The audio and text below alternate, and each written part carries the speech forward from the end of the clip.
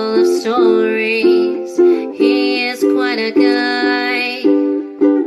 Sit around the campfire and hear him tell his tale. Some may be able to relate to him quite well. We're all just people looking for a place to go. Well, Sty has made one, and it is quite a show. Come meet Sty. He's quite the guy. If you're feeling lonely, come and make a friend. If you need a story, on Sty you can depend. His voice is soothing like a lullaby. Sometimes he brings a tear to my eye. Sit around the campfire and hear him tell his tale. Some may be able to relate to him quite well. We're all just people looking for a place to go. Well, Sty has made one, and it is quite a show. Come meet Sty. He's quite the guy.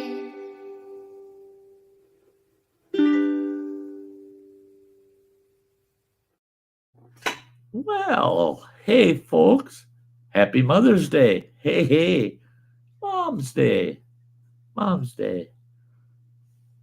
I don't know about the rest of you, but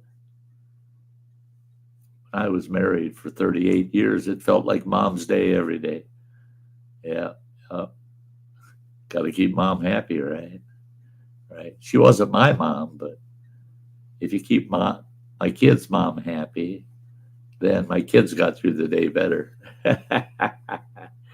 So, all of you out there, try to make your moms happy today, would you? It's the day to do it. It's the day to do it.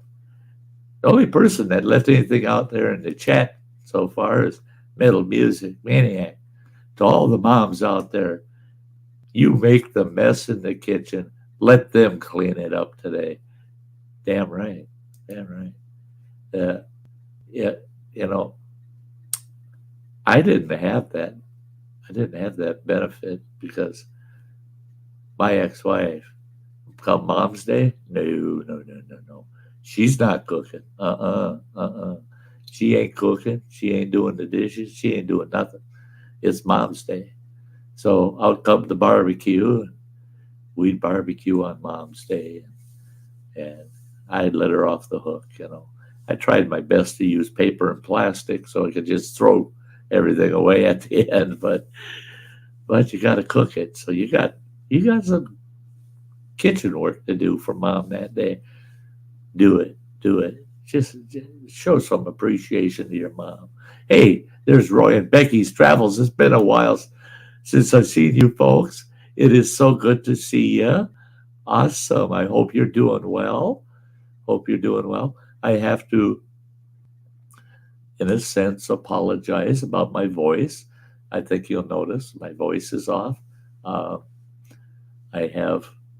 That's part of the cancer treatment thing. I've got neuropathy in the mouth and down the throat.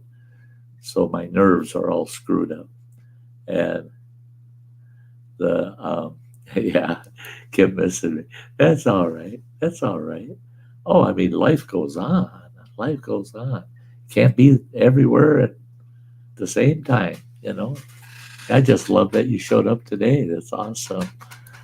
But, so, I'm losing my voice. And before I bring this fellow out of the basement, I've got a little bit of an announcement.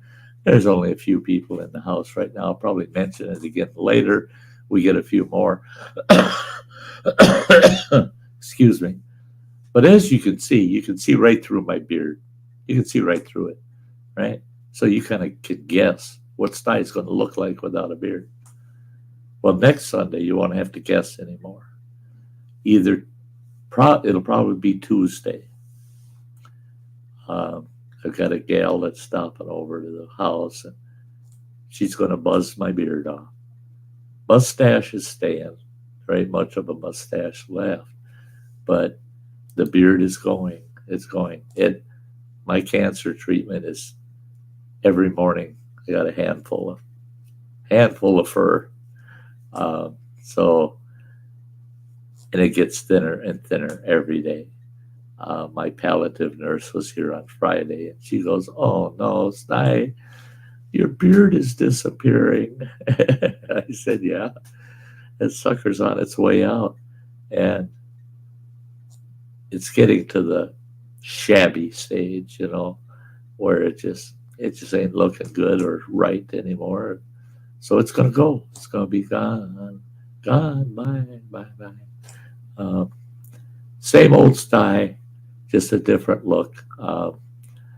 Just to remind you how Sty used to look. Look at that beard. Look at that thick, curly ass beard.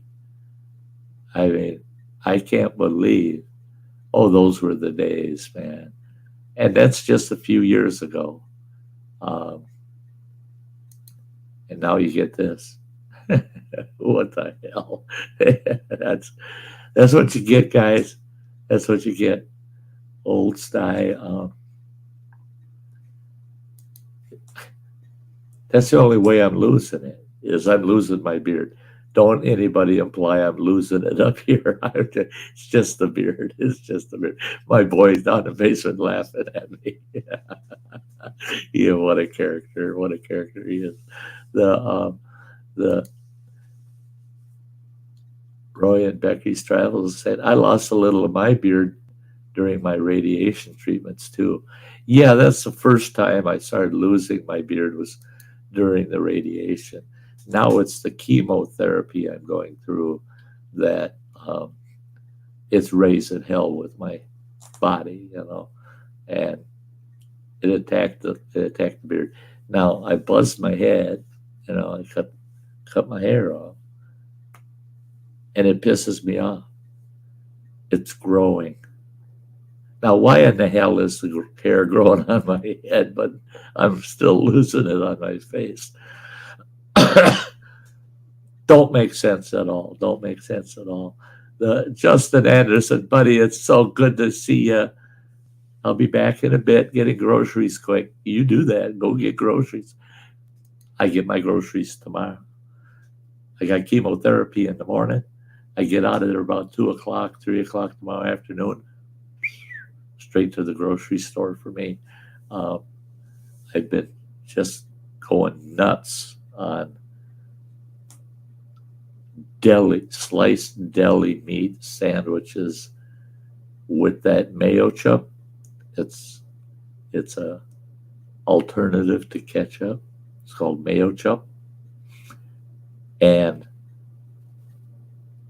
creamy horseradish sauce. And running water's in the basement thinking, son of a bitch, shit's going to be all gone when I get home. No. Tomorrow I'll be picking up those supplies because I'm going through it pretty damn quick. So he doesn't have to worry. Freeman James, my brother, it's so good to see you. There's Running Water's uncle. Give Sis a big hug and kiss from me. And brother, I'm going to take a test in June, take a trip. That's about a 3-hour drive. And if I can manage that without a problem, I'll be seeing you guys June or July. Come heck or high water, I'll be down that way. What's Metal Music saying? Just think of it as John Coffey infected you with life. Mr. Jingles and yourself will outlive us all. I wish that was so. Actually, no. I take that back. I don't want to outlive my friends. No. I don't want to be on that end of it. I don't want to see my friends and family go before me. No. I've accepted where I'm at. So life, as I say, goes on for at least another day. People say, well, what are your future plans? I said, well, there's a big difference between my future plans and yours, because your future plans are years down the road. Mine are tomorrow. I plan on tomorrow. So, yeah, I got no future plans. I've got future wants and, bucket list items I want to take care of if I can. But otherwise, my future's tomorrow. Man, I'm looking forward to another tomorrow. The hell with years down the road. Yeah. If that were to happen, I'd be shocked. I'd like, what the hell am I still doing here? I'm going to pull this boy out of the basement. He sat down there long enough. There he is. Hey, running water. Hey, how's it going? Yeah.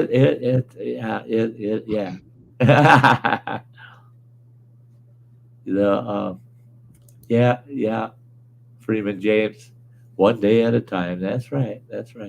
And the thing is if I found that now that I have to look at it as a day-to-day situation, I get more out of life that way.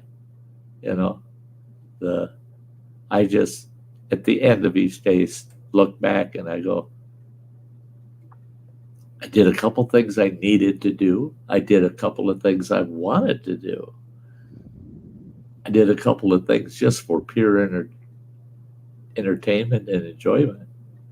Yeah, it was a good day. The one thing they're doing, the running water, you're not aware of this either because I haven't mentioned it, but so I go to chemo tomorrow, and they're bringing my cancer team together. All these people involved in my cancer, even my palliative nurse. And I found out Friday, and it's a big relief, my palliative nurse will also be my hospice nurse. She can only see me twice a month, every 2 weeks, actually. It's every 2 weeks. Well, she said, and that's until we class you into hospice. She says, then I'm allowed to see you every single day. And I go, whoa, that's kind of goofy. I said, having her stop by, she lifts me up. She makes me feel so good. I would think they want me to see her more before I'm dying. Then, I don't need her hovering over me when I'm dying. And she said, no, that's the way it works. She said, and the good of USA, Medicare will not allow you to see me more than twice a month. And she said, but the minute we put you into hospice status, I can see you every single day. And she said, and I'm allowed 2 to 4 hours each day. I go, whoa. And she says, and then when it's end stage, the last few days, I can be there for a full 8 hours every day. I said, okay, now you're making me feel better. Yeah, that's cool. But so I got my palliative nurse / hospice nurse, my medical services coordinator, 2 cancer doctors, and my primary doctor, and an intern. He's a cool kid. I got all these people going to meet with me tomorrow while I'm going through my infusion of my chemo. What they're looking at doing, my palliative nurse said, we're going to talk them into it too. Because I've been testing the waters a little bit. I've been backing off on my oxycodone for pain to the point where I never take more than 1 a day, and that's when I go to bed. I get through the whole day, and I can live with the pain. I can tolerate it. I can live with it. my palliative nurse says, then it's time that they put you on an upper. She said, there's absolutely no reason you're not on some form of upper. She said, because an upper is going to give you energy, and it's going to give you the I want to get up and do something feeling. She said that's your biggest problem right now is you just don't have the energy to be able to get things done. And she said, we're going to take care of that shit. She said, we're going to get you on some uppers so that you can get you through your day feeling really good. But what they got to meet on and talk about is a lot of the uppers that are available will counteract pain medications. Pain medications are sedatives, not uppers. So the uppers and the sedatives kind of try to balance themselves out, and it ends up being a wash, like you're not taking nothing. And but they said they do have a few options. Being on cutting back on the oxy, can tolerate the pain. We can get you on some uppers when you're at home doing shit. The only issue is I can't pop any uppers for anywhere from 6 to 8 hours prior to driving anywhere. Not that I won't be able to drive. It's because if I test out having opiates or uppers in my bloodstream, instant driving under the influence.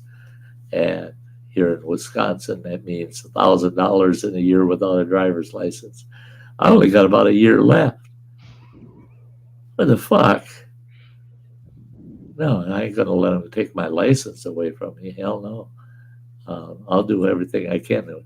They pull me over. Are you under the influence of anything? Blah, blah, blah. I'll just go, no. I'll blow. You can take my blood. I don't give a shit because I'll pass. I don't want them suckers to have anything on me. Nothing. So that's cool that they're working with me on that.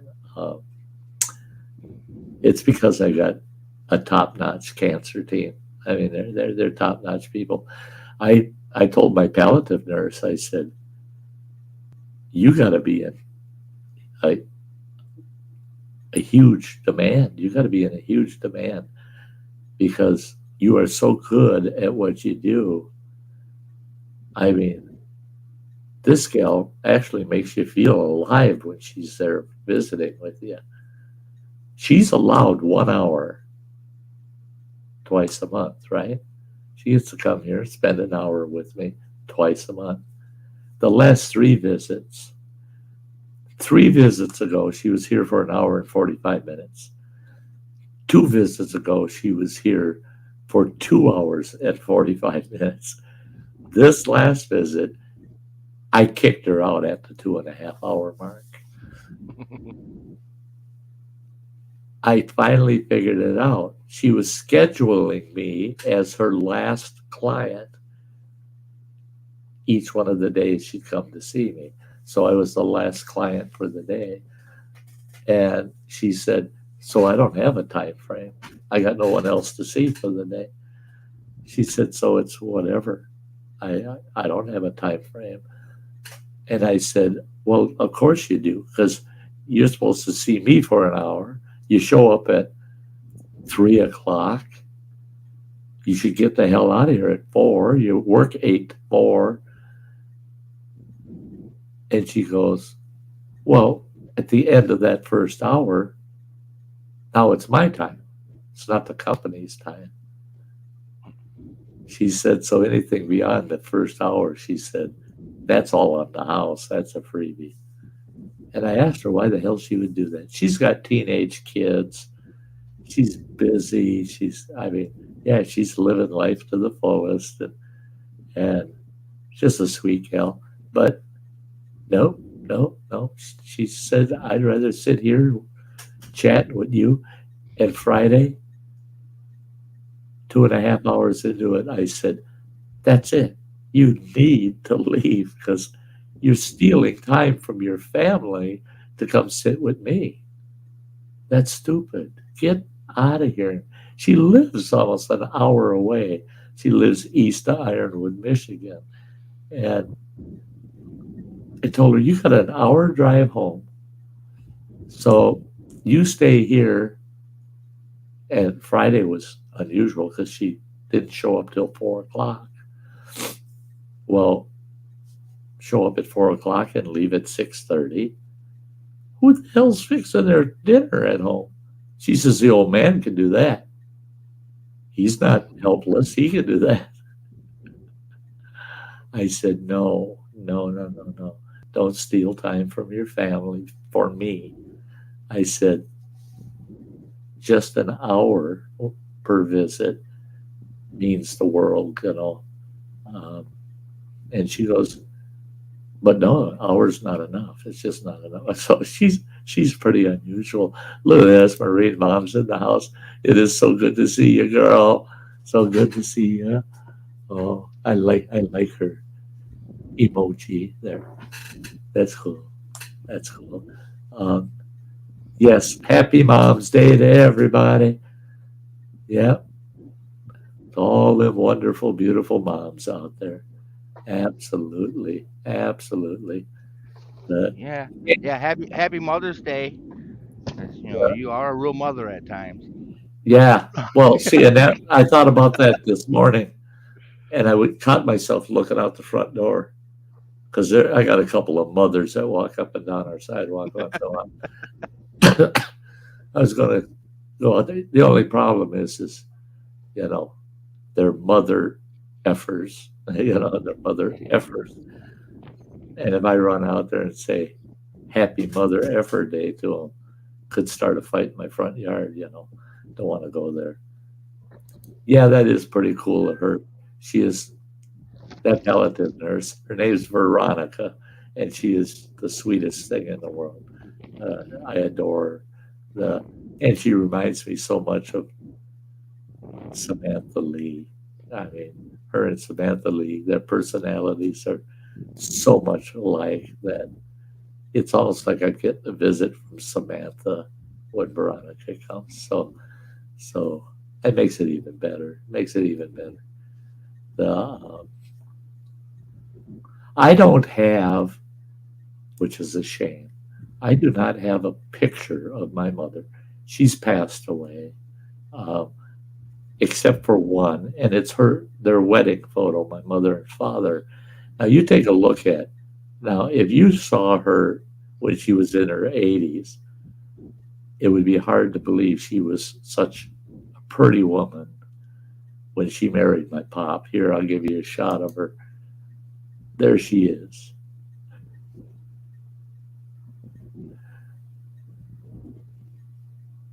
Happy Mother's Day, Ma. Yep.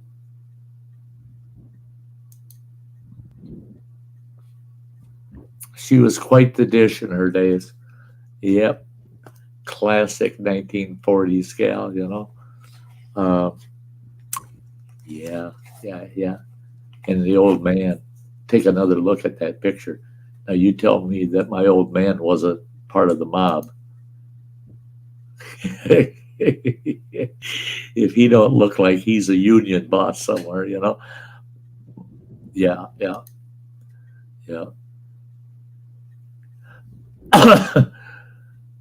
Thanks, Roy and Becky. Yeah, I like that picture. I have that picture, in fact, tattooed on my back. I'm going to show you this once again. Take a good look at that picture. See that picture? Now take a look at that picture on my back.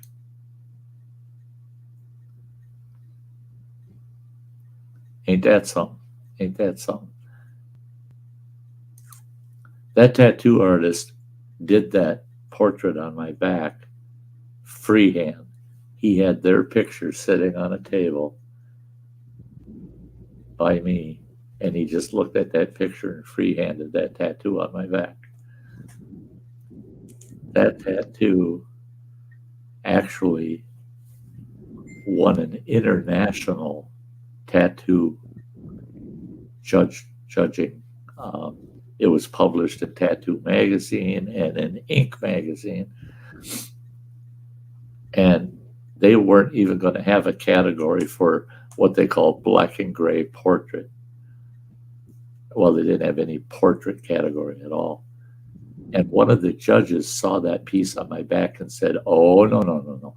We have got to create that category." So they created that category, and it cost $200 to enter the contest. And I had 27 other people that were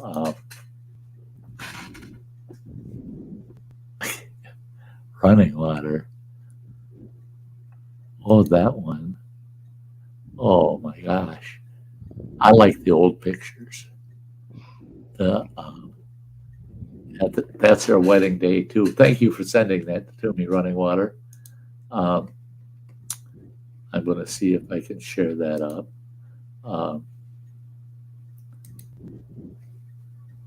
Maybe. Yeah, I can. There's my mom and pop.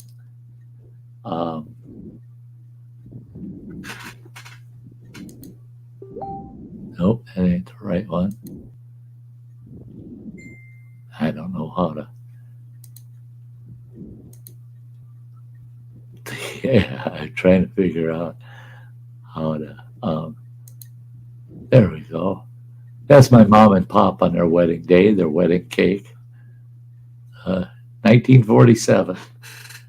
1947. Jesus Christ, that's a long time ago, ain't it? 1947. Yeah, I wasn't even my pop's wet dream yet, you know. Yeah, here's a free Sty story for you guys. My mom and pop, when they got married, it was kind of a sad situation, sweet sour situation. My pop had been previously married. The gal he married ended up with a brain tumor, and she was clinically diagnosed as insane. So they put her into an insane asylum. Now, the problem back then was if you were declared insane and you were married, your spouse could not divorce you for any reason whatsoever back in those days. So he couldn't divorce her because they said, you took her for better or worse, and it turned out worse, and you're stuck with it. Until she passes away, you have to stay married to her. And he would go see her about every 3 months. And it was hard on him because she was insane. She had gone totally insane. And then finally, the tumor had progressed to the point that it took her life right away. He was dating my mother about 6 months before his ex-wife passed away. And her father, my mother's father, was furious. You're going out with a married man, blah, blah, blah, blah, blah. Well, there was nothing nasty going on. I mean, for crying out, oh, hit the wrong button. There was nothing nasty going on. So they were just developing their relationship. But soon after she passed away, then my father proposed to my mother. They ended up married a year later. And my mother, within a year, became pregnant with twins. Well, and that always ate at her because with today's medicine, those twins would have survived. They were born as preemies, and they didn't make it. They tried incubating them, they put them in the enclosed bassinet with the extra warmth and blah, blah, blah. But in those days, they didn't know really how to save preemies. and they weren't able to save the twins. They lasted for like 3-4 days. Well, I didn't find out till I was an adult. I've got an older brother. God bless him. He's passed away, but I had an older brother, and his name was Dan, right? Daniel. My name, birth name was Don. I find out after I'm an adult from my mother, the twins were going to be named Dan and Don. Oh shit. Oh no. Oh no. So I got to go through life with the name of a passed away brother. I didn't like that. Yeah, but you're the youngest of the family, so you should have been used to hand-me-downs. Now, yeah, that you're right. You're right. You're right. I should have been. I should have been. Um, but that's why when my friends started, they renamed me Sty North. It stuck. It stuck. And it's been 10 years now that I've been called Sty North. I mean, my doctor calls me Sty. My palliative nurse calls me Sty. My cancer team, they all call me Sty. The nurses in the infusion center all call me Sty. Not one of them call me by my real name. And when they say, they have to ask you all the time, especially with some of these meds they give you, they're real restrictive. They got to have 2 witnesses in the room before they ever give you the stuff, and they always ask you your full name and date of birth, and I'll say Sty North 21157, and I go, oh fuck, no, wait a minute. Then I tell them my real name, and they just laugh, and I got a good laugh because one of the nurses typed into the system Sty North 211-1957. And the administration came back and asked her, who the hell is that? She was so embarrassed. I told her, I'm sorry, but everybody knows me as Sty. My grandkids, for God's sakes, they don't call me Grandpa. It's Grandpa Sty. My nieces and nephews, most of them, the majority of them, Uncle Sty. So it stuck with me. So I don't carry my deceased brother's name anymore. I don't have that burden. I am proud of my full birth name because it's my father's full birth name.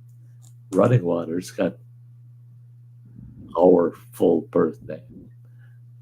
And that's cool. 3 generations with that same name. I love it. I know it's Mom's Day, but here's a picture of my pop. I don't know if it's got the date on that picture. No, it doesn't.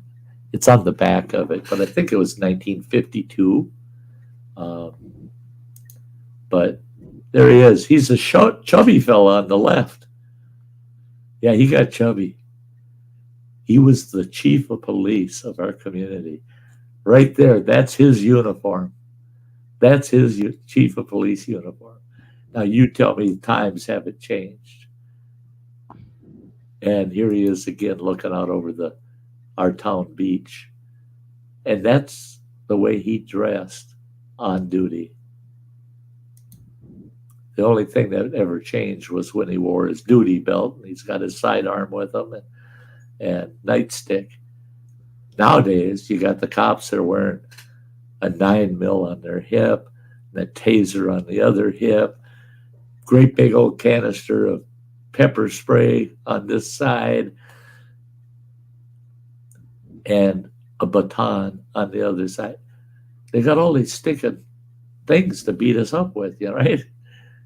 Back then, all the old man had was a .38 revolver and a nightstick.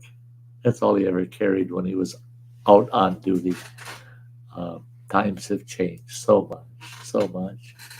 That one pic I showed of him looking out over the beach there. That beach, the slide, and there's a big dock out by the slide, and then it's out of the picture, but it'd be off to the right, was another big dock that went way the heck out, and it had a big T on the end of it, and that was no fishing, no boats. That's for the swimmers to swim and sunbathe on and that. And my pop was at that beach every day all summer, going down there, showing his presence, letting them know, keeping an eye on things, take good care of the beach.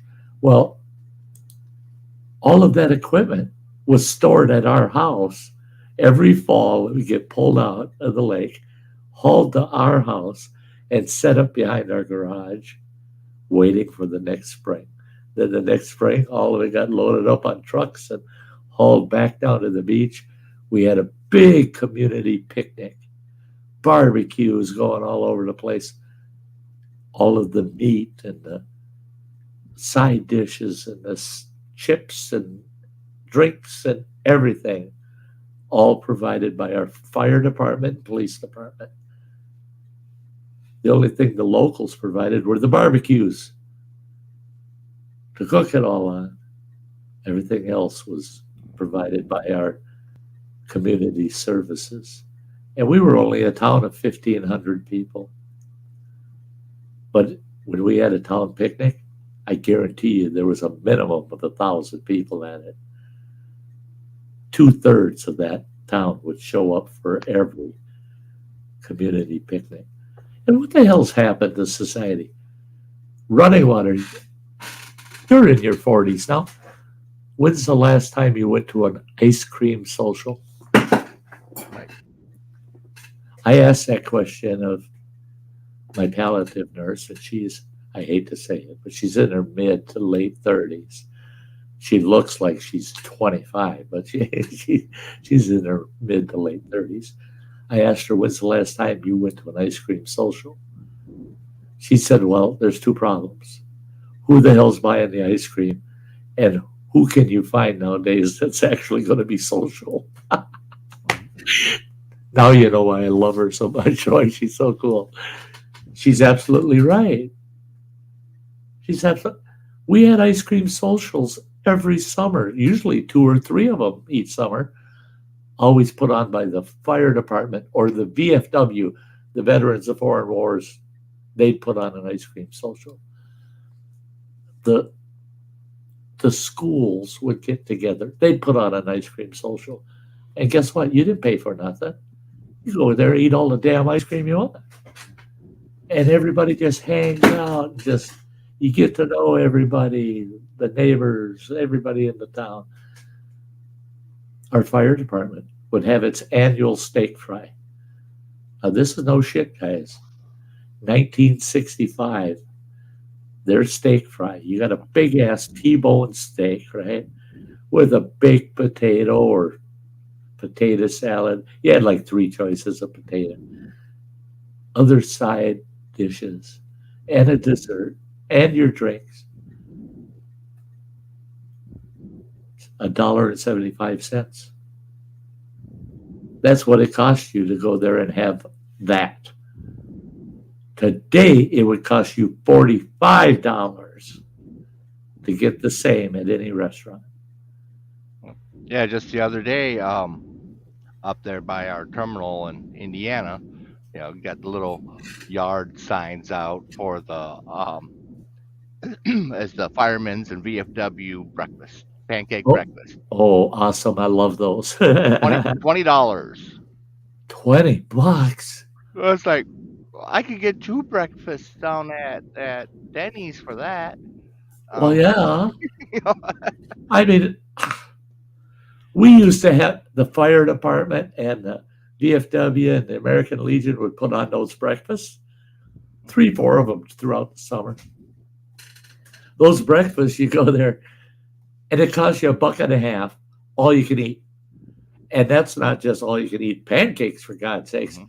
It's pancakes, eggs, bacon, sausage, hash browns, everything. It was $1.50. I get sick and tired of people talking about anybody today that says, I'm poor and desolate, even the homeless people on the street. Now, some people might get mad at me over this. I don't care. I don't give a shit. What are you going to do? Sentence me to death? Fuck off. You know, I'm dying anyway. But I don't care what everybody else pretends to think. When I see a homeless person arguing with somebody on their way to work about how poor they are and how they're not taken care of, while they're recording you on a $1,500 cell phone. Fuck you, you're not poor, you son of a bitch. If you sold that phone, you'd have enough money to go get cleaned up and get a goddamn job. I'm sick of it. I am so sick of it. I'm sick of this pity me, pity me, pity me, poor me. There's no poor people in this country. I mean, for crying out loud, look at all these immigrants storming our borders, coming in. They're better off than some of the homeless. And I don't believe the homeless are poor. So you think I feel sorry for those immigrants? Bullshit. I'm not happy with the wall at all on the border, guys, just so you're clear. I'm not happy with the wall at all. The son of a bitch is only half as tall as it needs to be. It needs to be twice as tall. And it needs to go from one end to the other, period. We need to block that damn border. There is no excuse. In fact, I was talking to a police officer last week, just standing out here. I took a little walk about a block down and run into him. We're chatting. And that came up about the migration, you know, and all these people coming into the country illegally. And I said, you don't want, I said, I just want to tell you, you don't want to pull me over or cite me for something that's a misdemeanor, because I'm not going to answer any of your questions about what you're citing me for, but you're going to hear me preach and rant all the way through the whole process about why aren't you citing those sons of bitches? They're breaking a federal law. I broke a local municipal misdemeanor, and you're right. And if I don't cooperate with you, you'll put me in handcuffs and put me in jail. Why aren't you doing that to them? I'm a fucking citizen. They're not. They're breaking a federal law. I'm sick of it, guys. I am so sick of it. They actually made me so sick of it. And they say, well, what about the humanitarian side of it? What about the children and this and that? Who the hell put them children in that position?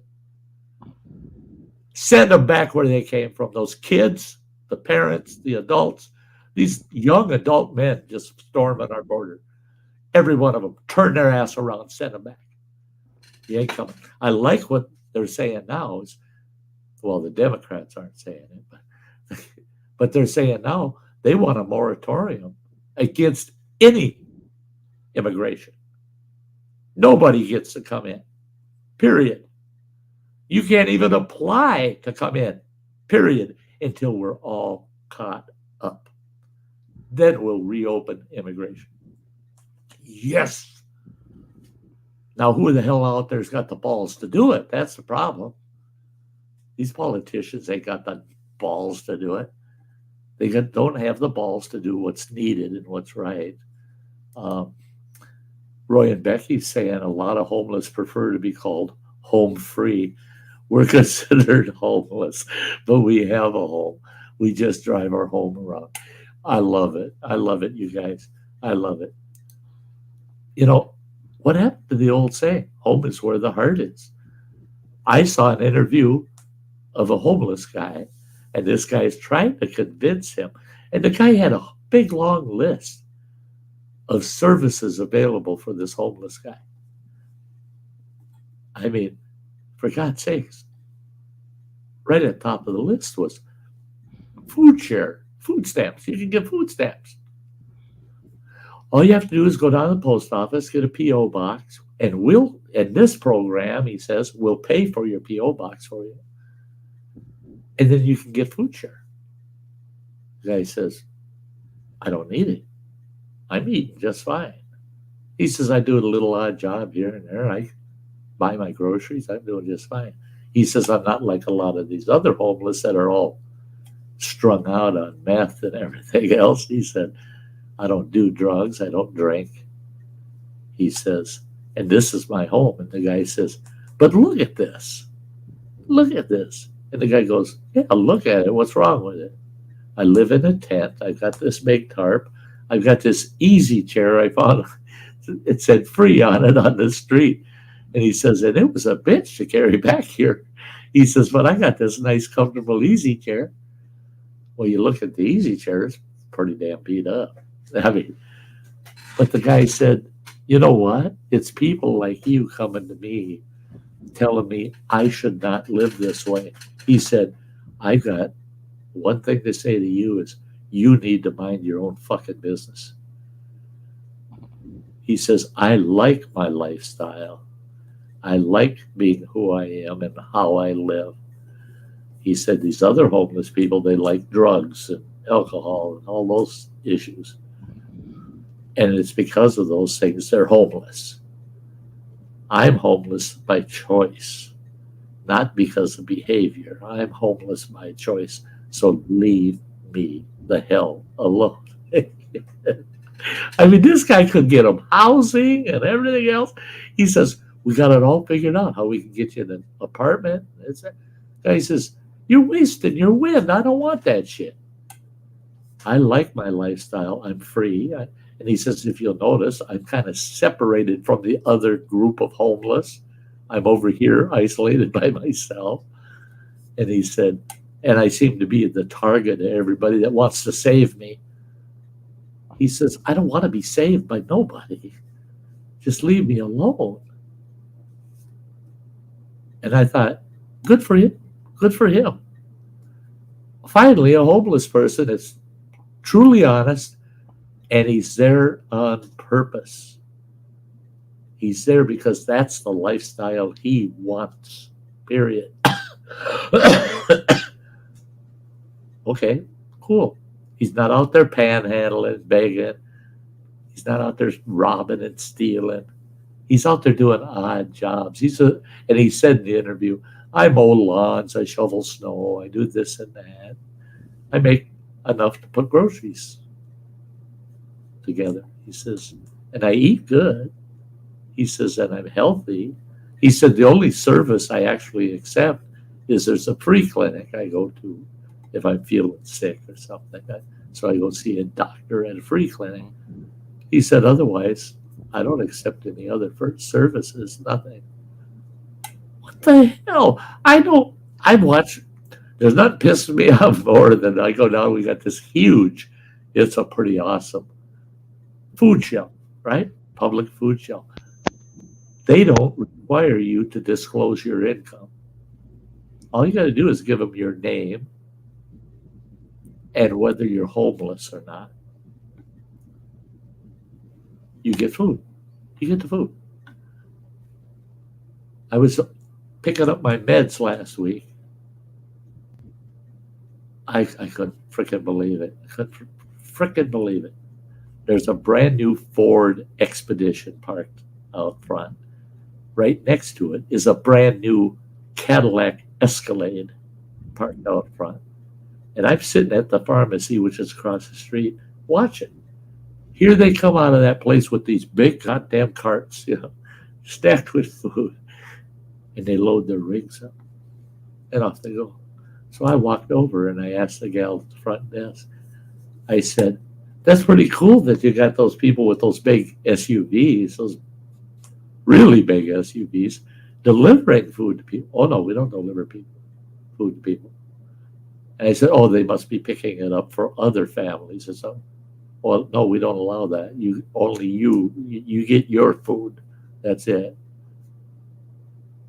I go, but they loaded both their rigs up with what for me it'd be 3 months worth of food. And she said, but that's really none of your business or affair. So if you can afford a Cadillac Escalade, what in the hell are you doing at a food shelf? Period. They're not doing these people any favors. They're teaching them to be dependent. That's all. That it's ridiculous. What's Roy saying here? There's a 78-year-old woman that lives in a tent out here. She put a sign on her tent saying that she was very happy and did not need charity. Apparently, people tried to give her money. Yeah, ain't that something? Ain't that so? I get chewed out. I get chewed out every week. I really do. I get chewed out. I'm excited. I bought a new battery, by the way, running water for the riding lawnmower. That battery just would not take a charge. So I went and bought a new one. I got to take the core back, get my $10 for the core. Battery's only $30. Can't pass that up. That's not bad. I've got my doctors, my cancer team going, so you're tinkering around with that lawnmower. What are you doing? I said, getting ready to mow lawn. It's already starting to get tall out there, and I want to stay on top of it. You should not be out there doing that work. Who says? Who says I shouldn't be out there doing that work? Well, in your conditions. I said, oh, fuck that condition shit. It's what I want to do. It's what I want to do. I can't do it as fast as I used to, but I can still do a lot of it. So just leave me alone and let me do what feels good. And they're saying, well, we can get you help through this one church. They'll send kids over to clean up your yard and mow for you. And this, that. I said, I don't want to supervise them little monsters. They said, well, no, they'll come and do it for you. I said, only if they did it my way. So I'd have to be out there to supervise. I said, and I know damn well how it'll go. I'll say, nah, you can just go home. I'll do it myself. You know how it is, where sometimes you just say, I'm better off just doing it myself. And so my medical staff, they're just like, you're nuts, Sty. You could have people doing all this stuff for you. I said, or I can just do it myself a little slower, but I can do it myself. When I literally cannot do something, I'll let you know. They're so concerned about me upstairs, my bedroom being upstairs. I love my bedroom. I love it. And I told them it takes me twice as long to get up the stairs as it used to. I said, but so far, I always get to the top. And I always get to the bottom the normal way. It's not boom, boom, boom, boom, boom, boom. So leave me alone. I'll stay upstairs. I like my room. I like it. So leave me alone. Let me be me. And I don't want all that. Here, let's do this for you. Let's do that for you. Oh, you've got probably 4.5 million people out there that are classified as homeless. Go help them. Leave me the hell alone. And it shocks them, because most of them are younger. They're anywhere from their mid-40s down to their mid-20s, And it shocks them. They go, we're just not used to people like you saying, no, that's my responsibility and I'll do it until I can't. We don't have people that do that. They just say, oh, you can give me help. It's like they keep telling me, you need Meals on Wheels. I said, I got Meals on Wheels. They said, no, you're not signed up for Meals on Wheels. Well, I got Meals on Wheels. I get out there, fire up the truck, and I use those wheels to take me down to Arby's or over to Burger King or the Subway. So I got Meals on Wheels because I got wheels and I can get to where the food is. So I got Meals on Wheels. Well, think about it, Sty. 5 days a week, they'll deliver you your dinner early afternoon every day. I said, there's way the hell too many problems with that. They deliver it in this damn plastic tray that you got to wash the son of a bitch, and they tell you hang on to them till you got 10 or 15 of them, and then they'll take them and use them again, But you got to wash them all, right? And the food they give you, Banquet and Swanson's makes better TV dinners than the food that's in those trays. That is not saying a lot for that food. I'm telling you. It just ain't saying it. So the food's lousy. And it comes when they deliver it. It doesn't come when I'm fucking hungry. I don't want no damn Meals on Wheels, because if it was the kind of thing where I could pick up the phone and say, hey, someone get over here with a meal for me in the next 15 minutes. I'm hungry. I might be interested.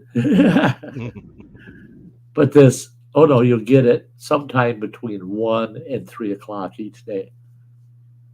Oh, holy shit, that's 2 hours. What if I'm hungry at 1:45? And they don't come till 3. Well, that's stupid. So there's nothing about Meals on Wheels that is attractive to me whatsoever. I know the day is going to come that I'm going to start shopping and buying anything that's got a pull top on it instead of having to use can opener. I know that day is going to come where I'm going to get picky. So what? It costs 14 cents more for that item to have the pull top. I'll buy it, just because they're easy to open. But because I'm having trouble using a can opener doesn't mean I'm going to get Meals on Wheels. Bullshit. Oh, you're going to send somebody to my house every day to open my cans for me? What the hell? We need to quit being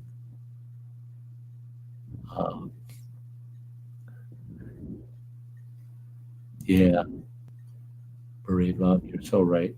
Some people don't need extravagant items to be happy. And that's it. Is happiness material things, or is it something? Yeah. Ignore my Amazon pile over there. Yeah. But if you like to do that and you can't do it, I'm all for it, man. I'm all for it. And Running Water knows. I've told his younger brother, why'd he buy that? He'll never use that. It'll be 20 years before he ever uses that. I said 20 years from now, it'll be brand fucking new too.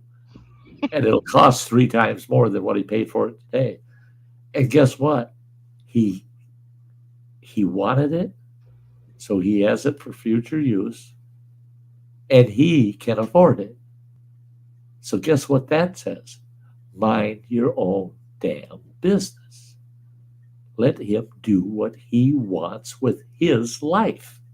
Oh, my youngest boy. That ain't right. It's 98 degrees, going to be 100 today. She sits under a tree and knits all day, perfectly happy. Talking about that elderly woman living in a tent. I love it. We're programmed to think so, Marine Mom. When we sold it all, it was like a huge burden that was lifted off of us. That's it.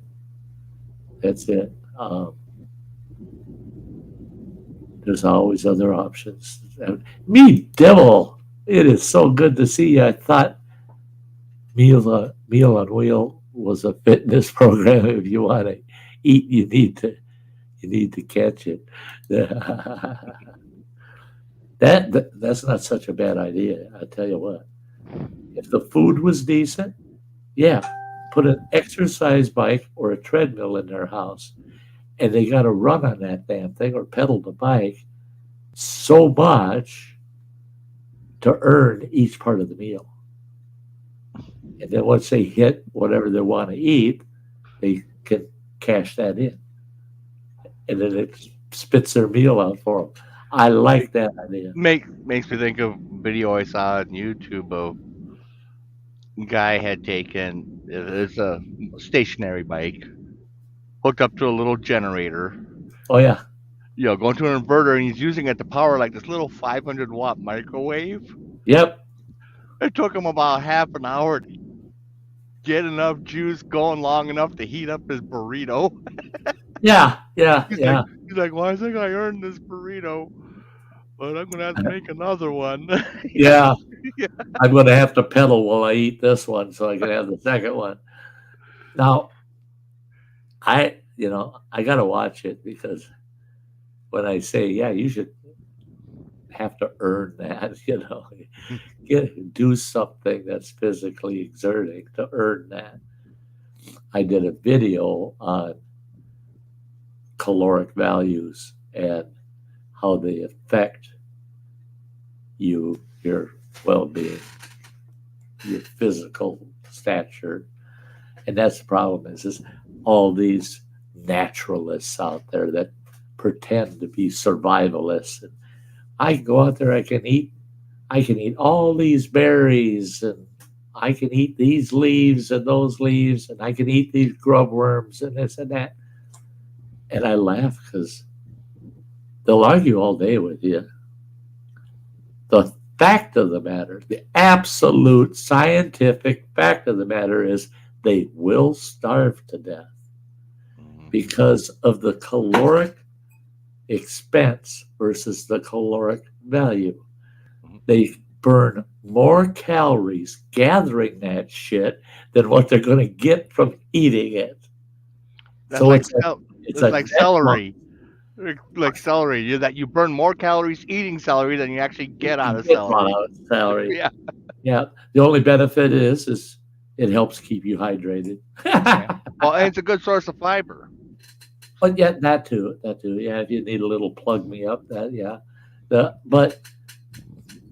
that's the thing. And I had people with that video about caloric values, the versus caloric energy versus caloric value. A lot of people messaged me and said, "Oh no! I'm a vegan. I haven't eaten meat for XYZ number of years, this and that, and I'm perfectly fine." Well, I've seen pictures of them, and I go, "You weigh 165 pounds, and you're 6'2". Are you fucking kidding me? You're in good health? No, you're not. And this is an absolute, they've proven this. It's an absolute fact. Vegetarians and vegans, what do? They eat all this non-meat stuff. And they say, oh, I get my protein from all the peanuts I eat and shit. No. It's not the same. It's not the same. There's a difference in those proteins. Not that the protein itself is different, but the way you digest it. So you're not getting all the protein benefit from eating nuts. It's your nuts. But you take a look at these people, and I met a gal. I mean, she's a back-to-earther, tree hugger. She had hairier legs than me. And, she's a back-to-earther. And she looks sick all the time. No way she'd meat, any kind of living animal, period, ain't doing it. Even if she's starving, she said, I wouldn't even eat a worm. I said, well, you might as well eat a worm because you probably got worms. I don't know. But I noticed with her, you know how she's surviving by eating nothing but plant life? Handfuls of supplements 3 times a day, drinking protein supplements all these supplements that she has to take, all the vitamins she has to take, all the minerals she has to take to maintain her fragile body weight, because she's right on that edge. She could starve to death. If she ain't careful, she could starve to death. But it's all the supplements that are keeping her alive, not the plant food she's eating. And that's been proven. That's been proven. Um, Cheesehead is absolutely right. He is absolutely right. Cheese and bacon, they do the body good. Woo, woo. You bet your ass. You bet your ass. I mean, come on, man.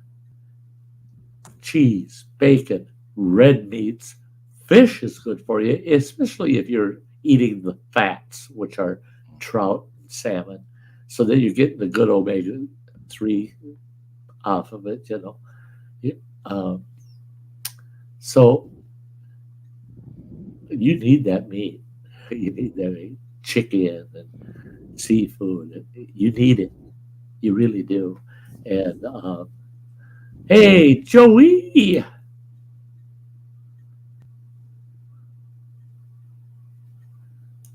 Me too. I have to interject a word in there he missed. I won't eat a living animal. I'll kill it first. I'm with you. I'm with you. But I don't like chewing on a live cow. It's tough. It's really hard to eat a live cow. They tend to kick you. They tend to kick you and stomp the hell out of you. Yeah, Yeah, take out what you want and ride the rest home. that's right. That's right. That's right. The, you know, they say that you should save the best parts of the animal for last. So to me, that works because you can cut the front legs off, eat those. You can cut the back legs off, eat those, and you patch them up so you don't die. Just keep feeding them. You ain't got no legs. You just sitting there, laying there, eating away. Then you cut into his back straps because you don't need his back, to survive. Oh, they Oh, so and then after you take away his mobility, after a while, those back straps are going to be like veal. oh yeah, yeah, oh yeah, and that's it. Is I mean, a quadriplegic cow, and if you're butchering a cow instead of a steer, you prop her up on a couple of sawhorses and eat her, and you get milk for every meal too. I mean, Like one of those massage tables with the hole in it. yeah, yeah, got the hole in it for the udder. I mean, yeah, yeah, damn right. And but I'll tell you what, and everybody's, oh, the poor animals, the poor animals. I'll tell you what, out in the wild, don't tell me poor animals. We're out there shooting a wolf. We're out there shooting a bear. That's the poor animal. I'm telling you what, if they have the opportunity, they will eat you, and they don't think for 1 second, oh, the poor human. And they don't think, the animals don't say, oh, that poor deer I knocked down and chewed the hell out of. They don't go, oh, that poor deer. They just go, num, num, num, num, num. And everybody says, but we're above those animals. I question that shit. I question that shit. Well, that's like the pops up on Facebook every once in a while. I just love it. The photo of the billboard, and it has like a cow and a sheep and a horse and some dog, a rabbit and dogs and cats. And it's like, where do you draw the line between food and pet? And I always comment the same thing. It's like, it depends on how hungry I am. Right, right, right. you know, you know, Yeah, you're where, hungry enough, I'll eat a dog. You know, where I would draw the line is, will it fit on my plate? Does it fit in the oven? I mean, yeah, if you're hungry, well, food is food. and I'm all for the no cannibalism shit. Yeah. I don't ever want to eat people. No, no, no, no. But then Not all of the wildlife. Some of them are cannibalistic. They'll eat their own kind, but the majority of wildlife don't eat their own kind.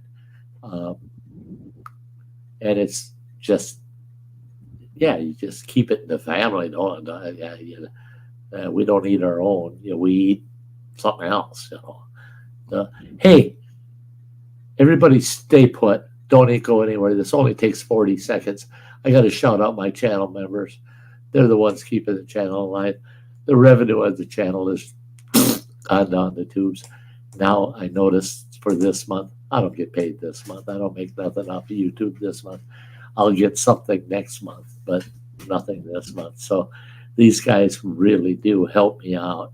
At least these guys, that they guarantee me a small check every 2 months. So they're great people. They're great people. It only takes 40 seconds, so don't anybody go anywhere.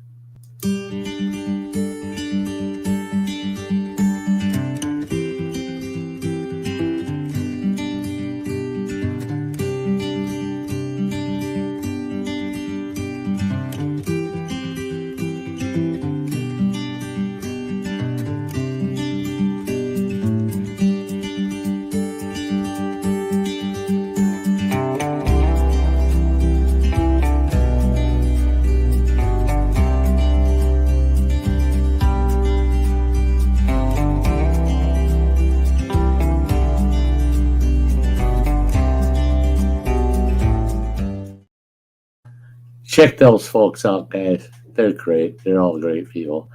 Um, I look at it. This is good. Um, B Dipple. Oh, Roy and Becky. Hey, we'll see you. Thank you so much for stopping in today. You have a great day too. Enjoy yourself. Stay in the shade at 100 degrees. Oh, okay. I don't think I can handle 100 degrees anymore. Part of me says, oh, that'd be nice because of the neuropathy. It's cold that really kills me. So I'm thinking, oh, shit, I don't care if it's in the 90s or maybe 100 degrees as long as it's dry heat. But then I don't know. It still might take a lot of my stamina away from me. So, but B. Dibble said, if everyone stopped eating meat today, think of the slaughter that would happen. Well, the thing is, if everybody stopped eating meat,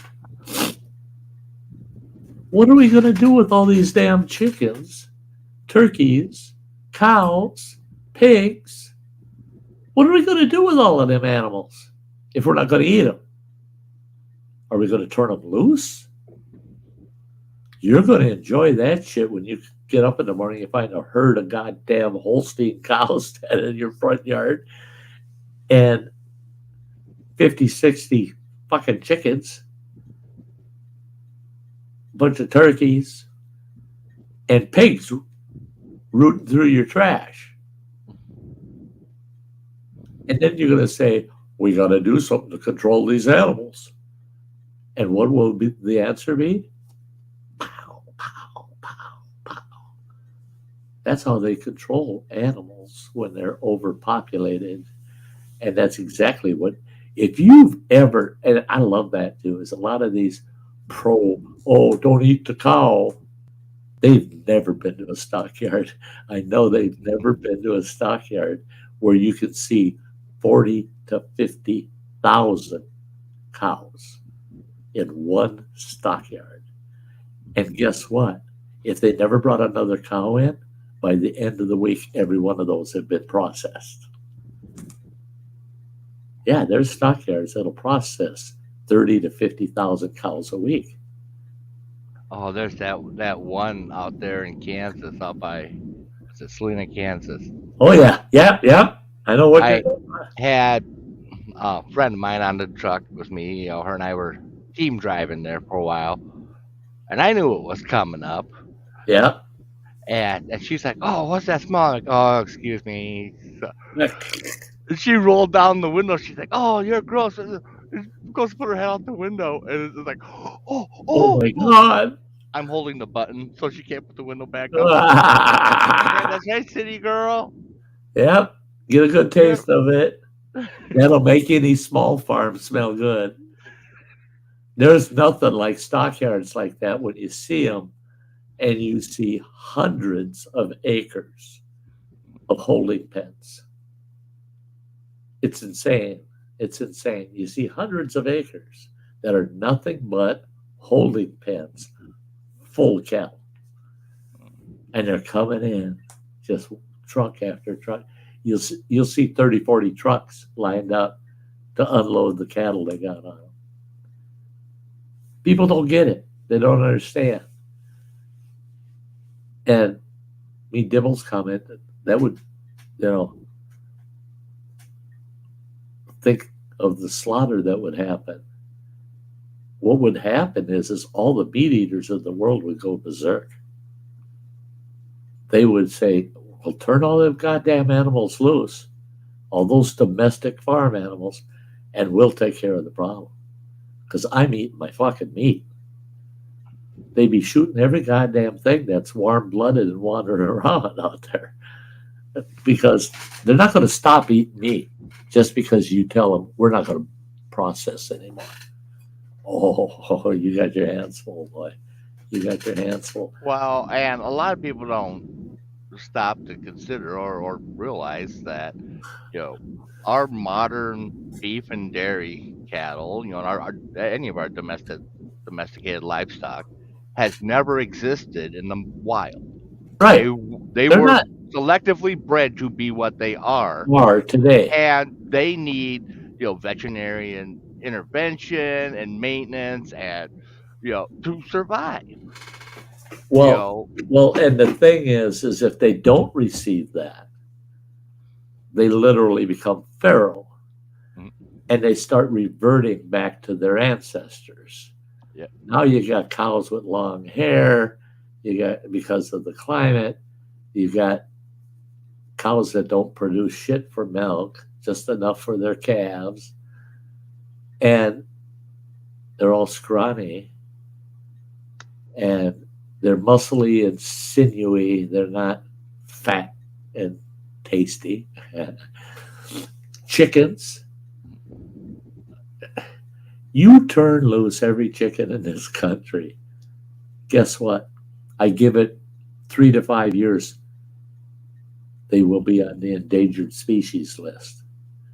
Because every predator out there is going to go, this is absolutely beautiful, wonderful. And they turn all these stupid birds loose. And they're easy to catch, easy to eat. They taste good. And we just can't figure it out why those humans quit eating them.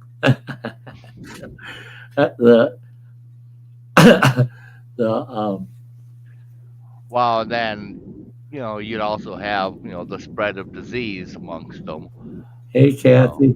Well, and that's it, is you turn pigs loose, even if they don't revert and become feral.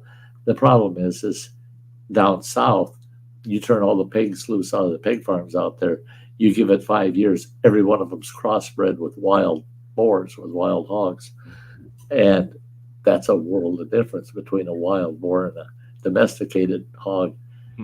But within a year, 1 year, every single one of those pigs are so packed full of parasites and worms, you don't want to eat them anyway because they're nasty. I've actually helped butcher 2 organically raised hogs. Ooh. And I said, you cannot eat that shit. No way in hell can you eat that meat. Oh, yeah, no, it's all green. It's all healthy. It's all natural. And it's all packed full of worms. The one, when we hoisted him up on the hoist and I split him down the belly and his belly rolled out, my knife had nicked the belly. And when it rolled out of that belly rolled this big ball of frickin' stinking worms. So I thought, what the heck? I went and I checked the small and large intestines, full of worms. Started looking at the fat on the hog. All the fat had these big gray tumors in it. looked at the meat, and they looked like ringworms all over it, the meat. I said, you can't eat that son of a bitch. I said, you could, cook the living hell out of it, damn near burn it. But guess what you're eating? You're eating pork flavored worms. Are you nuts? And oh, no. They've been eating hogs, wild hogs, forever. I said, out of necessity, they did. And I said, even the dang Bible says in there, don't eat the hog. And that's back in that time. And that wasn't God's law. That was something someone else put in the Bible. Yeah, Tucker said, hey, we'll tag God's name on this to get them to stop eating that stuff. Yeah, right. We'll tell them that God doesn't want you eating that, right? And that's bullshit, because that's not what it says. It's just man's law to stop people from getting ill from eating the wrong animals. Don't eat the pig. Don't eat anything with cloven hoof. Don't eat carrion. I mean, you find a dead animal laying out there somewhere. Don't eat the son of a bitch. It's a dead animal. You don't know how it died. You don't know what's in it. No, don't eat it. And stay away from vultures. Now, I've had a lot of experience with Orthodox Jews, right? And I had a lot of them arguing with me. Now, Thanksgiving isn't a Jewish holiday, but it's not a religious holiday. So a lot of Jews celebrate Thanksgiving, just like everybody else in the U.S., What do they have for Thanksgiving? They don't have a big roasted ham. They have a big old turkey. So they have a vulture instead. They're still breaking their own biblical law because a turkey is a vulture, and they swear up and down, no, it's not.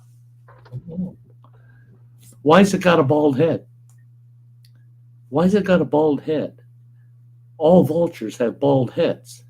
And there's a reason for that. Is because they're sticking the heads into the entrails of that animal. And if you got feathers, that fucks your day up, So they've evolved to not have feathers on their head.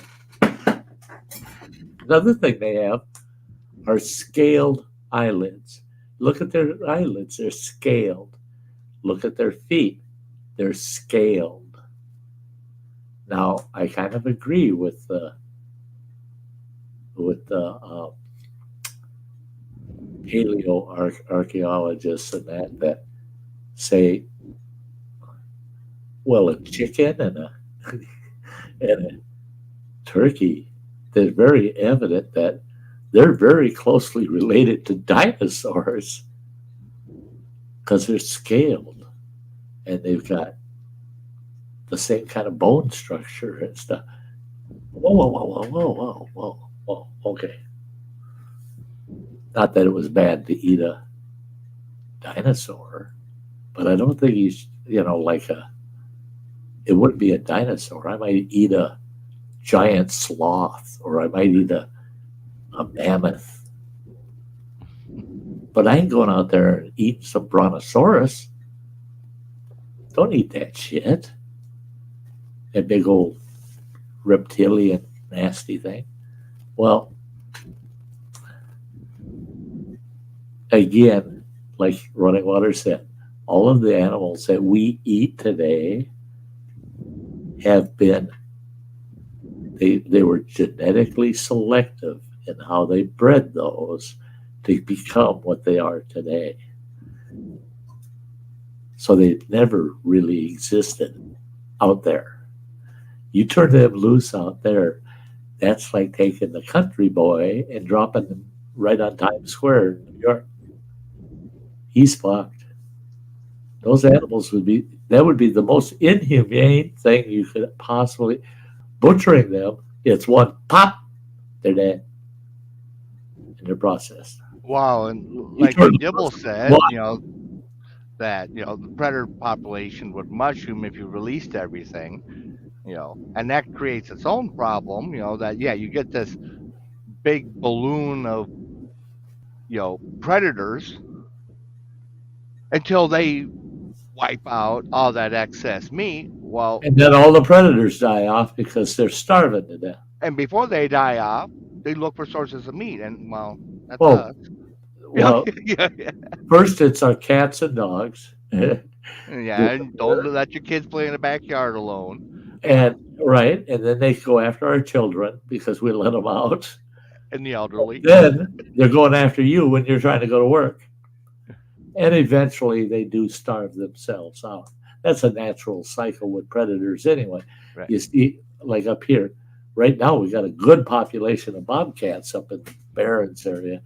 And that's because the last few years we have had an explosion of cottontail rabbits. And so the predators are doing well. They can physically afford to have big litters of kits that they raise into adult bobcats because there's so many rabbits we can feed them all.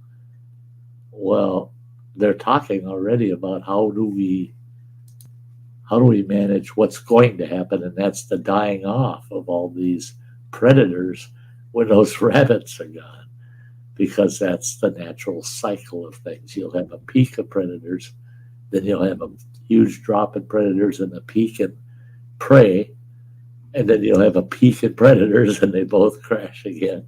So it's Um,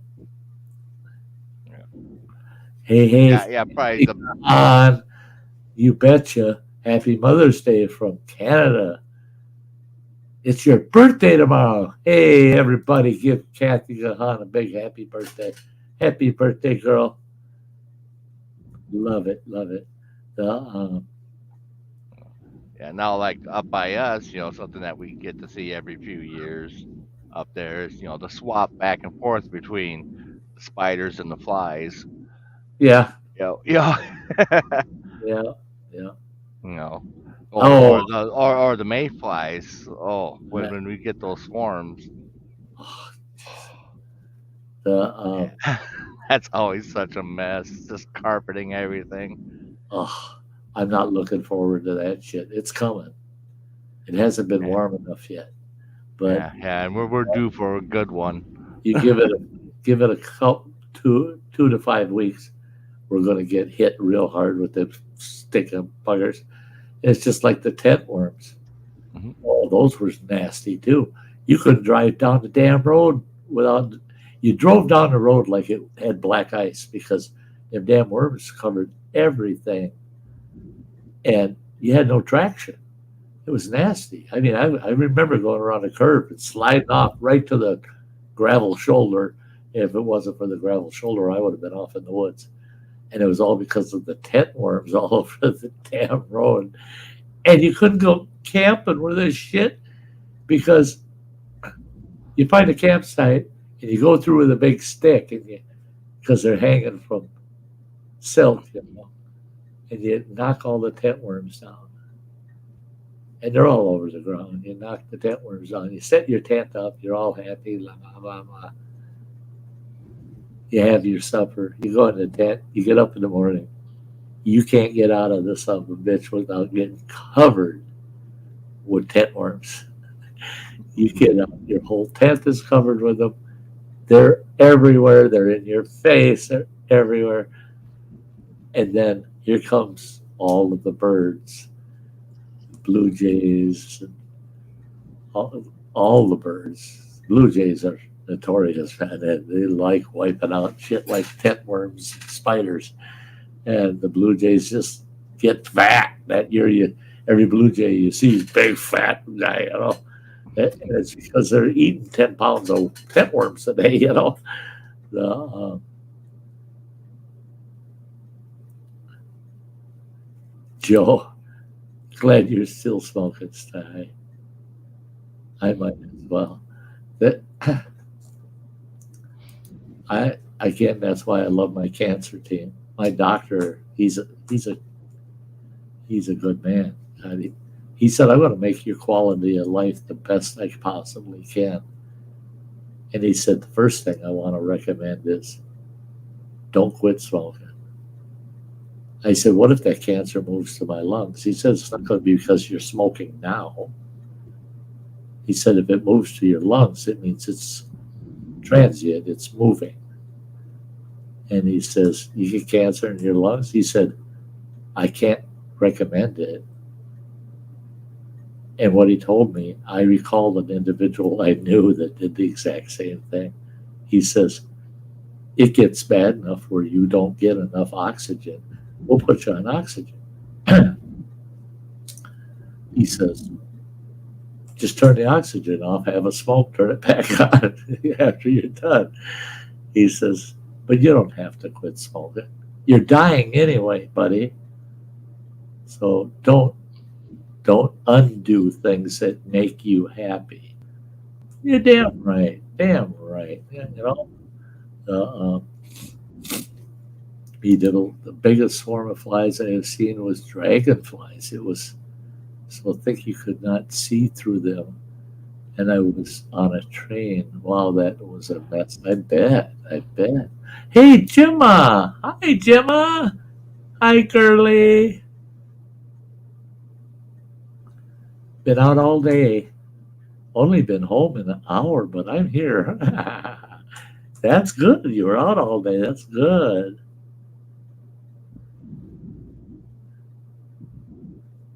Yeah, Kathy, actually, I have to say, I'm feeling pretty well. I eat whatever the hell I want. My taste buds are a little screwed up. One thing I experimented. Running water, better not buy any frozen stuff until I eat some of that shit that's in there, or he can help me eat some of the shit that's in there. I got lasagna. The freezer is packed. It's full. I mean, literally. I could not stick a popsicle in there. There's no room. It's full. I'll save my monkey bread for when you get here, and I'll fix that when you get here. That'll make some room in there. That's a big box. But as far as eating goes, I eat whatever the hell I want. I refuse to not eat. So I experimented. My palliative nurse talked me into it. Visit before last. She was hounding me. She goes, so, have you gotten brave enough to eat ice cream? I said, no way in hell am I sticking that cold shit in my mouth. Not with this neuropathy, no way in hell. It'll sting like mad. She goes, but have you tried? I said, well, no, because it's going to hurt. She goes, well, you don't know if it's going to hurt till you try. She said, I want you to get yourself some ice cream and at least give it a try. I did not know. I wasn't going to, no way in hell. Well, then I saw my primary doctor last week on Thursday, and my primary doctor goes, are you still loving your ice cream? I go, oh, shit, here we go on the ice cream thing again. She goes, well, I know how you love your ice cream. Tons of sliced banana, maraschino cherries smothered in caramel and chocolate sauce and strawberry sauce. And so she said, are you still able to enjoy that? I said, I haven't had ice cream in 3 months because of the neuropathy in my mouth. Have you tried it? She said, I said, oh shit, you sound like a, now I'm listening to a broken record because you sound just like the palliative nurse. And she goes, so you haven't tried it? I said, no, it's going to hurt. She says, you get your ass down to the Walmart. And she said, for about $4, you can buy a box of the miniature ice cream sandwiches or the little ice cream cones, you know, the drumsticks. For right around $4 for a box. Buy a box of one or the other. When you get home, try one of the small ones and see how it goes. And if it don't work, have your son eat that shit. You know? Well, okay, I'll give it a try. So Thursday night, I had one of those drumstick cones. Last last piece stuck in my mouth, chewed it up. That's when I realized I'm not tasting it. And that's when the stinging started coming on. And I got that down, and the stinging came on for about 10 minutes, and that was it. And it was gone. And I'm like, oh shit, I can eat ice cream. So I waited about 2 hours, zip right back in and grabbed one of them ice cream sandwiches. Same effect. I made it all the way to the last bite before I felt any of the effects of the cold in my mouth. I can eat ice cream. So when my palliative nurse came on Friday, I told her, I said, you want to have some ice cream? I said, I got ice cream. I can eat it. If it's those small little helpings, I can eat those. She goes, now your next step is you go buy a quart of just plain vanilla ice cream and all your toppings you like. And she said, I'll tell you with the toppings, they don't go bad. You use them up before they go bad. Leave them out in room temperature. Give yourself a nice, good scoop, big scoop of ice cream in a small bowl. Throw some sliced banana over it. Smother it with the sauces you like, the syrups you like, and have yourself a homemade banana split. I don't know. That's a big scoop of ice cream. She goes, and you can take your time eating it. If it's a big scoop, it's not like one of those ice cream sandwiches where you got to eat it pretty quick because it'll melt all over. This is in a bowl. You don't have to worry about it. You can take your sweet time eating it. And she said, you need to try that. Well, shit. I got no room in the freezer for a quart ice cream, so I want to make room. I want to make room, so I got to eat some shit out of that fridge so that I can eat my ice cream. Because I'm going to go ahead and do that, get the fixins. I eat at least one banana a day. At least one banana a day. And an orange every day. Big orange. Big orange. But I love my bananas and oranges.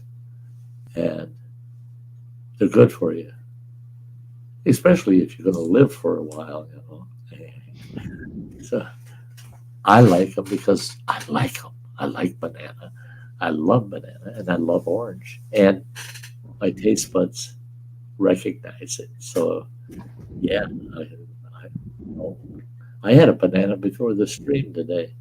But at Walmart the other day, I couldn't believe it. I could not believe it. I had a gal walk up to me and she goes, sir, what are you doing? I thought, here we go, somebody minding my business again.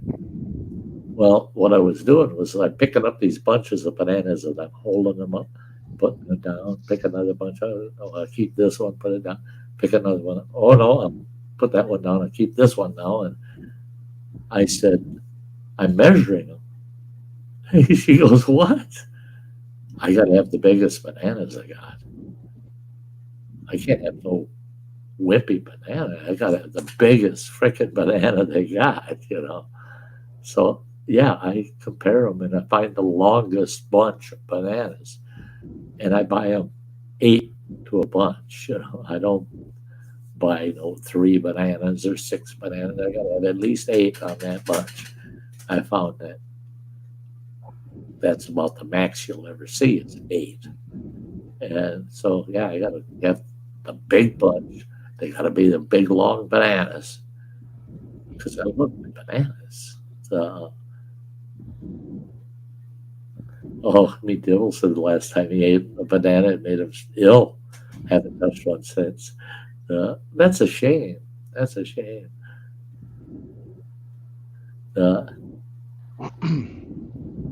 Yeah, Bean and I have bananas almost every day, so they're expensive out here. And 2 bananas is $4 at the truck stops. Holy God. I bought this huge 8 banana bunch and it was $1.58 at Walmart. $1.58. And the reason I remember that amount is because I scanned them, set them on the scale. It rang them up for a penny. Now, God damn it, people say, "Oh, Sty's a liar. Don't trust him." Blah blah blah. I stood there for almost 5 minutes trying to get the attention of one of the employees there that worked the self checkouts. Finally got this gal's attention. She comes over. I said, "Look at that. It's given me this huge bunch of bananas for a penny. Your system's screwed up." She's in there. She goes, there. Set it on the scale. I set it on the scale. And it rang up for $1.58. I said, "Well, for you guys, that's better than a penny. You didn't get screwed on it." But I said, "I'd swear to God, that's got to be cost because that's cheap. I should have grabbed two bunches, you know." Uh, Dean, Dean, the dancing machine's in the house. All this ice cream talk. That's to go get ice cream now. I'm sorry. No, I'm not. No, I'm not. Go get yourself some goddamn ice cream and enjoy it. Yeah, yeah. Chow it down. Chow down that ice cream. Uh, oh, Marie and Mom. Oh, Marie and Mom. Yeah, you would fit in at my house so well because I like to take two slices of honey wheat bread, and I take the first slice and I put a huge thick layer of honey peanut butter on it. Then I take a banana because it's got such big ones. I slice it the long way and then cut it in half. So I got four halves, and I put all four of those halves on that bread.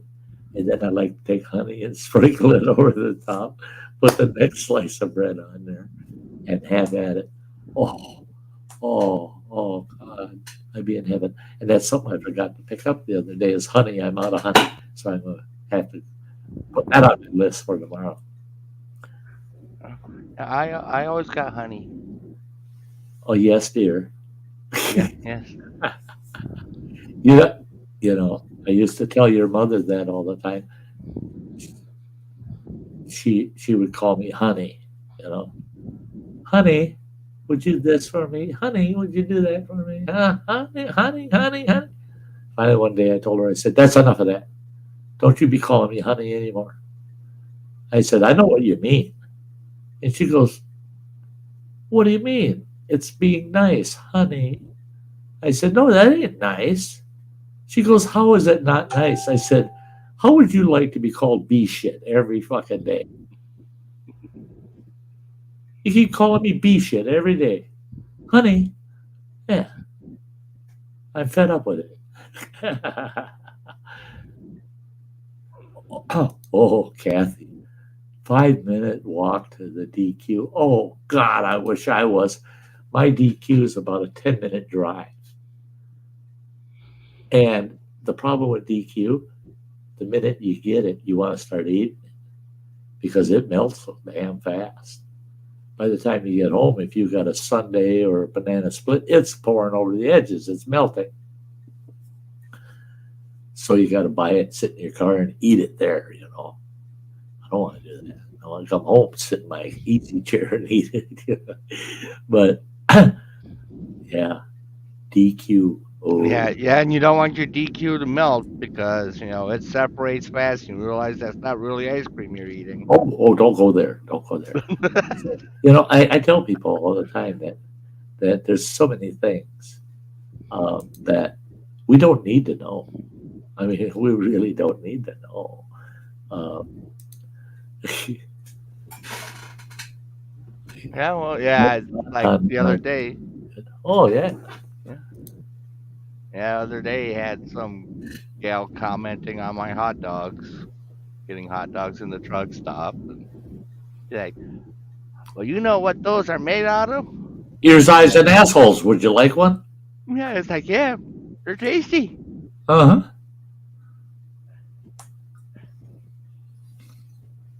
It's, I've been in so many food processing plants when I was driving as alternate loads.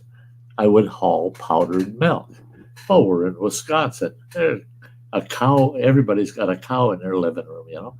And so, what gets shipped out of Wisconsin more than any other product? Powdered milk. Where does it go? To these big companies that make all of our processed foods. Uh-huh. I saw things in those companies that told me, don't eat that shit. Don't eat that. They are not careful with this shit. I mean, it's not like mom's cooking. I guarantee you, mom would never sweep that shit off the floor and throw it back in the vat. No, no, no, no. But then I got it in my head, does it taste good? Damn right, it tastes excellent.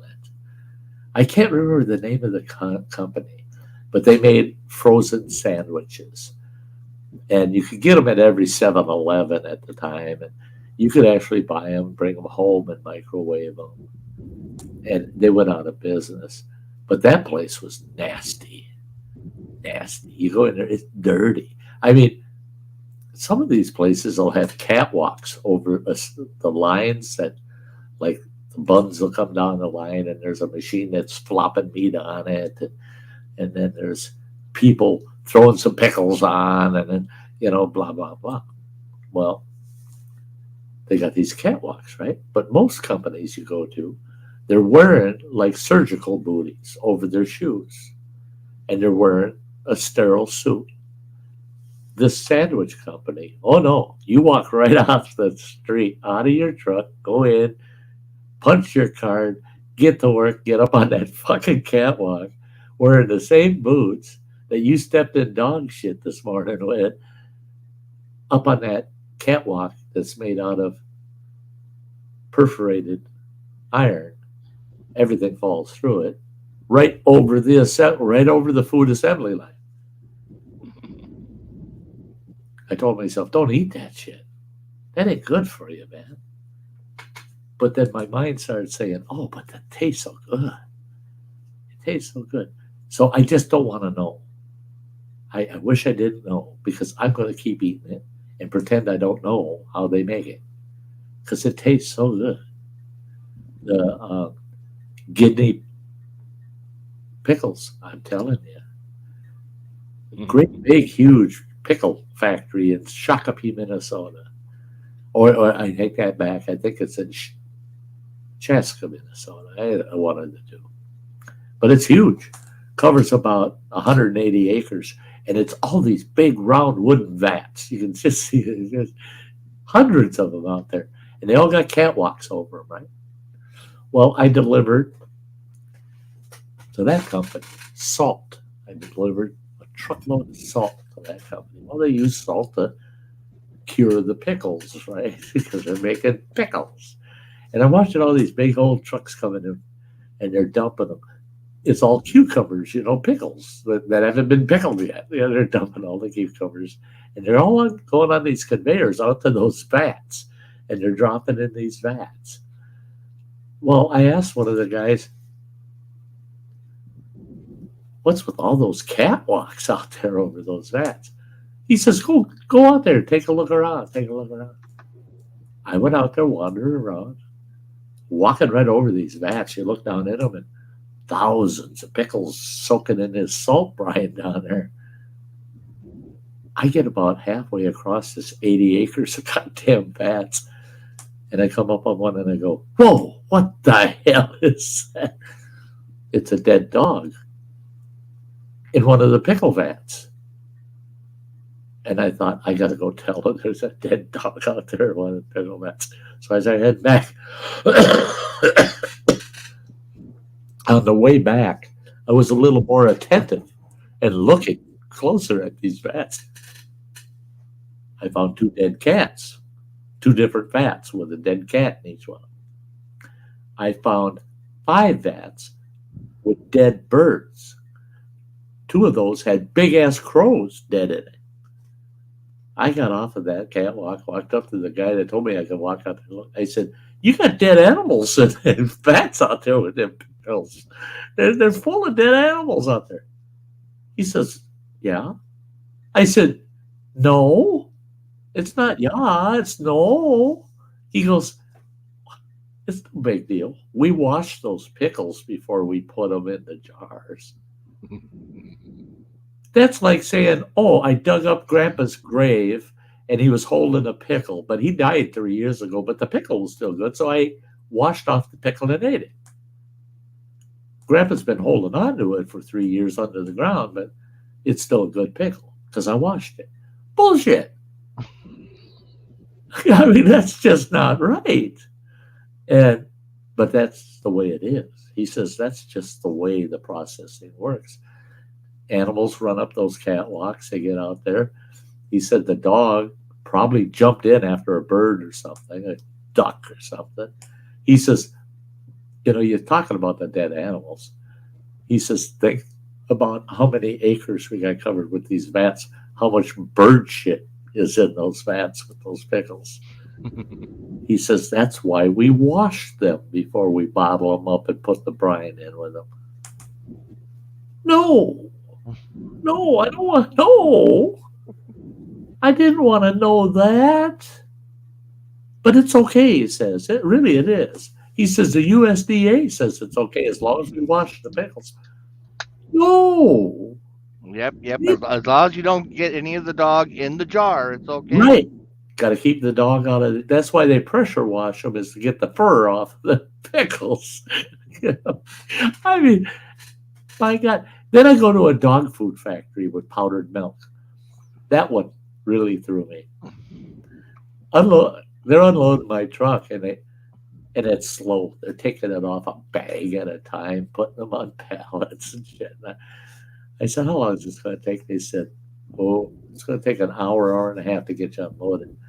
I said, what the hell am I supposed to do for an hour and a half? Because they won't let you in the truck at their plant. They said, well, you could tour the plant. They said, just make sure you stay within these yellow lines that are on the floor. Stay between them. Don't step over them. And you're okay. You can go anywhere you want. Okay. That's cool. I've never toured a dog food company before. I walked into this big building, and they're making doggy biscuits. They're shaped like a dog bone, and they're the big ones. Doggy biscuits. And they're coming down this conveyor out of this big oven. Okay? And I'm watching these things coming down the conveyor. And I'm watching people, because they do quality control, they're watching broken biscuits or weird shapes. They nab them, get them off the conveyor. And a lot of these people are throwing them on this little tray in front of them, and then they're picking those up and eating them while they're still they're eating those hot, soft doggy biscuits. They said, oh, God, they taste great. They taste great. Okay, you're nuts. I wouldn't eat dog food. I went around, came back through, went out further back. I'm following their system all the way out to the back of this place. There's a goddamn tractor trailer out there. It's got a mix of horses, cattle, sheep, and chickens. And they're dragging them out, shooting them down the chute, and you can hear it.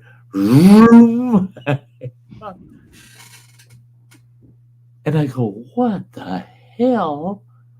I thought you guys would butcher them or some shit. Oh, no. They go into that grinder. I said, where's it go from there? And they said, well, it goes to the mixing department, which is the next department in this next building. Goes in there, it gets mixed with the powdered milk and grains and all that stuff and extra vitamins and shit. And then it goes through what we call the rolling and stamping room, where it rolls it out into sheets, and then it stamps out the doggy bone shapes. I said, where's it go from there? Well, it goes through the oven, and it comes out, and we got people in a conveyor that do quality. I said, you got people on the conveyor eating that shit? Oh, well, yeah, they're pretty good when they're hot. No, I just watched you throw a whole fucking sheep in there, and he still had the wool on him. Are you kidding me? And that was a horse you just ground up. It's meat. No. There is meat on it, but it's not meat. It's not all meat. No. It's the whole fucking animal. Their fur, everything. Well, it's only being made into dog biscuits, but people are eating them. How can you let your own people eat that shit? Well, they're sanitary. They were brought up to 190 some degrees. No, no, no, no. Dig up Uncle Bob. Let's get him up to 195 degrees and we can all eat him. Get real. Uh, Yeah, I had one student on the truck, always eating candy bars. He's a bigger boy, but Hi, Kathy. bye, Kathy. Uh, but yeah, he loved his candy bars. And we're out there in Denver going to Nestle, and he's like, "They make the Crunch bars. You think we can get? They're gonna give us samples or anything?" I'm like, "Oh, we might get sample. I'll ask him if I can get a sample for you when I'm in there getting us loaded." He's like, "Oh yeah, I want samples from Nestle." I come out and I had a sample bag about that big of the Purina dog chow. I was like, "There you go." He's like, "Well, what's this?" I'm like, "Well, That's what they make here. I said Nestle, Purina. It's the same thing, same ingredients. It just depends on what packaging and who we're selling it to." He didn't eat candy bars the last 2 weeks on the truck. I mean, he's like, "I'm not eat. I don't want no in those candy bars." Oh, but come on, come on. After they make all of the doggy treats and shit, they shut that whole line down and they sweep that shit off and then they make the candy bars. So don't worry about it. What? On the same equipment? Well, yeah. No. I delivered powdered milk to a company that makes custom powdered cheese, okay? They make powdered cheese for Lay's, Old Dutch, and there was a couple of other big name companies. And then, Kraft. They make powdered cheese for Kraft. Okay, that's your mac and cheese shit, right? They take that powdered milk, they put it in this big mixer, and then they add all of these cheese flavorings and shit, and it mixes, it whips that shit all together. Then it goes through these big pipes and blows it into these storage containers. And there's different recipes for different companies. All right. Everybody in there is wearing these white outfits and they're tight at the neck and they're wearing these fucking white hat things. I mean, it looks like they're in Chernobyl, you know. But I watched them and there's so much of that dust in the air. I right away, it's like, holy shit, I'm breathing in cheese dust. It's nuts. And I'm looking down, I'm up on this elevated platform, looking down at their whole process going on. And this guy's walking across the floor and he puts his finger up to his nose, plugs a nostril, blows a big one on the floor. Grabs his nose, shakes it off, and goes, and then wipes it on his white outfit. Literally, right behind him comes a guy on this little bobcat tractor with a bucket on it, and he's scraping all of the cheese dust off the floors. Right over that snot that guy blew on the floor. Scoops it up, drives all the way back to the other end, and I watch him. He goes up this ramp, dumps it on a conveyor in a hopper that has a conveyor, goes up, and it goes in that mixing vat. Goes back in. Fuck you. I mean, God damn it. I didn't want to see that. I don't want to know that. But it's true. It's what they do. I went to a place, my company said, you're hauling bone meal, and it was down in Missouri. And it was in one of their big sandstone mines down there. You know, the government's got the big one in Missouri, but this wasn't a government one. And you drive into that son of a bitch, it's big. You're underground, but it doesn't, it seems like you're inside a big building, actually. You get in there, and they got place for like 5 trucks could stage in the place, and they come with a forklift and load your bone meal, right? Well, they let me wander around, check the plant out, and I see this plant, this part of the plant where out of this chute, it's blowing all this white dust into a pile. And it's just piling up on the floor, and they're using a bobcat, pick it up, they take it over and they dump it in another hopper, and that's the bagger that bags it all up. Just to the right of it is another big processing thing with a chute sticking out of it.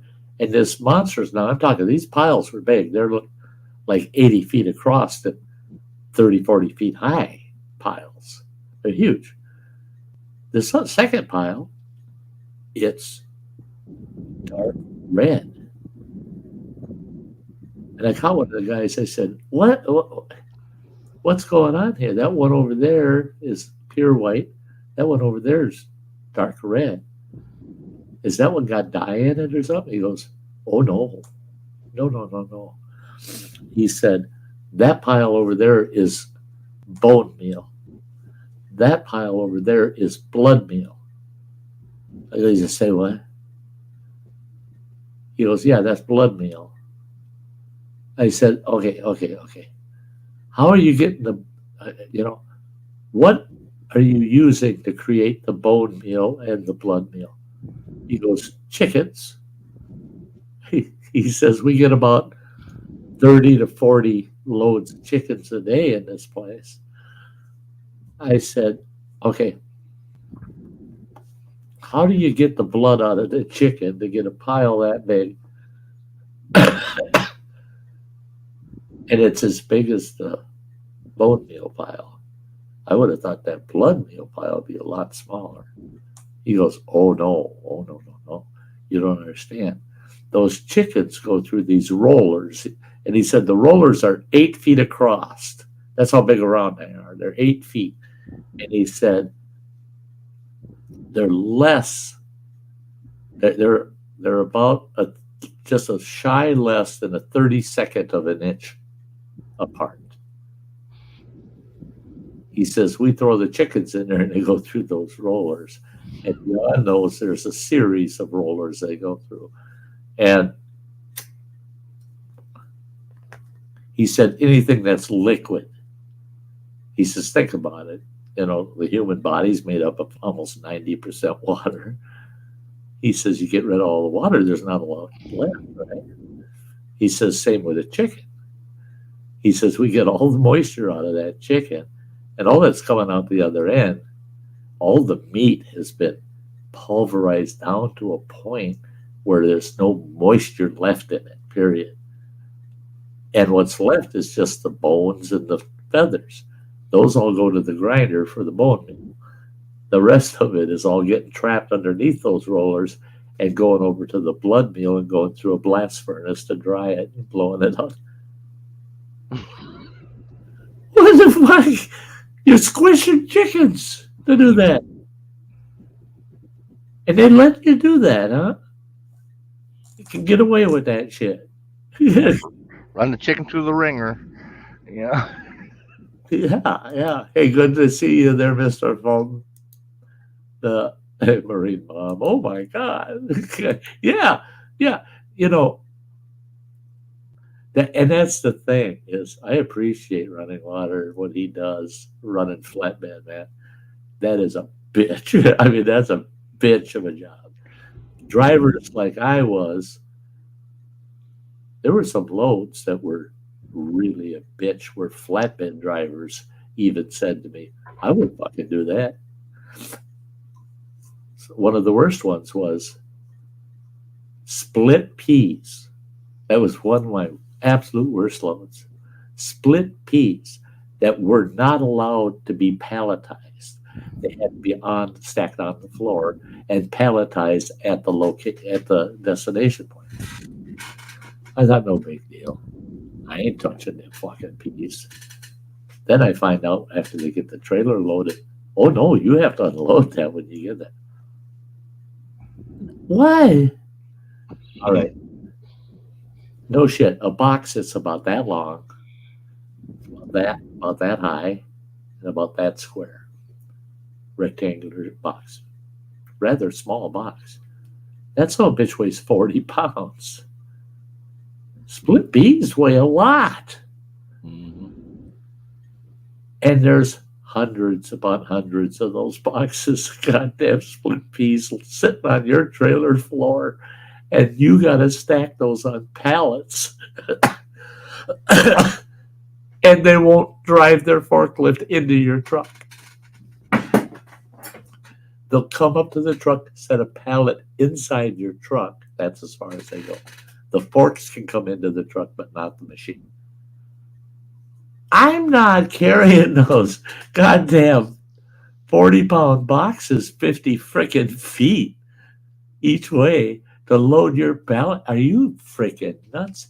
It took me 2.5 hours, and that was pounding it to get that trailer unloaded.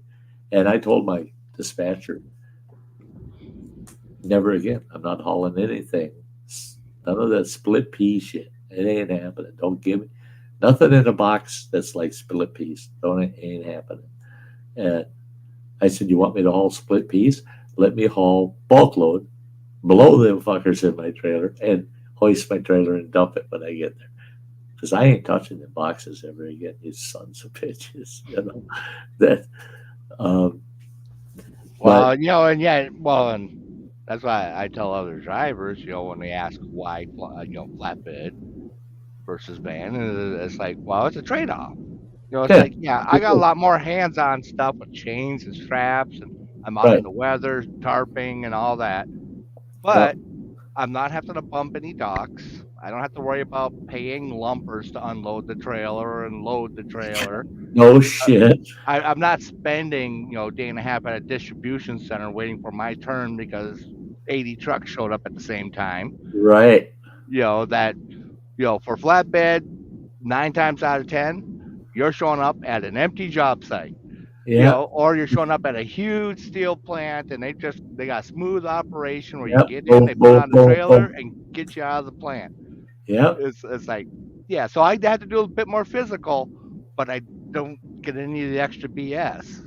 Yeah. That's right. That's right. That's right. And that's it with van. You got all of those hassles you listed. Tons of hassles that go with that bullshit. And I will be totally honest about it. I would say only one out of about 25 to 30 loads did I have to actually be physically involved with the loading. So he's got to be physically involved with everything he fucking hauls. Everything he hauls, he's out there strapping and chaining. Yeah, it's a bitch. The And one of my favorites is California and Florida. The fruit Nazis don't stop me. Again, they can see what I'm hauling. They're just like, go. Don't have to I see my hate bill of it. lading. I freaking hated it in California. The ag checks. Yeah. Oh my god. Let's see your bill of lading. They look at it. Powdered milk. Open the trailer. What? It's powdered milk. Open the trailer. And they're up in that son of a bitch all the way to the nose, man. They're checking to see if I got a goddamn orange in it or something, you know. Son of a bitch, I hated it. I mean, I had egg checks in California that would last over 2 hours because they're picking bags up or, whatever freight you got, they're picking it up, looking underneath it, dicking around because I might have a bushel of grapefruit from Florida coming into California. Oh no, you're going to jail for that shit. Fuck, get real. Leave me a fuck. I'm hauling powdered milk, you moron. They did that to me on a goddamn truckload of candy cans. So shit. I picked them up in Rhode Island and drove all the way across the fucking country to Ontario, California, to a Commonwealth warehouse out there. That was so moronic. It was pitiful. When they unloaded my truck, right across the warehouse floor, there's that whole wall, both walls, both sides of that big warehouse had loading docks. They were taking it off my truck, right across that floor and put it in another truck. And I asked them, where are those going? Denver. Oh, wait a fucking minute. I went through Denver to get here.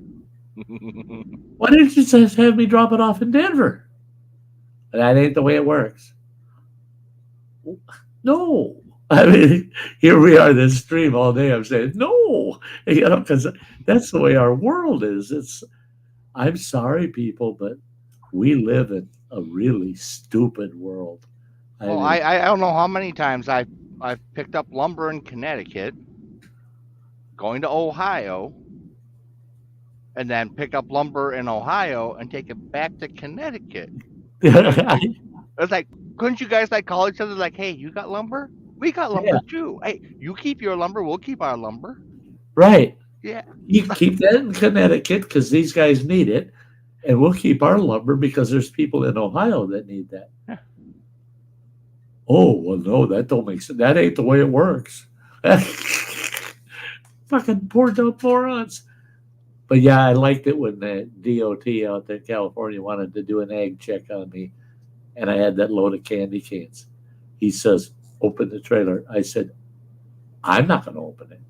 You may. I'm giving you permission. Access the trailer. Have at it." I said, "It doesn't even have a goddamn seal on it, so help yourself. Go on." I said, "But I insist that you put it back the way you found it."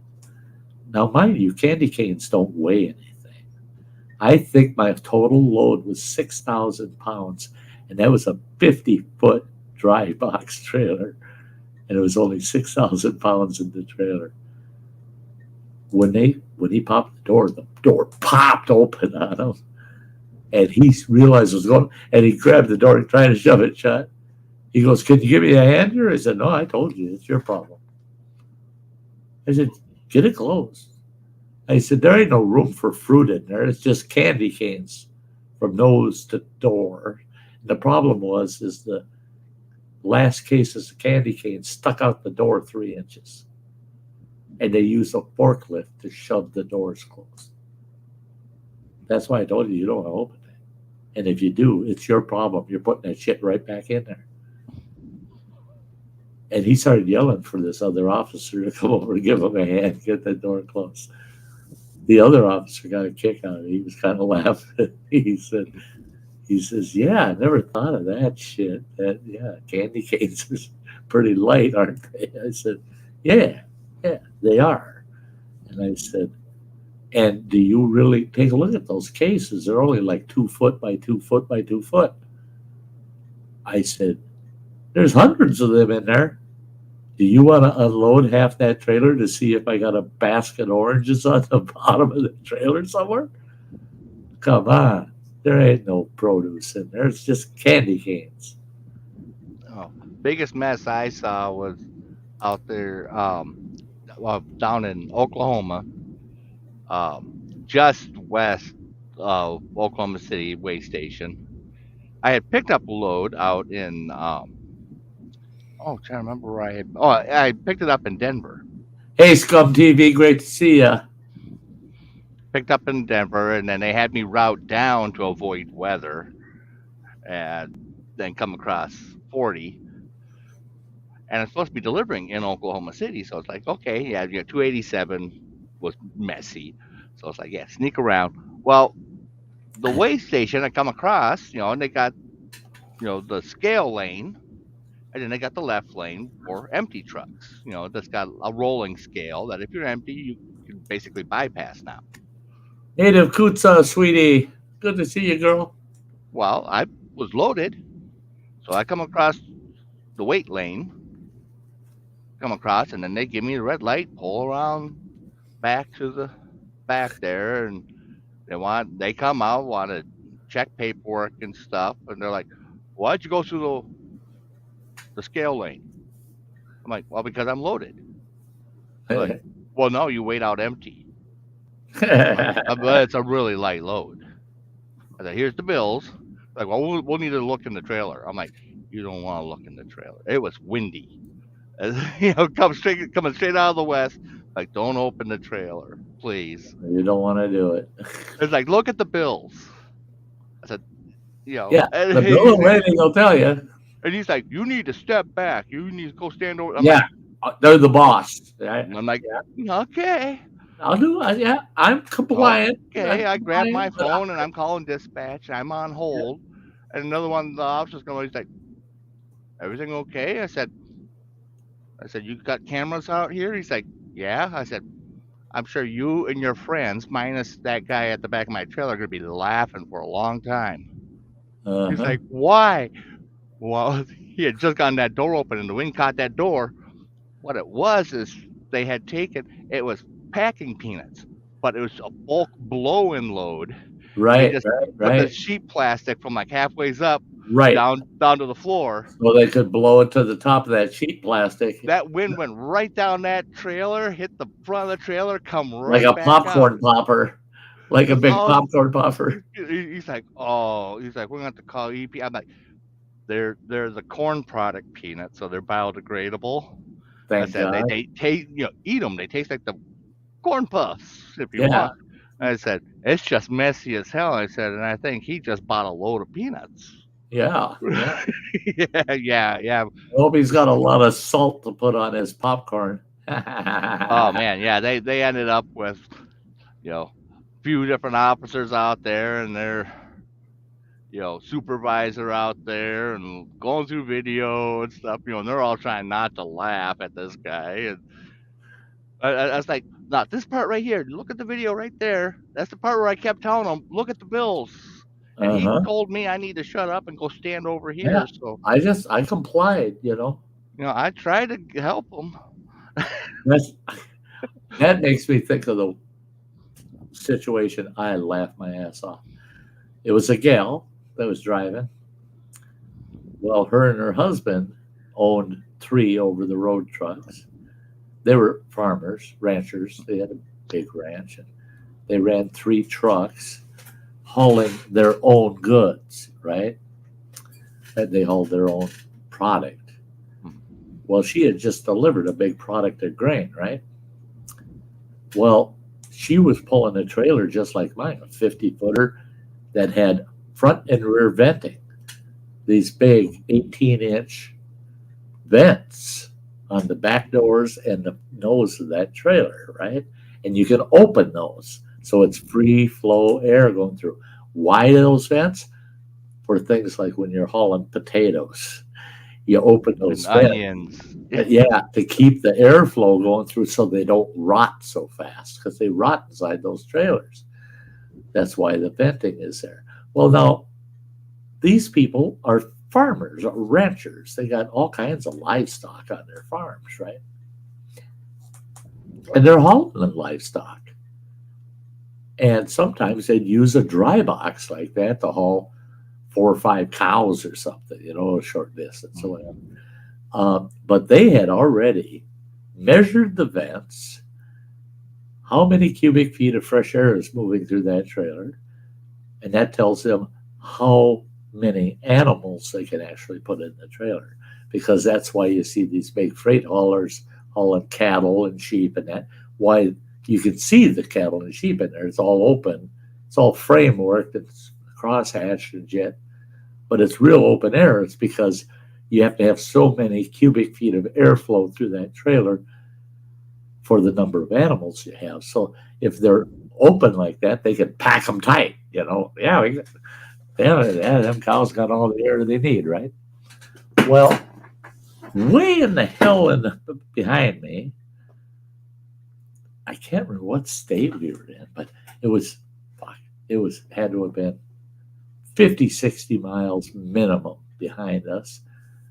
There was a truck wreck, and it was a cattle hauler, but he wasn't hauling cattle. He was hauling pigs, right?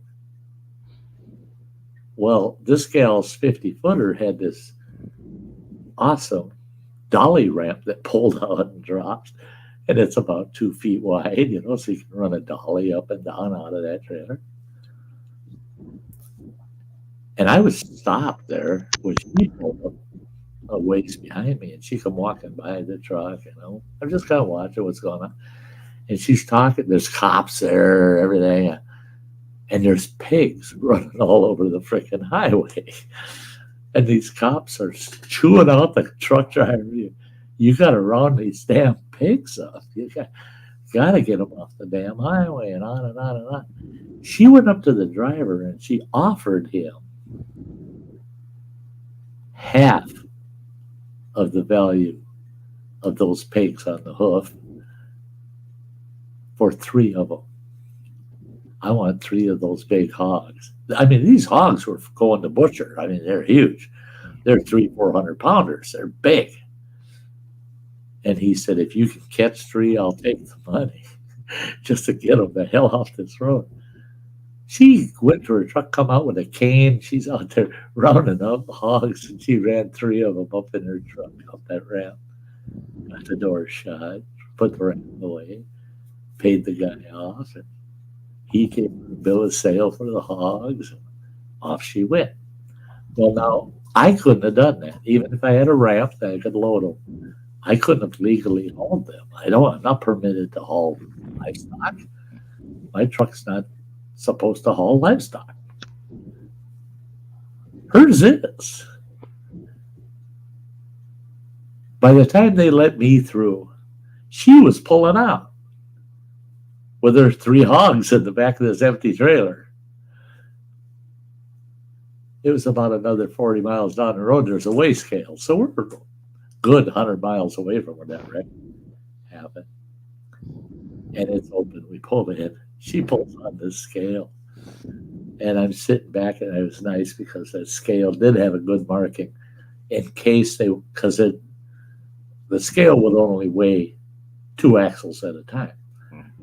So she weighed her front axle, weighed the drivers, pulled forward, weighed the trailer, and they told her back up and do it again. So she had to back up. So I'm sitting back there watching her. She backs up, weighs again. They said, no. Do it again 3 times. Then they had come out. They're not even going to let her leave the scale. So I'm sitting there with a thumb up my ass, and I got 2 other trucks behind me. I thought, oh, shit, what are they doing? And I'm open. I mean, I got a front row seat. I'm watching. I got both my truck windows down. I can hear their whole conversation. She's chewing them out. They're demanding to look at that trailer. She says, you do not want to open those trailer doors. You do not. And they said, we need to know what's going on. It's like you've got about a 1,000-pound ball rolling back and forth in that trailer. When we weigh you, your axle will be at such a weight, weigh you a second time, and it loses 800 pounds. What have you got in there that's moving like that inside your trailer? She goes, my own personal property is what I got in there. I'm not hauling commercially right now. I'm hauling for my ranch. She's pretty adamant about it, that I'm not hauling somebody else's freight. I'm not hauling my own freight for market. I'm hauling my own personal property. I have the right to do that. I own this truck. I have all the permitting to haul anything I want. So no. And I'm just telling you, you do not want to open those doors. And I'm just sitting there going, oh shit. I don't think they know that those are pigs in there. Sure as shit, that officer popped that door handle and he opened that door up, and he got it almost 100% open. And it's middle of the night, it's dark. He takes his flashlight and turns it on, and there's this huge ass pig head looking him right in the face. And that fucking pig Peter Pan's out the ass end of that truck. That guy's screaming like a little girl that's just stepped in a nest of spiders. And he's fighting with that door, and he gets the door slammed. The other 2 pigs are coming running down that truck, and they want to get out too. He slammed the door shut, and he's screaming at the driver, catch that damn thing, catch it, you can't have that. She just calmly pulled the ramp down, walked back up to her truck, came out with her cane, And she's following that hog around until he just kind of, the hog calmed down. And she rallied him up and got him to go right up the ramp, right back in the truck. Closed the door, pushed the ramp up. And those guys, they're kind of trying to figure out what they can cite her for. And she said, "You can't."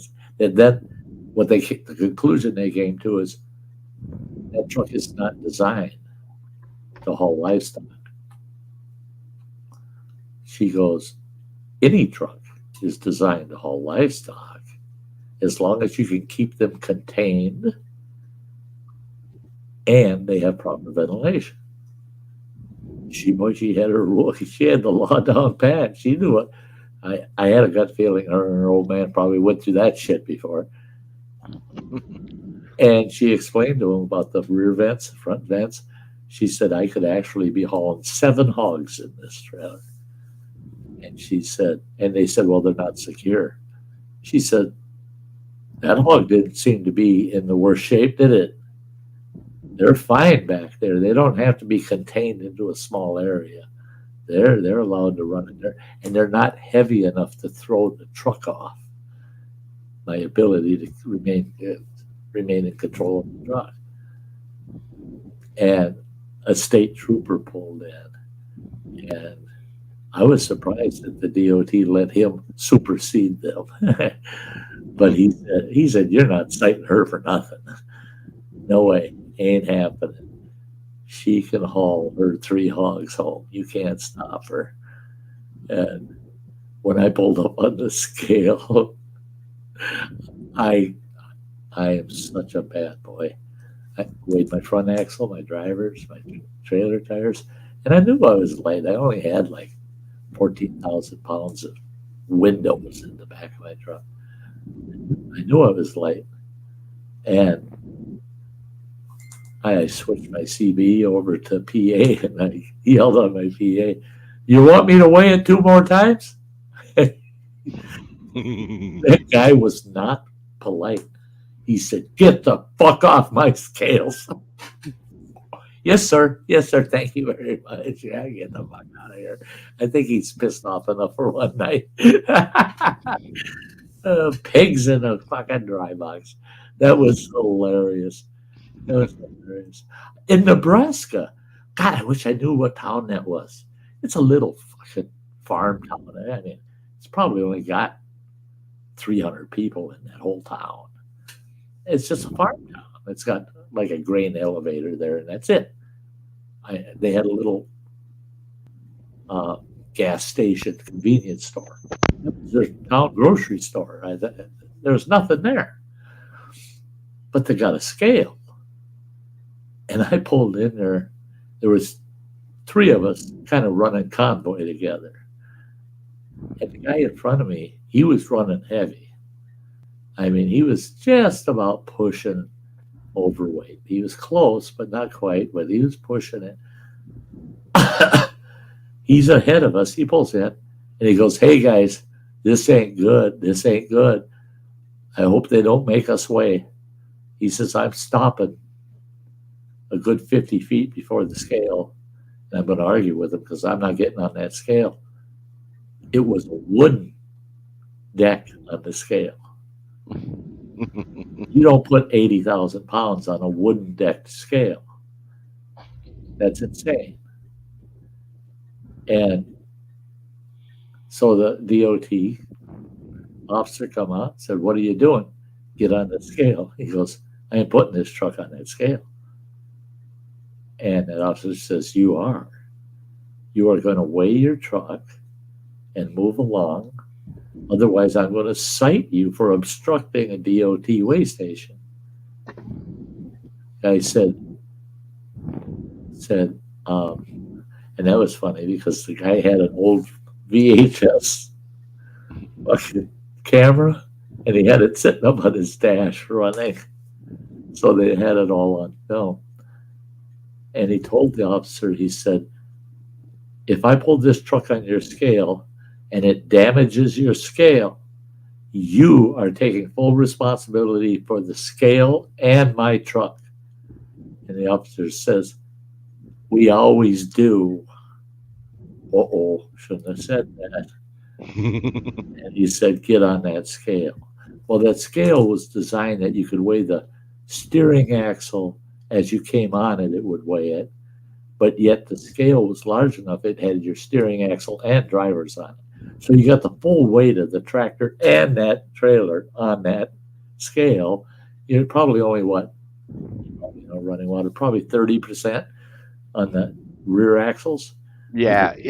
Combination for the tractor with a fully loaded trailer, you're looking at about 45,000 pounds usually. Yeah, on the tractor. Yeah. Yeah. So he creeps onto this wooden scale, and I'm sitting there, I'm creeping up behind him, knowing that this guy's an asshole. He's going to make me weigh. And while he's sitting there, the guy's yelling on the PA, stay put, just a minute, stay put. And all of a sudden, you could just hear it. It sounded like small explosions, and that tractor sank into the pit. The whole deck just disintegrated, and that tractor dropped about 4 feet into that scale pit. Well, that scale, the whole mechanism of that scale, it's these 4 legs, that are jointed on the scale. And in the center is this huge hydraulic ram that's actually weighing the pressure on that ram. Well, his truck straddled that ram, trashed his transmission. It knocked the drive shaft right off of the front dually. And there's that truck sitting in there kind of cocked to the side, buried in that frickin' pit. I yelled out the window at the guy when he come out the door. The look on his face was pitiful. I yelled at him. I said, does that mean I don't have to weigh? He goes, get the hell out of here, guy. Get around. Get out of here. We're close.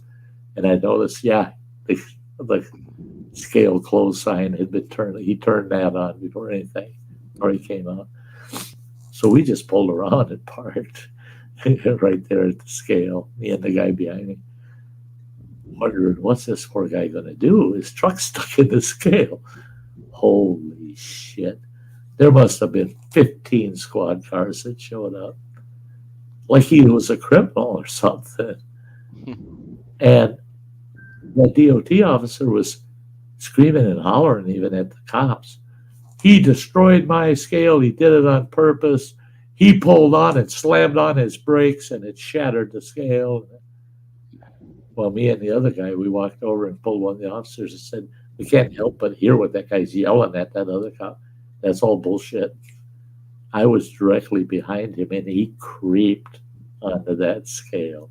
He was afraid to go on it, and he told that guy, I don't want to put my truck on there, and you're going to be responsible if something goes bad, because that's a wooden deck scale, and I ain't putting almost 50,000 pounds on it. That cop says, just hang tight. He went over, and then a sergeant with the State Highway Patrol come over and talked to us about it. We told him what happened. He went back and he told that DOT officer, you get in your office and you stay there until we ask you to come out. You aren't allowed to leave that office. And the guy goes, you can't tell me what to do at my scale. And that state trooper told him, you are being detained. Get in your office. And he's screaming at him, detained for what? And he goes, for obstruction, because you're lying to an officer. Oh, fuck.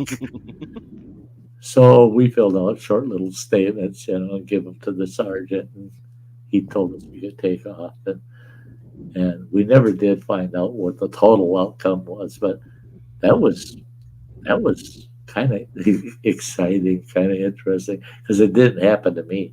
It's one of those things, your buddy trips, falls, hits his head, and you go, are you all right? Oh my gosh, are you all right? And he goes, yeah, I'm fine. And he started laughing at the son of a bitch. Yeah, good, you're okay. Well, that's the way we felt about that way station operator. Oh gosh, is your scale okay? Is everything okay? Well, no, it's busted. Yeah, I think so. Look at it. Look. Yeah, it was funny. It was funny. Um, the Yeah, that I don't know if I would suspect they fired his ass. I mean, for them to replace that scale, because they'd have to replace the scale. There was so much damage done to all of the workings underneath the deck, all bent to shit. The big hydraulic cylinder that actually takes the load that reads the weight, that some bitch was broke right off of its base and laying on its side. They had to replace that scale, the whole thing. Um, but I do seem to recall that I drove for about a year after that and had gone through there several times and it still hadn't been open. So I don't know. They probably abandoned it. It was an old scale. I mean, probably from the 1940s. And it just wasn't made for modern equipment. Oh, you poor dumb bastard. Yeah, yeah. I had one a couple years back. I was out there in Arkansas, and they shut down the scale house. And last time I come through there, the scale building's gone. That they end up tearing out the building. Just get But rid of it. I had picked up a load of dunnage for the company, 3x3 boards, from little Amish mill out there that we get for our loads. Um, and coming across the scale, because I know, I'm looking at my air cages and stuff. Those loads are always sitting about 40,000 pounds. 8,000 Yep. under what I can haul. So Right. I'm more than legal. Yep. I come across the scale and they tell me to pull off and bring in my paperwork. I come inside as I'm coming inside, the truck behind me is being pulled off and come in, and the you know big tall guy, from that other truck, he's coming, right behind me. Well, they start going through mine, taking saying that, you're overweight. I'm like, no, no, I got an extra 8,000 pounds I could have on there. I know I'm not overweight. Well, that's not what our scale says. And the other officer's telling this other guy, he's telling him, yeah, you're overweight. So well, we'll have to write up a ticket and stuff. The big tall guy turns to me and he's like, grab your paperwork, you can go. Oh, I was like, what? He's like, I'm with the DOT, federal. He's oh, like, we've got enough complaints on this place of people getting tickets, and it's like this place is getting more than 100 times as many weight violations than than any any other. other scale in the country. Yeah. He's like, I know what my load weighs. He's like, because we weighed it at the state yard. He's like, and I was sent to Right. come out here. Like an unmarked squad car. He's got his credentials out. I'm like, Yeah. well, you're the boss. Okay. They're like, well, no, you're getting. I'm like, not No, I'll according to the listen to big him. guy. Yeah, I'll listen to him. Yeah, because if I listen to you, that means I am definitely going to have to listen to him. I'll just skip you and just listen to him. Yeah, and by the time I got out on the truck, there was three black SUVs coming in there. One of them parked right on the scale. They're like, nope, Shut waving her trucks down. by, just keep going. Yep, shut it down. Yeah, and Now, then they completely closed it down, tore the damn the whole thing yeah, down. just got rid of it. Now, there's a scale up here by Duluth. You might be Mhm. aware of that. There's Yeah, on that, 53 and 2. not that one out on 35. There's Oh no, yeah, there's yeah. no scale there. Now it's just a big truck pullover, and they'll do portable scale weighing. Hmm. Why did the original nice big station they had there and the big scale? They had a big scale there too. Why is that gone? Well, your grandfather, his right hand officer, Ray Tharlson, he had two jobs. He worked as my dad's right hand man in the police force, and he also worked in weights and measures for the federal government. And when they would get complaints about scales, he'd go to that scale and he'd calibrate them. And if you were found to be such a percentage off on the calibration, that scale would get cited. Well, that scale up by Duluth on 35, he got called. Yeah, we need you to go and do a certification on that scale. I'll never forget listening to that conversation, sitting at a card table with my dad and Ray Tharlson. And they'd always let me sit in on their conversation. I couldn't say nothing, but I could sit and listen.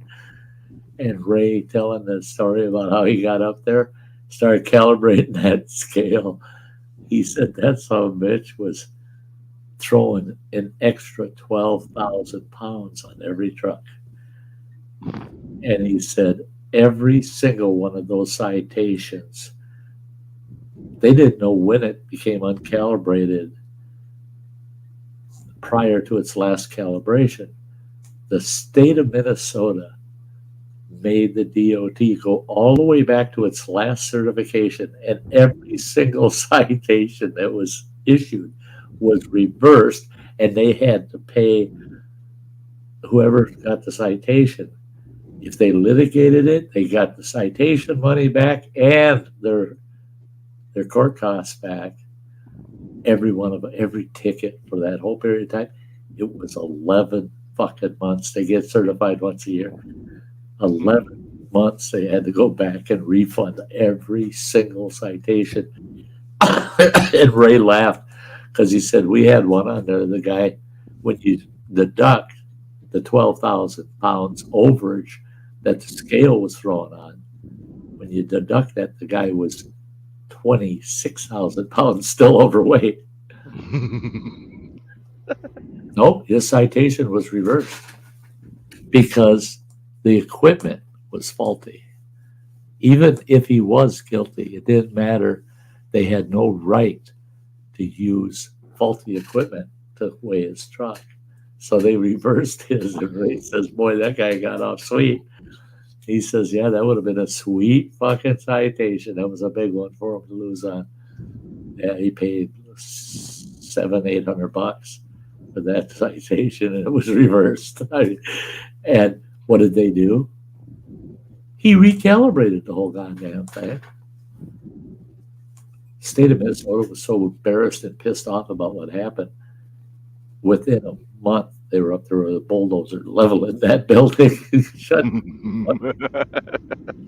And they said, now it's a portable scale site only. Oh, shit. And that's when I started driving, when they made it a portable scale site. I got weighed there a couple of times on the portables, but yeah, they made them tear it down. I was just like, oh boy, yeah, good. Sometimes the law does work in your favor, you know. Well, there was they're down there in Iowa. Used to run loads from Cedar Rapids over to Vinton, Iowa. It's about 45-minute trip. Just go back and forth, do that like 5-6 times a day.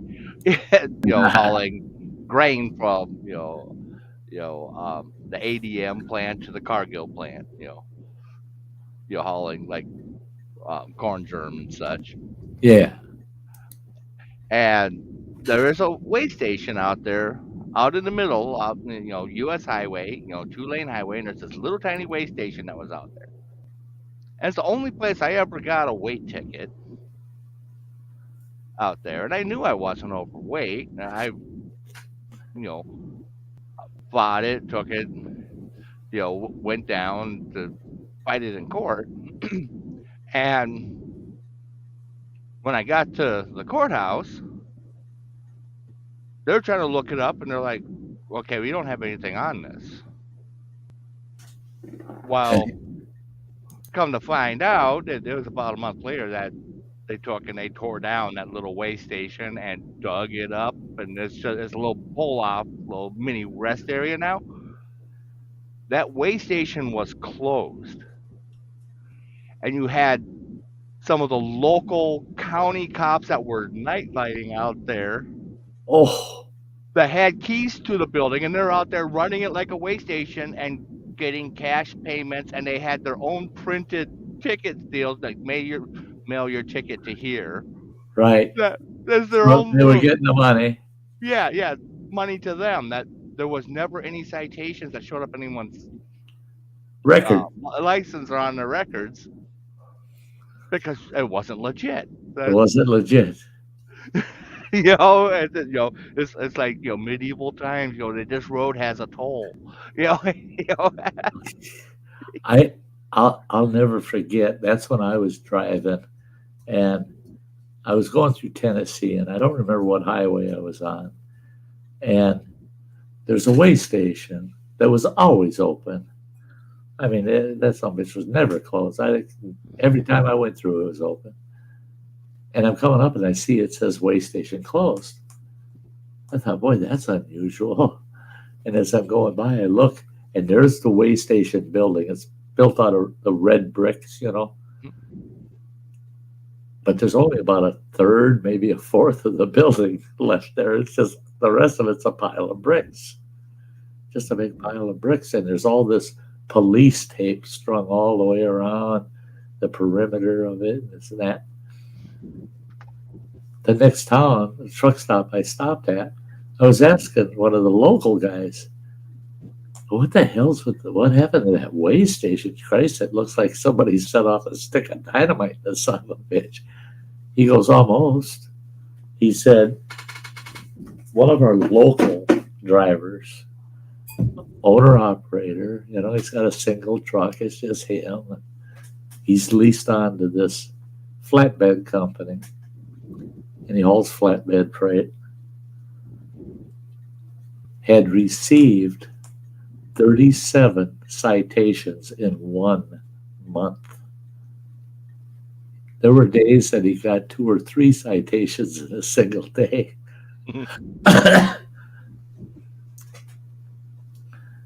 And he told the operator at that station, flat out, you cite me again, and you will regret it, because all you're doing is harassing me.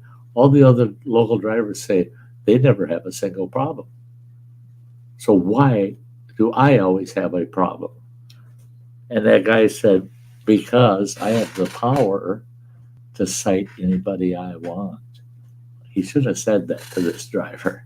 This driver was literally on the edge, because this guy had cited him to the point where the driver was getting close to having to literally shut down his one truck operation. He couldn't afford it anymore with the citations.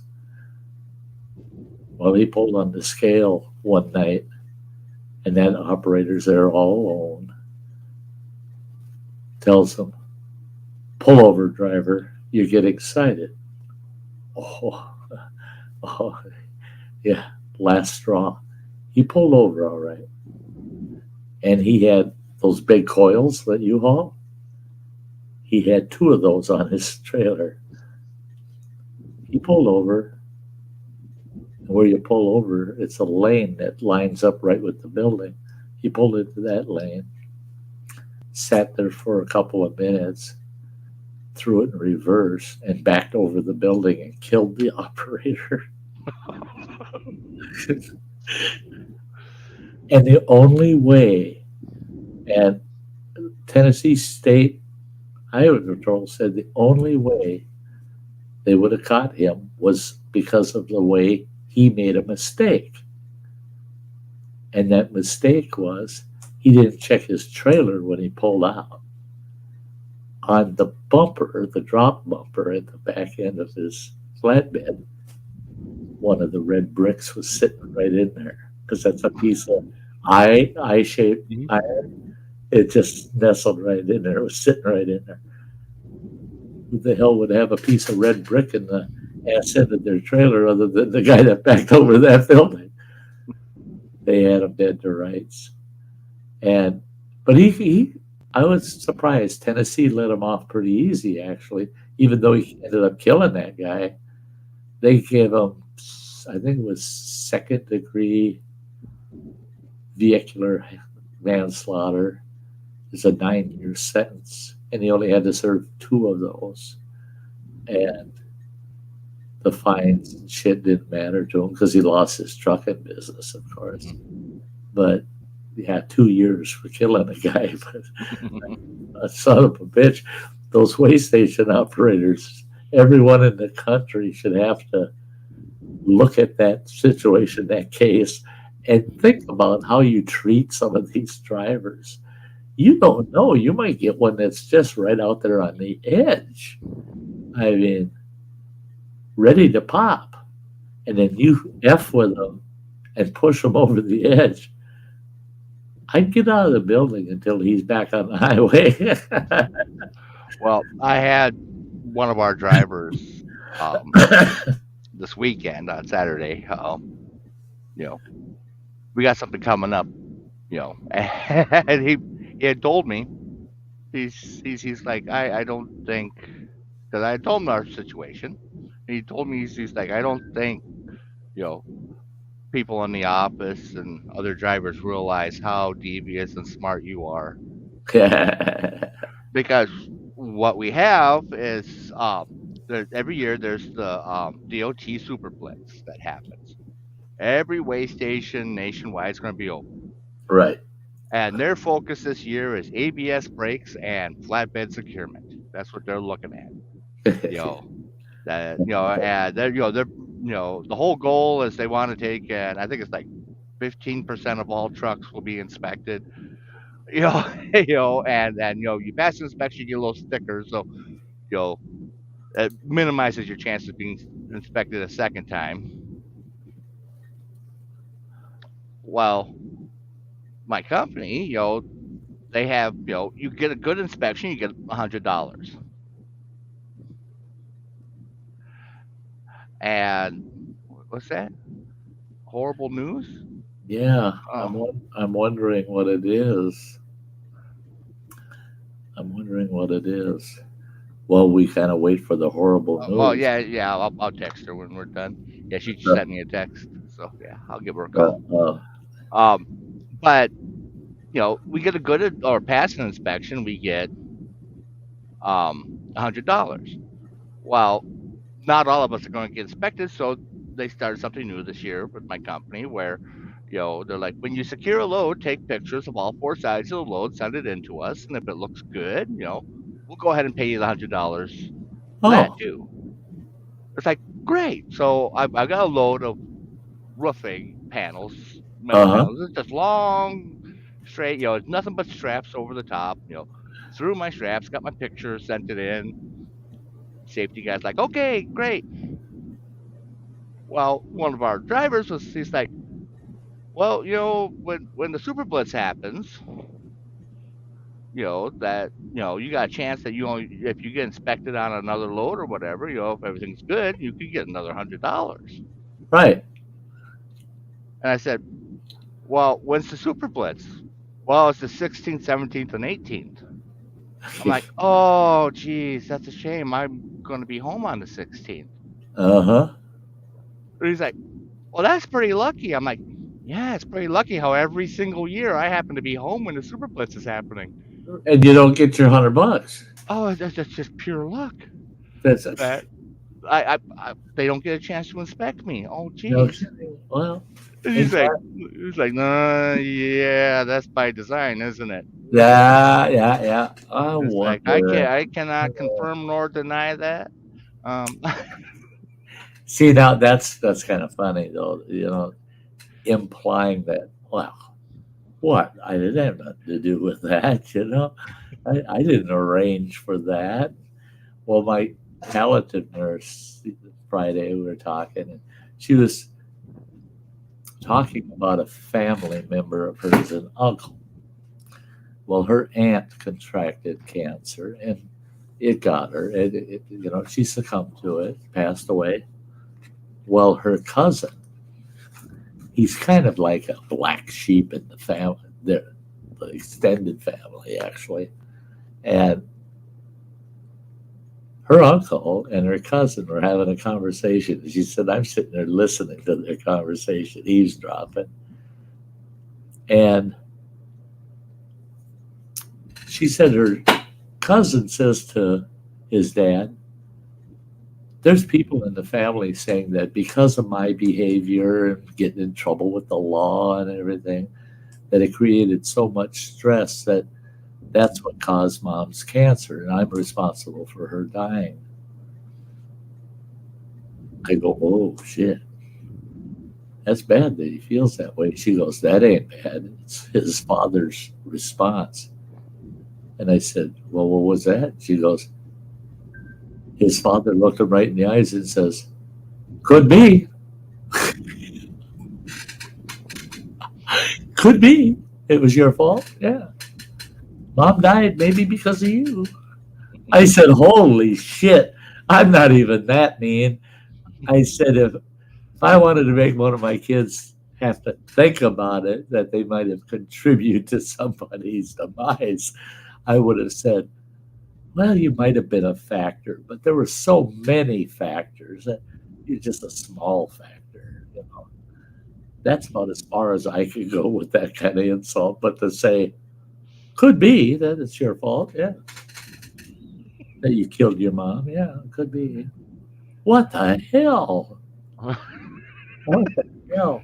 Hey, with the folks I got in the house, I gotta say something that most of them didn't hear earlier. Enjoy this little tiny beard of mine while you can. And real quick, I just pop up the Sty that used to be once upon a time. Where the hell is it? There it is. This is me before the cancer. Look at that beard, man. Just look at that awesome beard. That's me out at the wilderness camp. Awesome, healthy beard. Now look at this shit.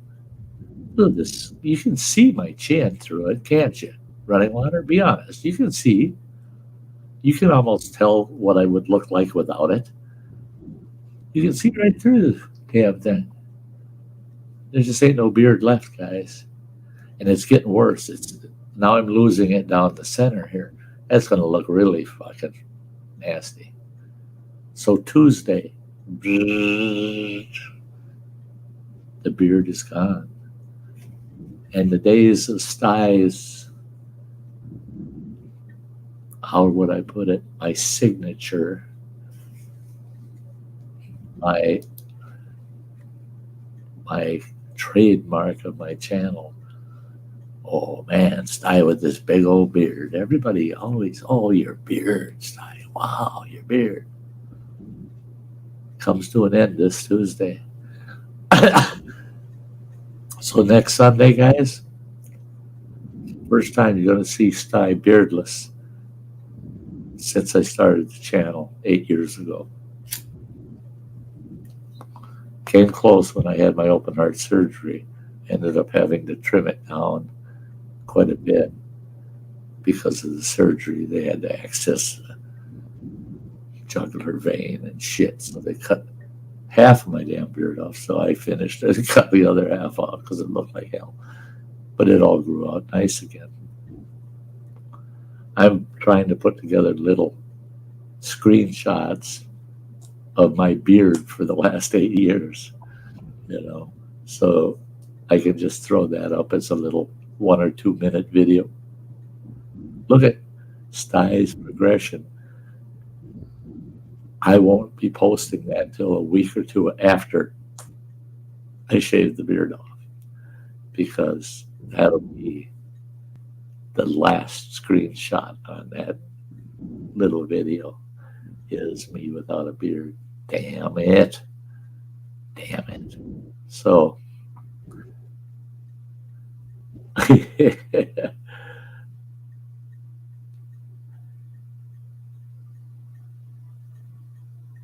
chin threads.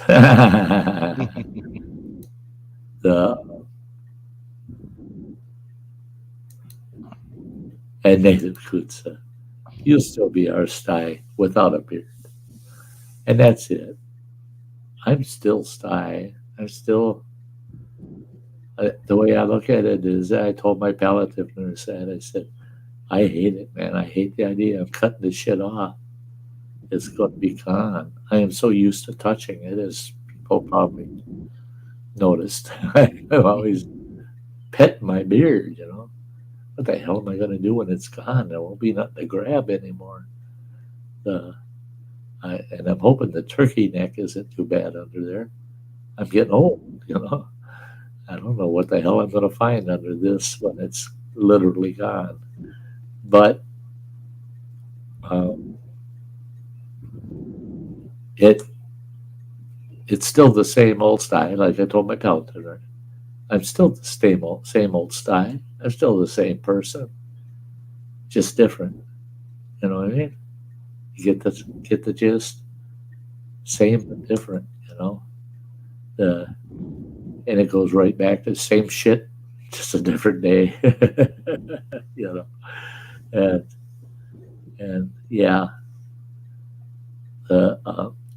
we do. You're making a beard memorial? Yeah, yeah, in a sense. In a sense. Many years I've loved my beard many times through my 66 years. The I know it shocks people sometimes to see me in 1978. Check it out. Yeah. So don't think that I'm that having a beard for the last 8 years is something new.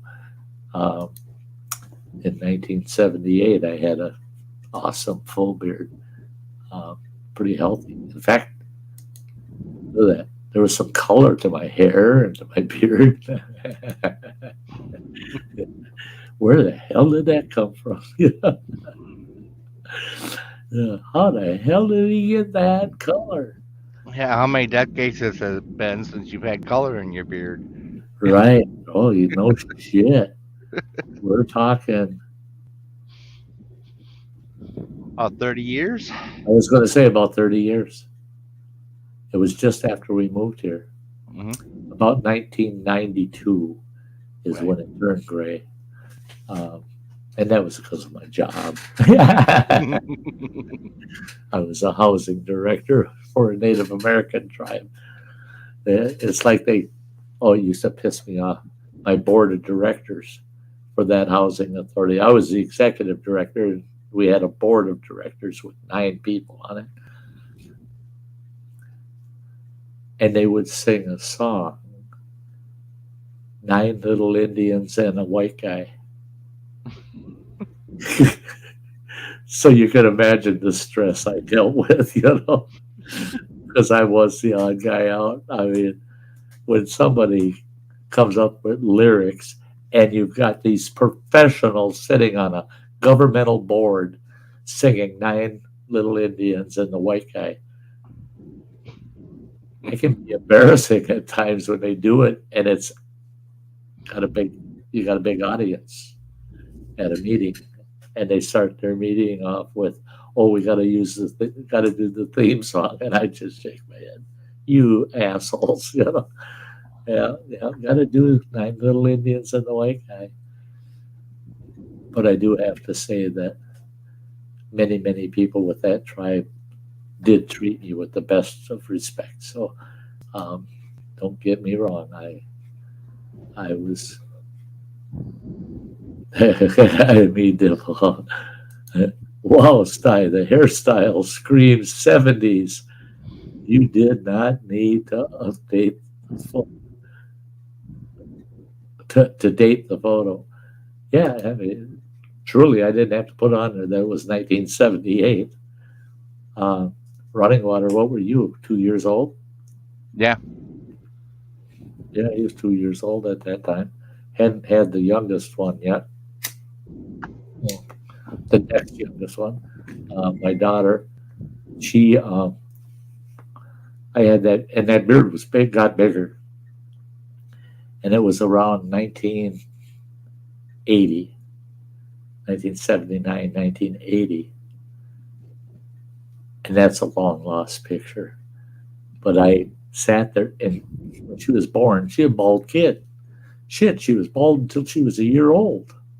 So I'd sit there, family gatherings with her on my lap, and I put my beard up over her head, and it looked like she had a whole head of hair. And I would tell people, this is what she's going to look like, you know. Well, I shaved it off one day. That little girl, my own daughter, wouldn't talk to me for a month. She screamed like a banshee, had a fit, crazy, screaming and hollering that there's a stranger in the house. My ex-wife was like, holy Christ, you traumatized that kid shaving your beard off. I said, yeah, there's something weird about that kid. Hey, Mr. Tonight. Yeah, I won't forget. Well, I can't remember which cousin it was because there's 5 in the group. It's one of the boys when you touch the beard and you touch their face and they freaked out. Yeah. Yeah, Yeah. you know, it was like, oh, it's contagious. It's contagious. I'm going to catch that beard. Oh no. But that's one thing I found is that kids love the beard, and I'm going to kind of miss that. When I worked at Dollar Tree, there was a little girl. It was around Christmas time, just before Christmas. I had a little girl she'd stand behind the cart. She's just a little shit. She's looking up at me. I'm at the cash register checking out her mother's stuff, you know, and she's looking at me and looking at me and looking at me and looking at me. And I leaned over. I go, you want to say something? She goes, I can't even remember what it was. It was a doll of some kind. I want such and such a doll for Christmas, Santa.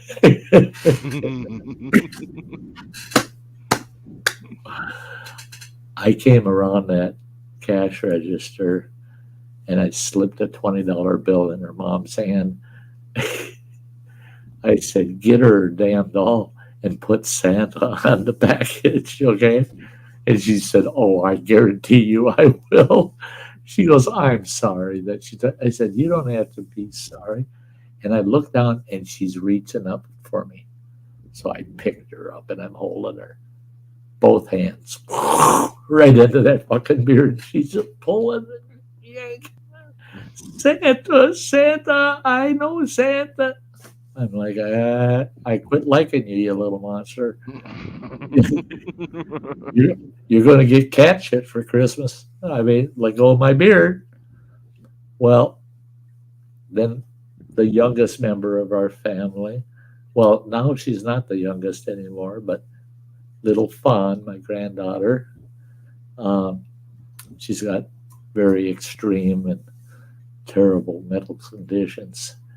And she's just a little tiny shit. And she didn't like sitting on people's laps that she didn't know well. The very first time I met her, I put her up in my lap, and she would not leave my lap for 2 frickin' hours. But I had to be on the defensive constantly because she'd grab my beard and just pull, and she'd get the biggest damn smile on her face. And her mother said, that girl doesn't smile. She has muscle disorders in her face. She can't really smile. I said, what do you mean she can't look at the little shit smile? I said, you just got to give her somebody's face to rip apart. Then she's happy, you know? And I couldn't stop her. I couldn't tell her no. It hurt. She'd bury her fingers in the beard and just get it all tangled up in her fingers and then pull, you know. I couldn't tell her no. I said oh a few times, but I couldn't tell her no. The little girl was, I don't know. It was kind of building a memory, you know, for her. I'm hoping she'll be about 4 years old by the time I pass away. So I'm hoping I'll have the time with her to let her pull my beard again. You know what I mean? because then she'll be old enough that she'll be in her 20s or 30s and still remember, oh, yeah, I used to love yanking on Grandpa's beard, So, yeah, think about that shit. It's, get the most out of anything and everything you can. We're talking about that too with my palliative nurse, talking about money. I'm telling her I got things to sell. I gotta hold a garage sale or a yard sale, but it's all man shit. We've got some triplicate triplicate appliances that could be sold that women might be interested in, toasters, blenders, shit like that, but not a lot. Well, it's going to cost between 30 and 40%. And I roughly, through my mind, thinking of what I got to sell, all the camping gear and stuff I got to get rid of. It could be between $3,000 and $5,000 worth of shit sold. So we got this operation up here called Bees Sales. Bees Sales, this got a great big old bumblebee as their logo. And what they do is they come in, they do estate sales, where they come in, sell your whole freaking house, everything in it, right? But they also do custom sales. I can have her and her staff show up and tell them, pull everything out of that trailer, inventory it, and I'll tell you what's not for sale. If I say it's not for sale, set it over there. Everything else goes. And then once we're done inventorying everything out of the shed and out of the trailer and out of my truck, I got shit in my truck too. It's got to go. After they inventory it all, then they hold the sale and they advertise it, newspaper, radio, all over. And they hold, it's like a miniature estate sale. And they get between 30 and 40%. She negotiates that with you once she determines how much you've got. Usually, if it's going to be $2,000 or less, they want 40%. If it's over $2,000, they'll take 30%. And I figure I got $3,000 to $4,000 for this shit. I might even have them sell my trailer for me with a minimum price. Or if they can't get that price, it's not for sale then. That would really put them over the over the hump, because the trailer I'm going to get $2,500 for it, or you can kiss my ass. But we were talking about that and the money, and I said all of it's got to be cash sales. Don't write me a check. No way in hell. No trades, nothing. It's cash only. And my palliative nurse says, and what are you going to do with that money? I said, I'm going to piss it away. I'm going to just piss it away. I might jump in the truck and take off for 2 days.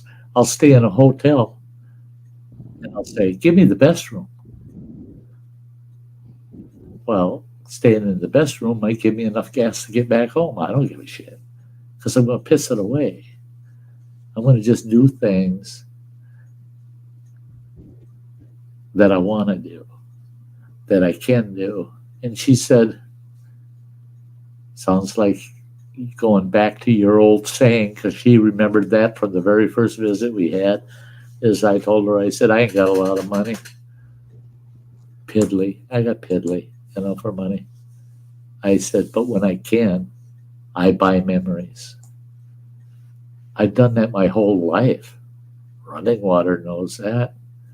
Everybody that knows me knows that. Earn it, spend it. I didn't save money. I saved money for specific purposes that would accomplish a memory, for a vacation or for something special, to do something big, grandiose. But there's no return other than knowing that people enjoyed themselves and had fun. I'll piss it away. And It drove my ex-wife crazy. We didn't live bad. We had a good life. I mean, we weren't homeless. We didn't live in run down. We weren't white trailer trash, right? We didn't live that way. There were times that we were rough, had it rough, but a lot By better than. choice. And it was always by choice, right? We chose to rough it, but I always saw it as I'm buying memories, man. I'll never forget our trip to Shakopee, Wally World or Bust. I mean, goofball over here. He's quite the artist. He draws the Wally World moose and makes a sign that says Wally World or Bust. And we're in a 1970 Chevrolet Impala station wagon that is canary yellow. Stands out like a sore thumb. 6 of us in that station wagon, and the roof rack packed full of luggage under this big net that we had. And we're heading off to Minnesota, 4.5 hour drive away. And we're going to, what the hell is the name of that park? Valley Fair. Fair. Valley Fair. And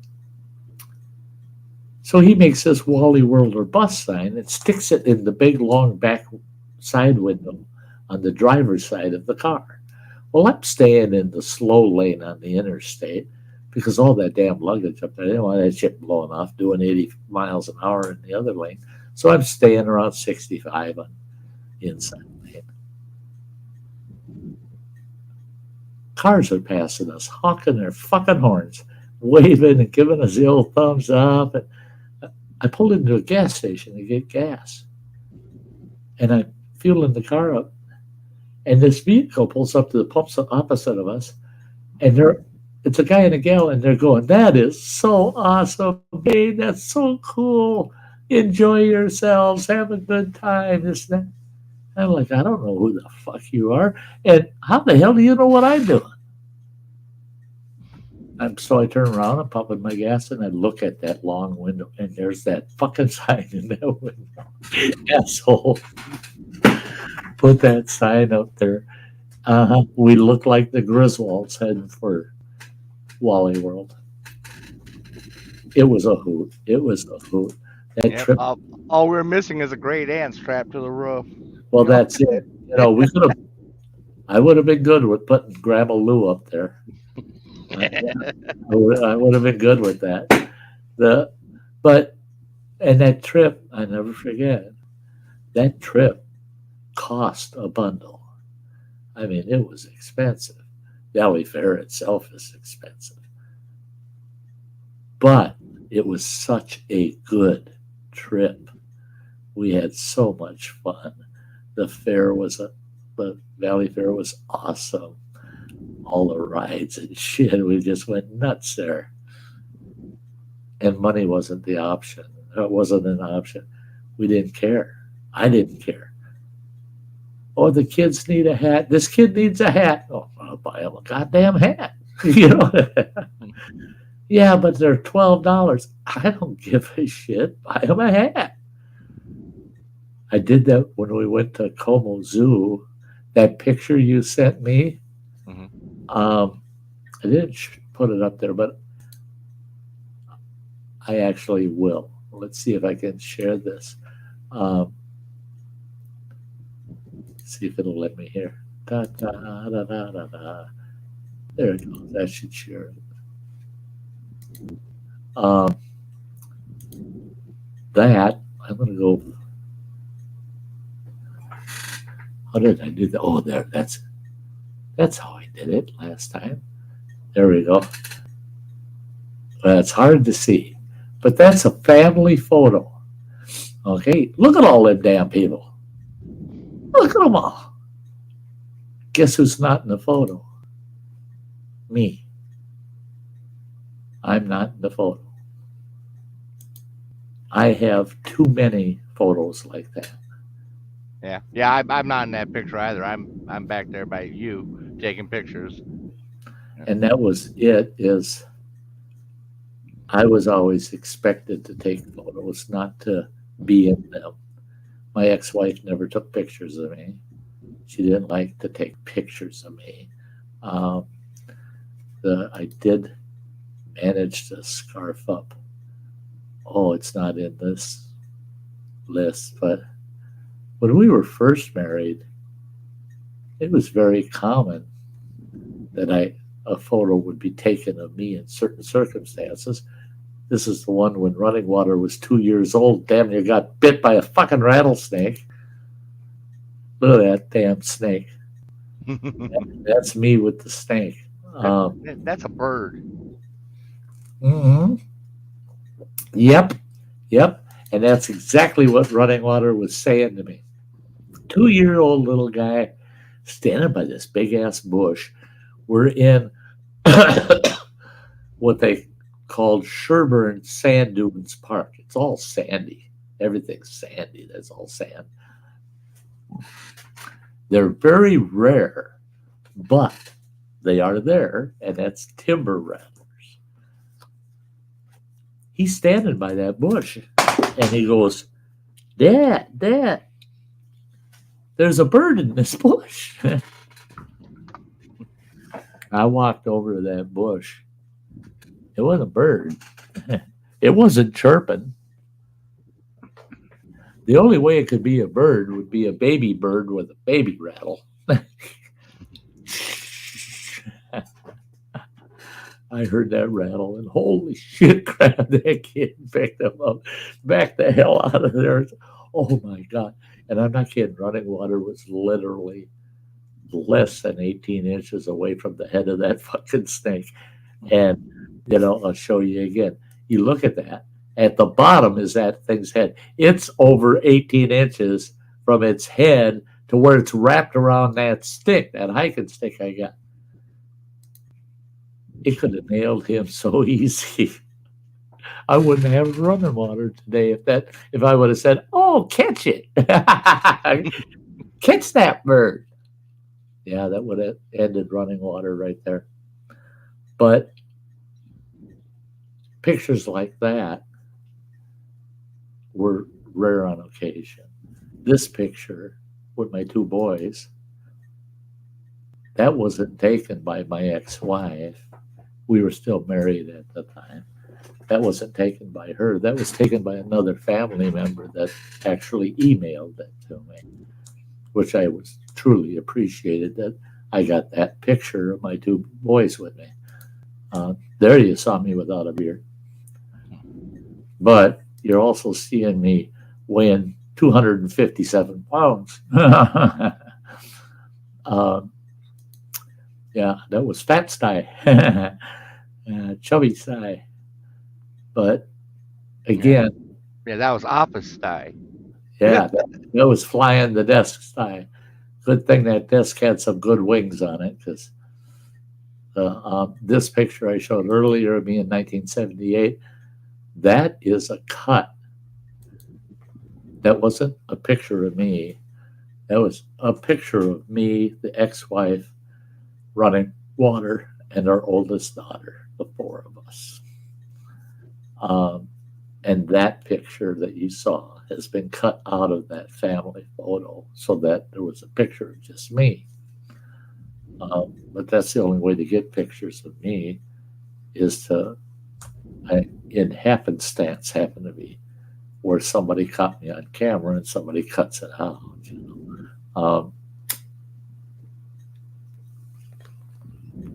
It actually played against me for a while when I started my YouTube channel.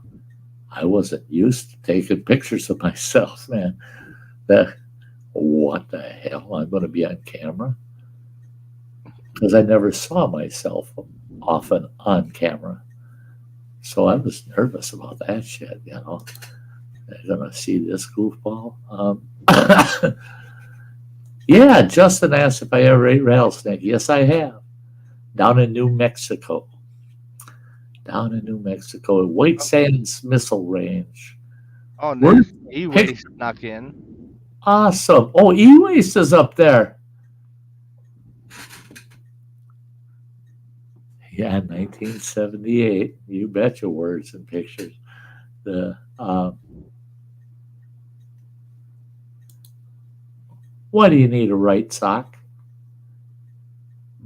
You know the easiest way when you can't find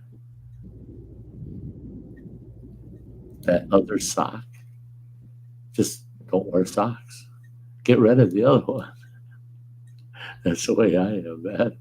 If I'm digging around, I go, "What the fuck? Where's my other sock?" Yeah, I'm going without socks, man. I'll go the sock, the extra sock. The the that was my palliative nurse. She's a goofball. She's funnier than him, and she's I I hate to even admit this, but not this visit, but the one before. She knew it this visit. Don't go there. Don't do that. Don't do that to this old guy. But the visit before, right at the end of our visit,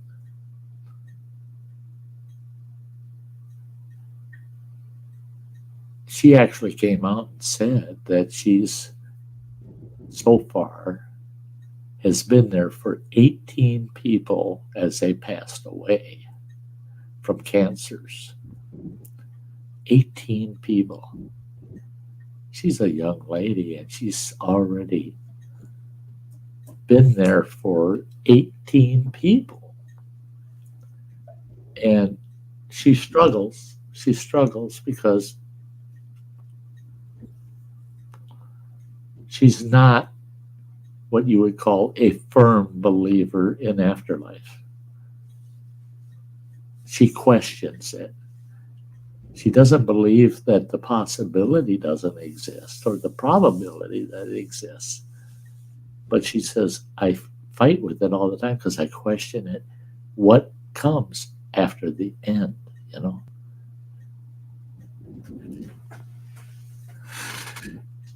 And it kind of hit me because she said, "You're number 19." She said, "I don't, and I'm not taking it well." What the hell?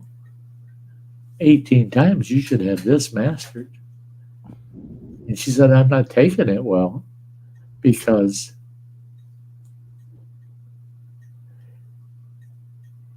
she feels kind of like I do. I'm not done, man. I'm not done. When I pass away, that's just another adventure. I move on. It's another adventure. Good, bad, or ugly, it's just another adventure." And she said that I'm the only person that she's ever met that feels that way. And she said, what sucks is we've built this friendship, not just a medical professional, gotta be right to the book kind of bullshit. We've actually developed a form of relationship and friendship. I can tell her anything. She tells me anything. I know more about her damn family than I know about my own now. I mean, she's an open book like I am. But she's not taking my passing well. I told her, I said, for God's sakes, I got one kid that ain't taking it well, the youngest boy. My other kids, they've accepted that's what happens, man. It's a bitch. We don't want it, but it's what happens. So let's let Dad enjoy what he's got, right? She is not coping with it well at all. She said, it's so hard when I leave here. I think about how are you getting through the day, the next day, and the next day. And is she going to get word? No, don't go to his house. He ain't there. He's in a hospital or he's in a nursing home or some shit. She said, I worry about that constantly. And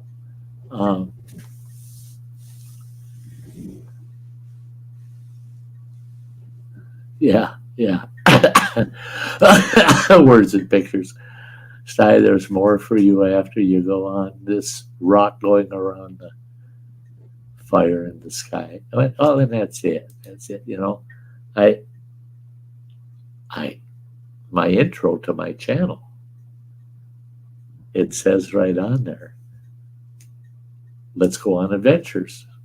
Come along with Sty on his adventures, building shelters, doing primitive skills, doing this, that, this, and that. And the very last clip is me looking off. I'm looking off into the sunset, actually. And it says, and whatever's over the horizon.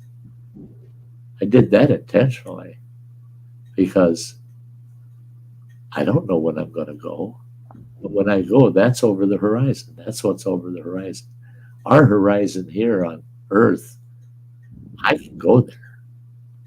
I can go to what's over the horizon and jump in the truck and go there if I want, But when it all comes to an end, where do we go? What happens from that point forward? And the way my palliative nurse, the way Veronica put it was, end of life should come with like a menu of entrees.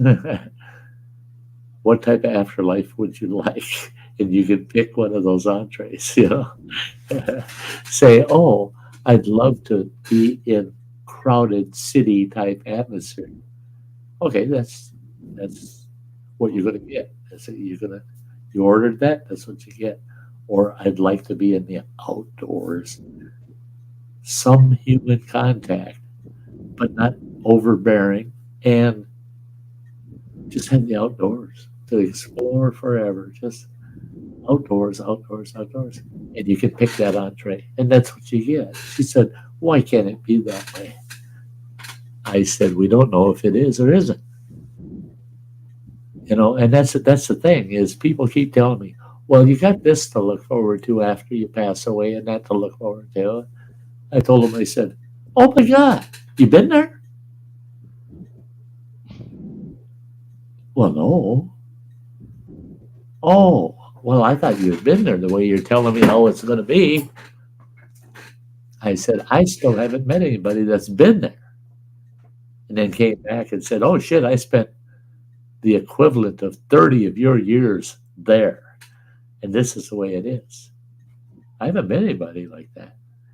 Yeah. This ain't the good place. Don't go there. Oh, shit, now I want to watch that series again. I started watching it again. Yeah. Damn you. What was that on?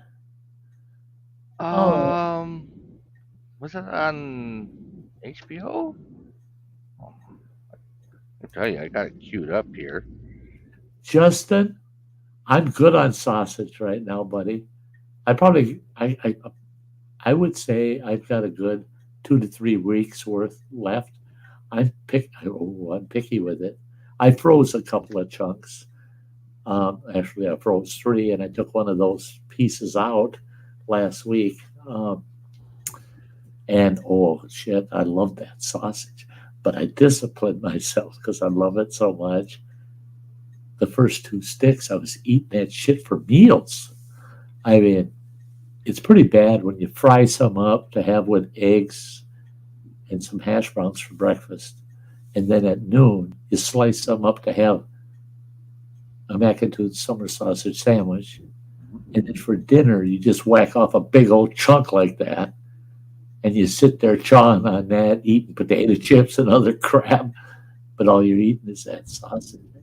I got to that point. I was eating that shit sometimes 3 times a day. So I had to stop, not because it's bad for me. I have to be disciplined. I got to have an assortment of foods going through my system. I can't just eat sausage. It just ain't right. Plus, there's only 1 bag of cheese curds in our house, and that's in the freezer. So I look at it and I go, open it. No, I ain't going to open it. Because once it's open, it's gone. I mean, it's like that. You can always get more. Well, that's true. That's true too. Yeah. Yeah, and The Good Place is on Netflix. Oh, okay, good. Hey, Justin, you take damn good care of yourself, and I hope I see you next Sunday, buddy. Come and see me without a beard, man. Come and see me without a beard. Everybody out there, invite everybody next Sunday. Sty's reveal. In fact, my thumbnail might change to just Sty Shack Sunday. It might still say Sty Shack Sunday, but it might say huge Sty review or reveal. That's what it might say for the title. Well, we'll have to get one of those filters so your face is like little sparkles, like bling bling bling.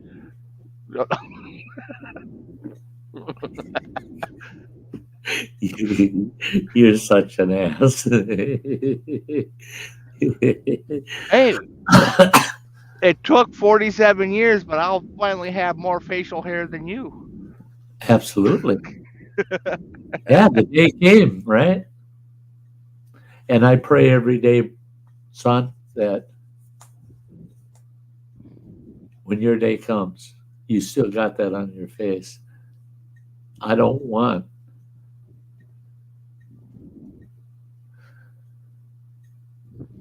anyone else in my family going through this shit.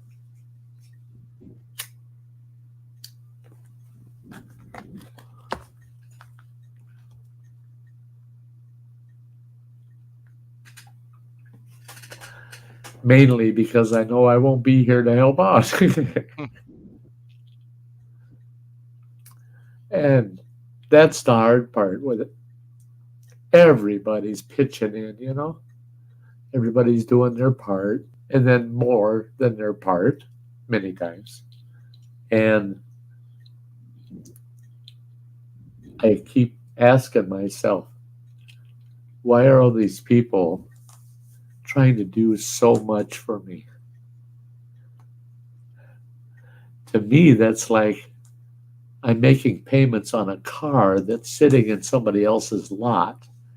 And when I get done investing in that car, I don't get to drive it because they're sending it to the junkyard. But I'm paying for it. I just get to say goodbye to the car. That's all I get for my investment of time and effort and money. Running Water, he's got a pretty good positive attitude about it. It's like when he told me put tires on my truck, he says, I don't want to inherit a truck with bad tires. I'm with him right there, man. I totally understand because they're only going to have a few thousand miles on them by the time I go because I can't take cross-country trips in my condition. I can do a lot of local traveling, but it won't. It's not going to add up to tons of mileage. So, speak of the devil, I figured it out. This living room, these people don't have a clue. This living room of ours, we don't have a lot of. We got a lot of small shit, but it's all in cabinets, right? It's all in entertainment centers and cabinets. We don't have a lot of small shit laying all over the place. I was looking at it. He bought a brand new rug. It's beautiful. It's got the log cabin and the moose and the bears on it. Awesome. It's the kind of rug you want in your log cabin with a big fireplace. You want that rug in there. So he bought a rug like that for our living room. Well, we got this old rug, and I figured it out. We got that rug literally the year we arrived in Wisconsin from Montana, 1988. We've been hauling that freaking rug around. The ex-wife and I used it for many, many years. Then my youngest boy had it, and he used it for many, many years. And then it ended up over here at Running Waters. My youngest boy brought it with him and put it in the living room. I'm sorry, but that rug, its time is going to be shorter than mine. It's got to go. It's got to. It died about about 3 years ago. Well, it's gotten so much traffic and dirt over the years, and spilled drinks. What it's the all the life events that's holding the rug together because it doesn't have enough fibers to hold itself Well, together that's anymore. it. It's got, what is that? 88. And so that's 10, 30, 35 years. Hmm. That rug's got 35 years of our life in it. I mean, I mean, kids have puked on it, and the cat has shit on it, the dog has shit on it. I haven't shit on it yet, but um, don't, I'm not guaranteeing anything. But the but yeah, the rug needs to go. It needs to go. It's done. It's had its day. It's got to go. And but I was looking at the room with my palliative nurse. I told Running Water. She showed up with a tape measure. I said, "What you bring that for?" I said, "I got tape measures laying all over the place around here." Oh, I didn't know if you had one or not. And I said, "Look at this damn place. We got Ryobi tools all over the damn place and everything." Speaking of which, Running Water, I can't find the electric drill or the Ryobi electric drill. Hmm. The impact drill I can find, but the standard drill that I was using outside, can't find it nowhere. It's here. I think it's buried under the boxes. That you can help me with next week Hmm. too, is get that back porch Yep. broke down, bundled up, the fuck out of here. Because literally, you could just come and go out of the back porch. I can't get to the dryer today. I got a load of laundry to do. So I have to move boxes to get to the dryer to dry the clothes. It's that full. It's bad. Yeah, it's. But where the hell did this wandered way the hell off? What the hell were we talking about? Um, Oh, she had brought in the tape measures. oh, yeah. Yeah. So she's measuring the living room, and she measures the couch, she measures the entertainment centers, the cabinet, our booze cabinet, and my big DVD cabinet that my youngest boy gave me for Father's Day. I like the cabinet, but he don't seem to like me, so I don't know why did he do that. No, well, anyway, figured it out. That cabinet can slide down. It's about 10 inches, and it can still slide towards this big entryway. And the big booze cabinet will fit right in there with the thermostat on the side and everything. And so, yeah, there's room for everything, except the new arrangement will open the room right up. Hmm. I mean, it's wide open.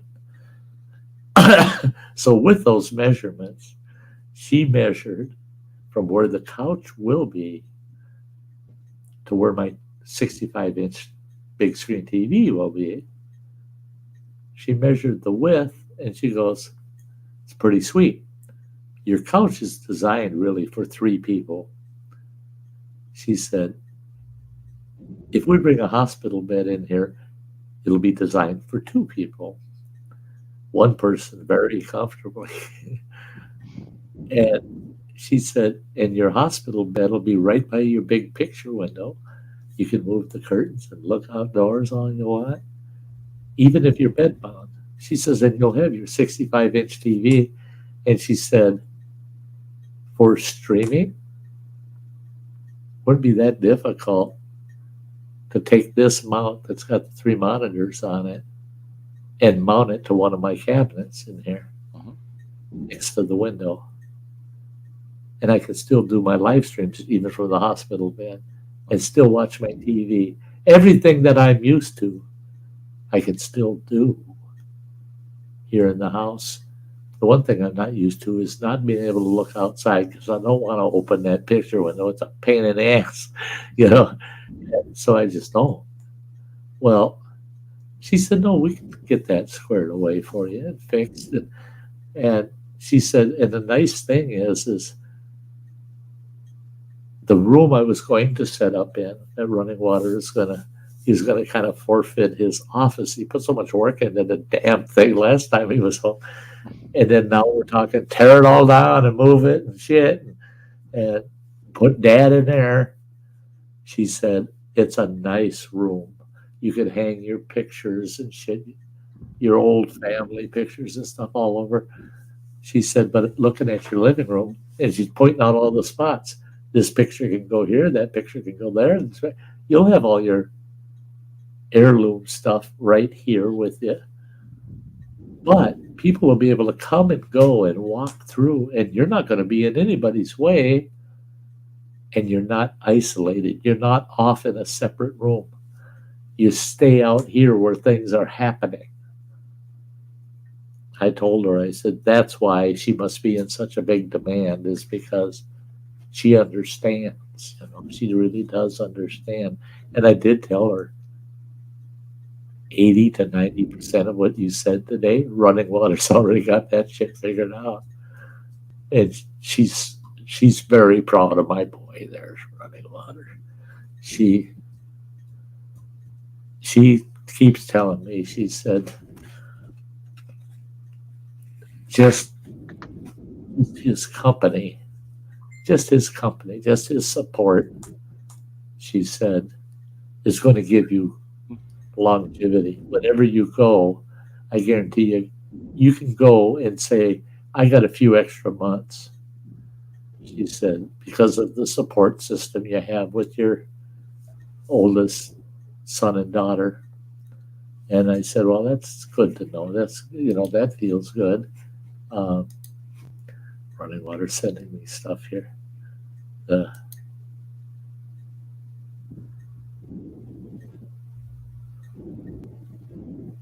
It's not there. It's not there? But I bet you it's in that room, though. Because I was using it to hang my guitars up. Right. But so I bet it's in that room. I didn't give the room a good look over. I just through the doorway, looked around, didn't see it. They're green, so I kind of expect, hey, come pop out. Because I think it's like that's the only thing I've used it on when I was at home. And that's the only thing I could think of where it was last used. I really put some unless thought you've into it. used it since, But if you haven't used it, because Nope. that's the only place I used that drill was in that office to hang up those guitar brackets. Right, and that was the thing is it was quite a while after you had gone back on the road that I thought, whoa, shit, I got that Ryobi drill. That's sweet. I'll just go over there and pull that lockbox for the key off. I ordered a new one. You ordered a new one? Yeah. It's one of those Amazon boxes, or if it's not one of those Amazon boxes, it's one of the ones coming by Tuesday. Okay. We'll get mounted out there, and then I don't have to go take that one off. But I wanted the drill because I had opened it and I looked and I go, oh, that's sweet. Just 4 screws. Zing, zing, zing, zing. Come over here and zoop, zoop, zoop, zoop. It's mounted. Couldn't find the drill. And I'm going, fuck you. I'm not using that goddamn screwdriver. Aren't I a lazy old fart? I mean, I used the screwdriver to put it in. What a bitch. What a bitch. Oh, that masonite siding? Yeah, it's not. Even self-tapping screws don't like going through that masonite. It's the I see an old comment here that words and pictures threw up there. This ain't the good place.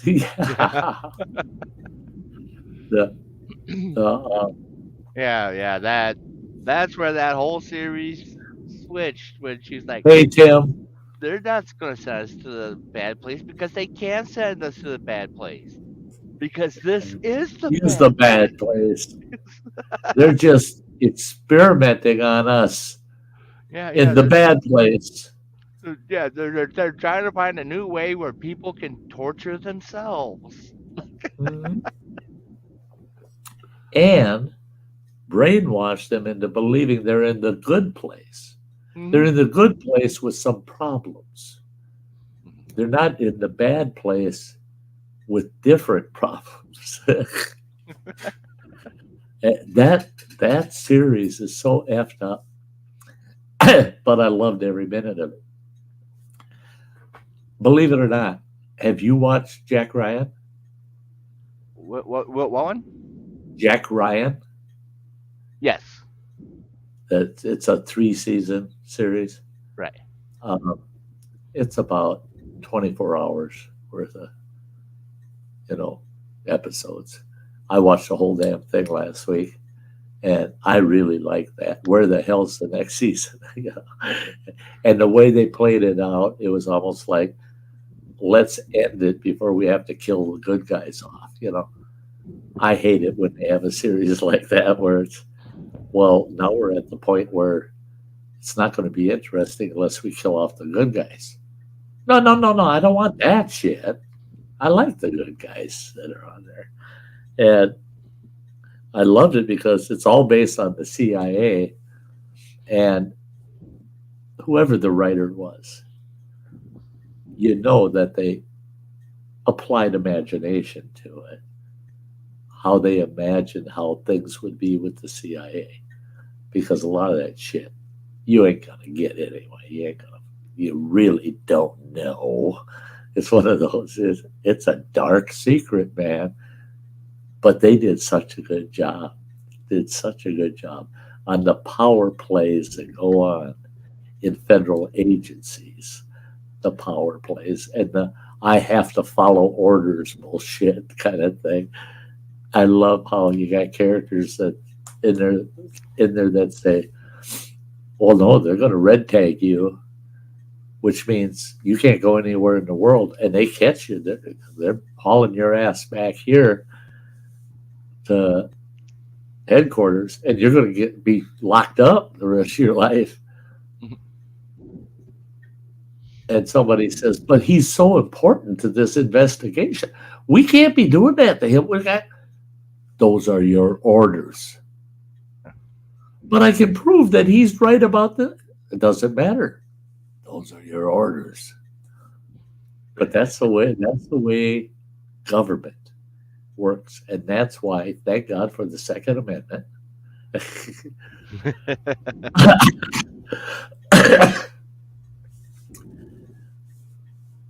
Government politics needs to be kept small.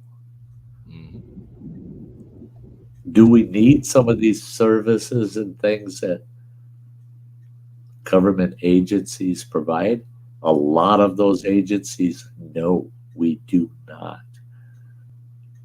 The open free trade market will see to it some of that shit's done, because it only protects their interests. It's like with the environment. No company wants the thumb put on the scale against them for contaminating a town. So they're going to do their best to avoid doing that shit. Mhm. But you're going to have the occasional bad apple in the basket that lets a train derail in a small town and then not do a hell of a lot about it. But that's life. We don't need the government in the middle of that shit. We need the Right. people that say, guess what? You're rebuilding those tracks, you're wasting your time because 2 miles down, we're pulling them off. Yeah. Because you Well, ain't coming through the train anymore. I was watching a documentary on Centralia, Pennsylvania. The coal fire and the mess ups by committee. Yeah, On yeah, on them, how they reacted to it, how they tried to fight it, but then stopped when they're almost had it, and then stopped because, oh, we don't have the funding. We need to have a committee to talk about getting more funding. And while they're right. doing that, it Then spread further. we need a committee to determine how much more we're actually going to need, because it's going to spread now, because this committee is lobbying for this and that. And so they end up with a half a dozen committees just slowing shit up. I mean, and that's In Yeah, my and some of the stuff where you had like these geologists and like professional miners. They're like, we need to do this and this and this, and they're like, well, we can get Jim Bob excavating to just come and dig it out, and then it just opens it up so there's more there airflow. we go. Yeah, let's feed the fire. Let's feed the fire. And Jim Bob's going, well, that didn't work. At least I got paid. Yeah, yeah, yeah. It took us spent 5 years digging that hole bigger and bigger, trying to catch the fire, and he's Yeah. I mean, come on, and that's it. Is we need smaller government. What we need to do is get rid of the bureaucracy in yeah, government. All of these red tape. agencies. Yeah, Get rid of those agencies. Government is supposed to legislate, make law. We have law enforcement. Let them do their damn job, and let the people run their country. No, the politicians believe they're smarter than us. And they just prove all the time how stupid they can be. I mean, just the lamest shit in the world. I love it when you hear one politician say to the other one, you said XYZ, correct? Yeah, but when I did this and this and this, and when I went, no. You said XYZ, right? Well, no, we don't want a speech. I just want a yes or no goddamn answer. Well, there isn't a yes or no answer. I've got to explain a lot of stuff. No, you can't pick whether or not it's a yes or no question. The questioner decides that. Answer yes or no. Did you say XYZ or not? Well, then you did say it, you son of a bitch. If you're refusing to answer yes or no, then you just answered yes. And that's wrong. what gets me is well, a good example. We have it's the CSA 2010. As for the truck drivers, it's mandated electronic logs, and we got a new point system that affects just drivers or drivers in company or just company. And that's just all. But it was all set up with all of us have to have electronic logs because it will reduce accidents.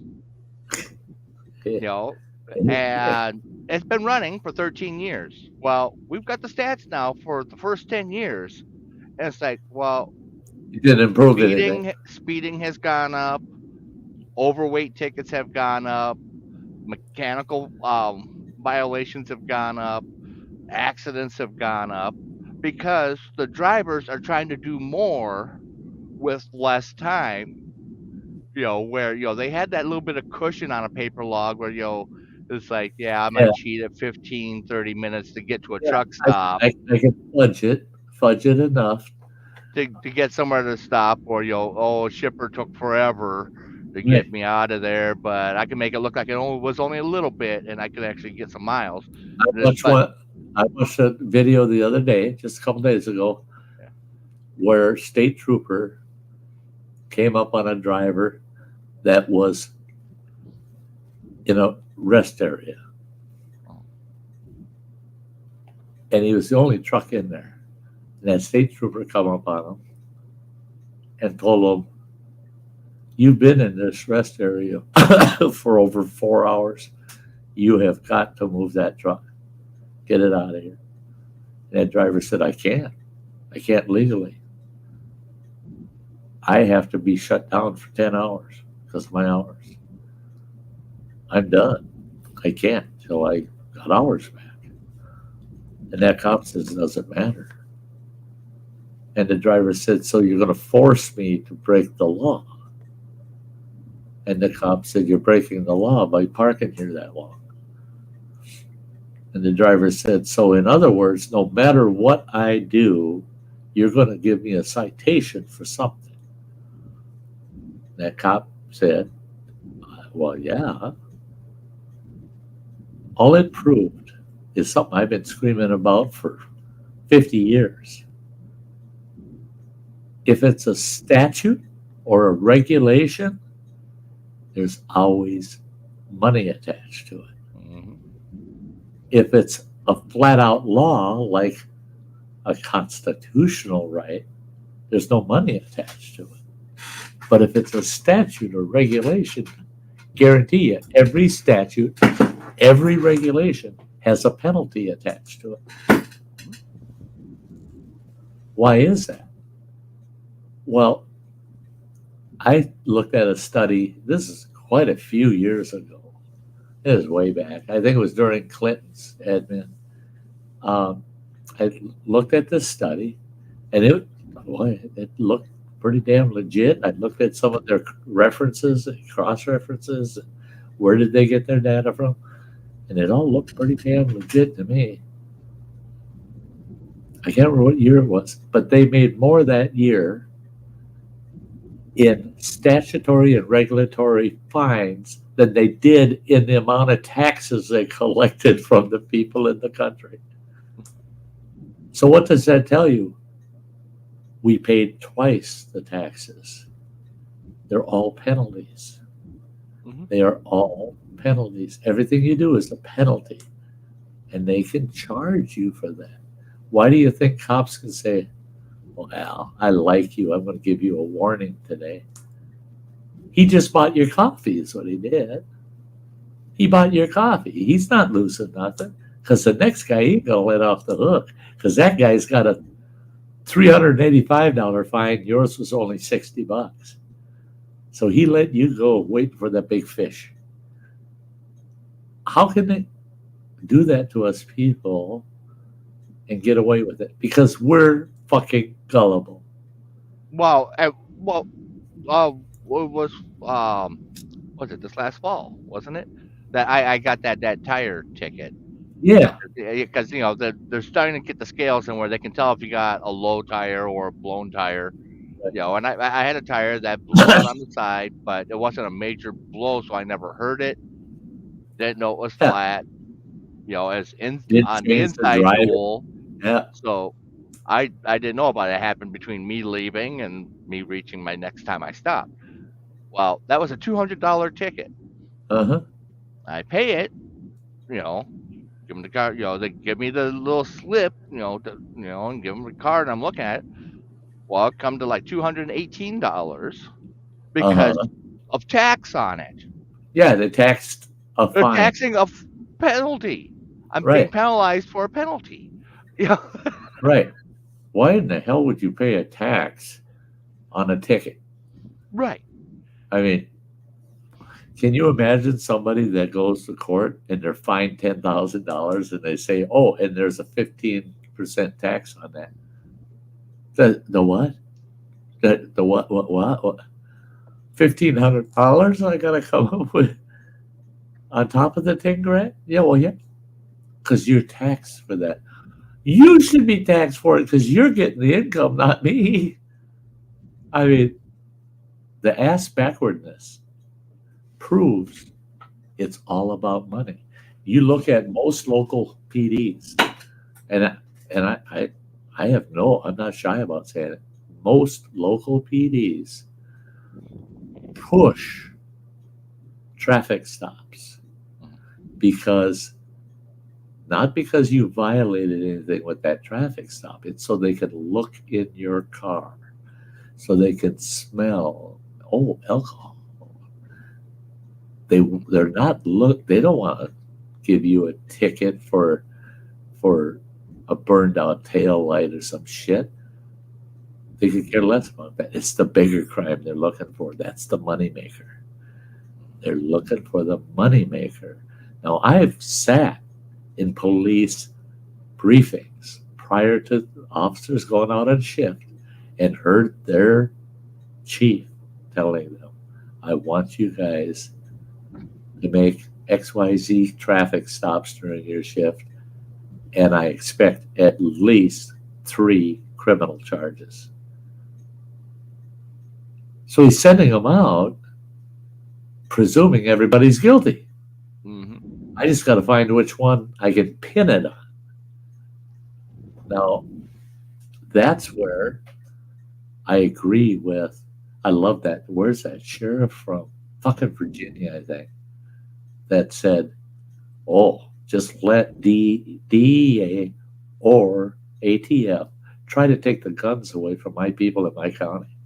Hmm. I will arrest each and every one of them for violating those individuals' constitutional rights." And they said, "Yeah, but if they pass a law," and he goes, "Exactly. If they pass a law, which means Congress has passed a law, we're talking about regulation here. We're not talking about actual law. We're talking about regulations. They want to regulate gun ownership. That's not constitutional. It has to be done by Congress. It has to pass the House. It has to pass the Senate. It has to be signed by the president. If it ain't, it's just the color of law. They're telling you it's the law, but it's really not unless you accept it as the law. Right. And people don't understand that shit, and they just pay the fines. Pay, so I don't have to deal with it. Pay. And if they want to pass a law, they ought to pass a law that says if you get stopped or given a citation for a misdemeanor, whatever the charge may be, or if you get arrested for a felony, that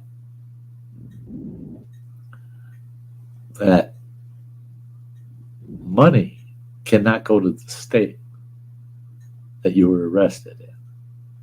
That money has to go into a general law enforcement fund and a national fund and have it distributed across the states. Now it ain't worth pulling people over because we don't get the money.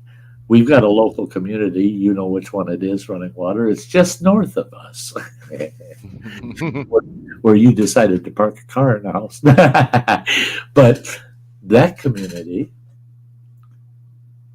literally, their city council said, we need more traffic stops. We need more revenue for our police department. I was sitting in that council meeting, and I said, whoa, wait a minute. So if they make more traffic stops and write tickets for speeding and not stopping and blah, blah, blah, how does that help the city? It just makes you look bad. They said, well, no, it helps the city because all of those fines come to the city general fund. And then we give a portion of it, a big portion of it, to law enforcement, and we use the rest for other civic things. So you get the money for writing me a ticket for violating a state law. Yeah, that's the way it works. I'm telling you, that don't work. That is so well, and it makes me think of those one of those rare cases where it works out for people. That Department of Justice catches Blake. on, the federal catches on. It was over in Arkansas. We were being routed around a town, Menifee, Arkansas. Told not to drive through there. Well, Arkansas's there's so many goddamn police videos about in Arkansas. It's insane. Well, this town actually got it's whatever their district is, right? Court struck and banned the city police department from writing speeding tickets. Oh, because the town's population is like 300 people. And they're averaging over $120,000 in traffic citations. 30% of their city revenue, their city budget, was just coming out of those tickets. Yeah. And when they took and dug into it, it's like, yeah, and none of those tickets are from local citizens.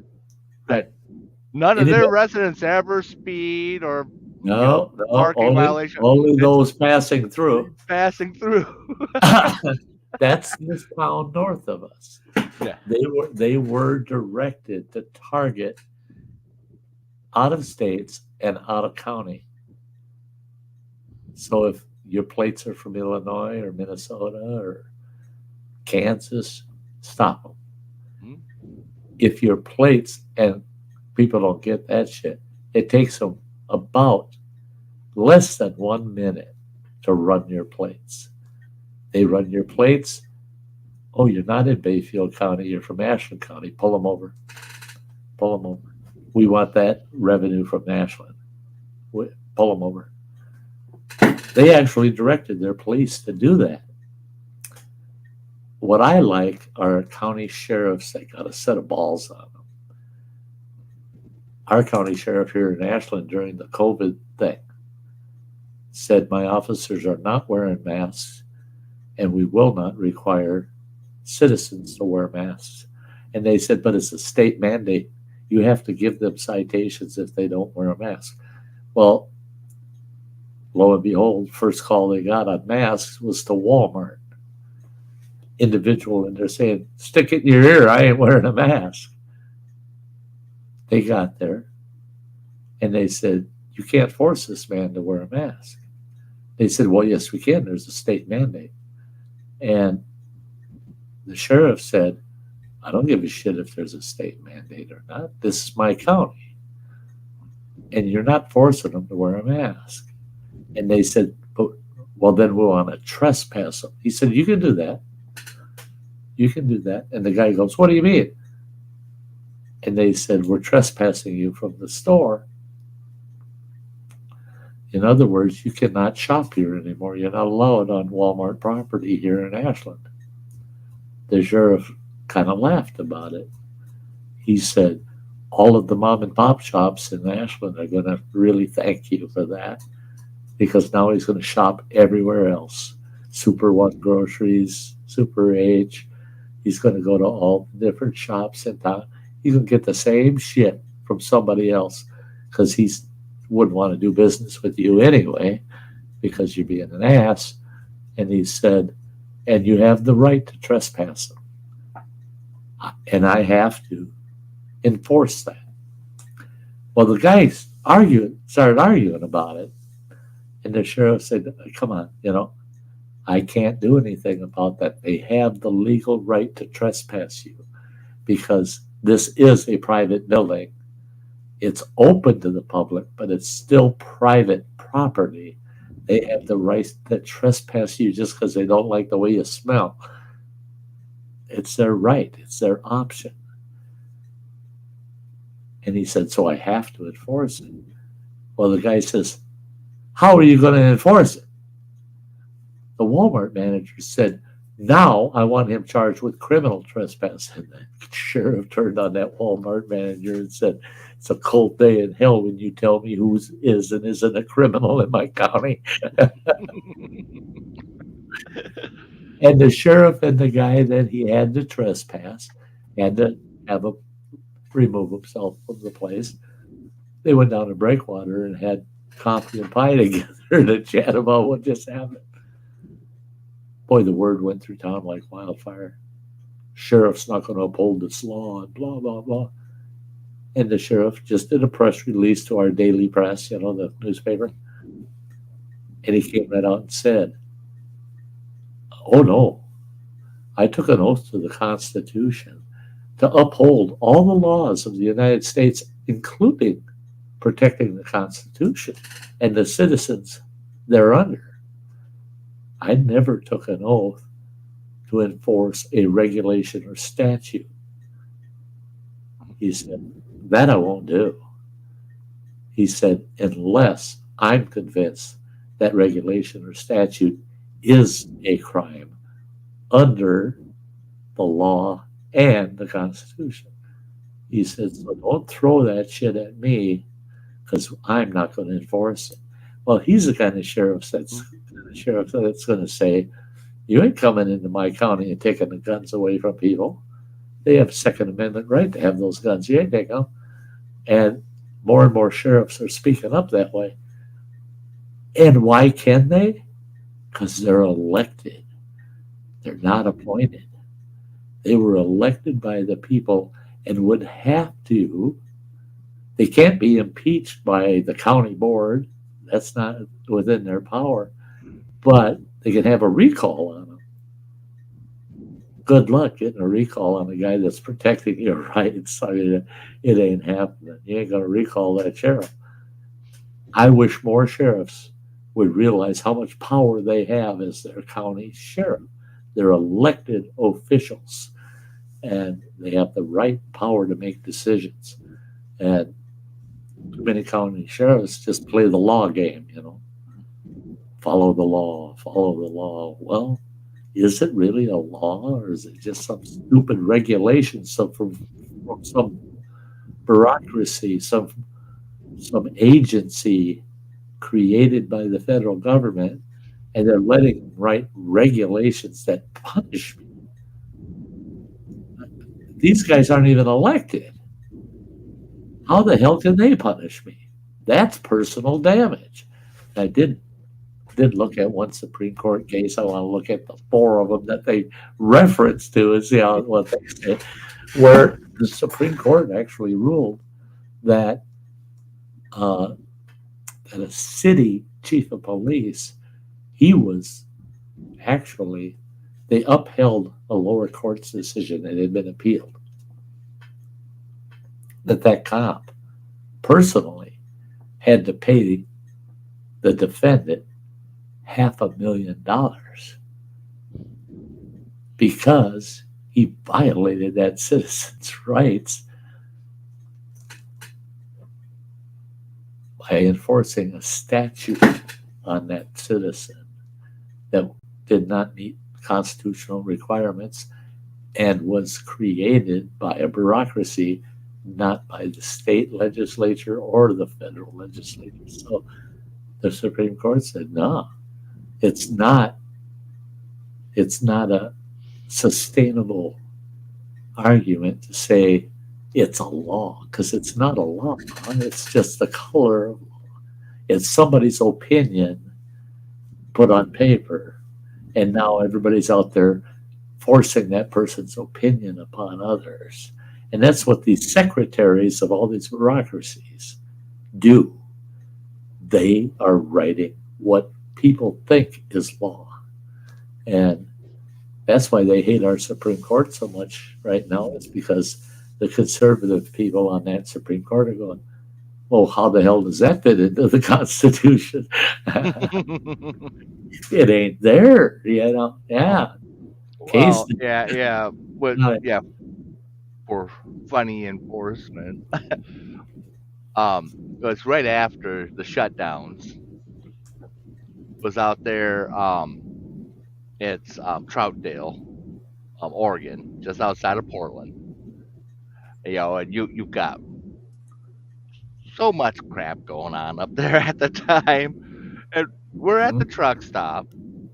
You know, as well. I had gotten in there on a Saturday, so it's Monday delivery, and there's some drivers that were nearby me, and I kicked myself because I wish I would have had my phone with me, because I had walked inside, and they were grilling and stuff. They had one of those little like tinfoil type disposable grills. Yeah. You buy them at Walmart.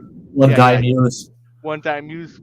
It had it set on the back of his flatbed, and he was grilling up some brats and stuff. And drivers just out there BS. And I went inside, use the bathroom, come back out. Cops were out there,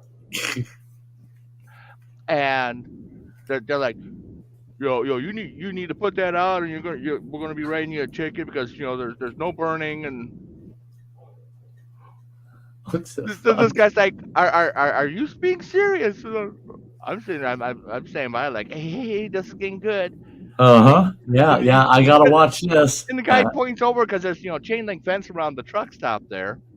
Right on the other side, you got a tent village out there, and lean-tos and stuff, and they got a bonfire going over. The homeless got a big bonfire. Protesters and shit. He's like, why aren't you over there taking care of the actual risky fire? Right. Instead of coming over to the easy target of someone trying to cook some dinner on a little barbecue. Or they're like, well, that's not your concern. Well, I need your name and number, and you know, wanting all the ID stuff. This one driver, I wish I would have gotten his name. I want to be his friend. This tall, scrawny black guy comes walking over, wearing this tiny little pink T-shirt with My Little Pony on it, Oh and like Jesus! his stomach sticking out, and he's like, "Bitches, what's going on? You guys aren't messing with my grill, are you? Hey, hey!" He points at this gal there. He's like, "Hey, girl, you get your phone out. You take and get this. The cops coming over here messing with my fire." The cops just looked at like, Yeah. well. When you get done, you need to put it away. And they laughed. The gal that had the phone, she's like, "You do know you got to replace my T-shirt." And he's like, "Yeah, but I was really hoping they were going to take down some gay black guy on video out here trying to Right. Right. skin her during COVID because Right. we couldn't go in the truck stop at all. Right. They had porta potties out there for us. It's pay at the pump, use the porta potties. You couldn't even go inside to get food or anything. Right. When the shutdowns first went down, I mean, we were stuck with what we had on the truck. Right. You It know, was fuel only, and a place that you know. a nasty place to take it up. I mean, That's there all are they several had. times I'm standing behind my trailer with a jug of water, to Yeah, to clean try up. to, oars bath, you know, and yeah, it's just nasty, and these. But they're trying to crack down on us truckers, and it's like, we had the cops called on us because we tried to go to Walmart in Mount Vernon, Illinois. Walmart's right behind the truck stop, and the security there called the cops because there's a lot of us drivers that were coming over, and they kept having to turn us away. Kept turning us away, saying, "No, no, we're only giving access to our local customers. We have to protect our community." And truck drivers are going from one hot spot to another, spreading this disease. And had the cops out there, to enforce us not being able to go into Walmart. Yeah, You and know, again, all of that crap came from a couple of individuals' opinions. right. They didn't back it with science. They screamed science, screamed it, screamed it, screamed it. But now I learned that through my career. If a person repeats the exact same thing more than 10 times, don't believe it. Because what they're doing, it's an age-old trick. If you lie and you've got a good, solid lie, it has to be small in statement. In statement, it has to be small. I learned that with the one tribe I worked for. We had a tribal leader that kept saying, so and so stole $500,000 from the tribe. And I would correct them. I was chief financial officer. I correct them and say, no, we did a full forensic accounting on it, tracked that money. And actually, our own health department had their hands on that money for quite a long time and used it for things in the health department before they refunded it and then moved it back to the department it came from. But then it got snatched from there over to another department. That money stayed intact. $500,000. We were able to see where they used it and then refunded it and then moved it. What they were doing was all these programs were sharing that money as a cushion. Well, I hate to tell you this, in a governmental unit, that is illegal. That's misappropriation of funds. And this individual, she says, in front of 400 people, well, that's all fine, Sty, but so-and-so took that $500,000, bought a strip joint over in a town over in Michigan. And I go, no, they did not. That person has never owned a strip joint in Wisconsin. That person never made a payment any kind of cash payment to anywhere over $9,000. And that was to buy a piece of land. They made that payment to the county. I said, very easy to track. And we tracked it backwards. See if it came out of that 500,000. No, it didn't. No, it didn't. It came out of his personal account. His personal account, all it had for deposits were his weekly payroll.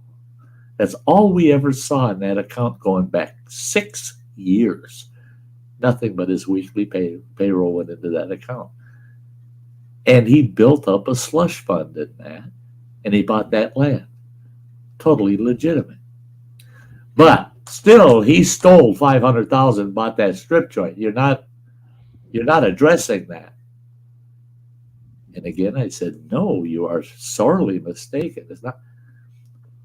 3 months of that individual in every public meeting accusing that person of taking that $500,000. And it got to the point where everyone in that community believed he did because they heard it every fucking day. She repeated the same lie every time she opened her mouth.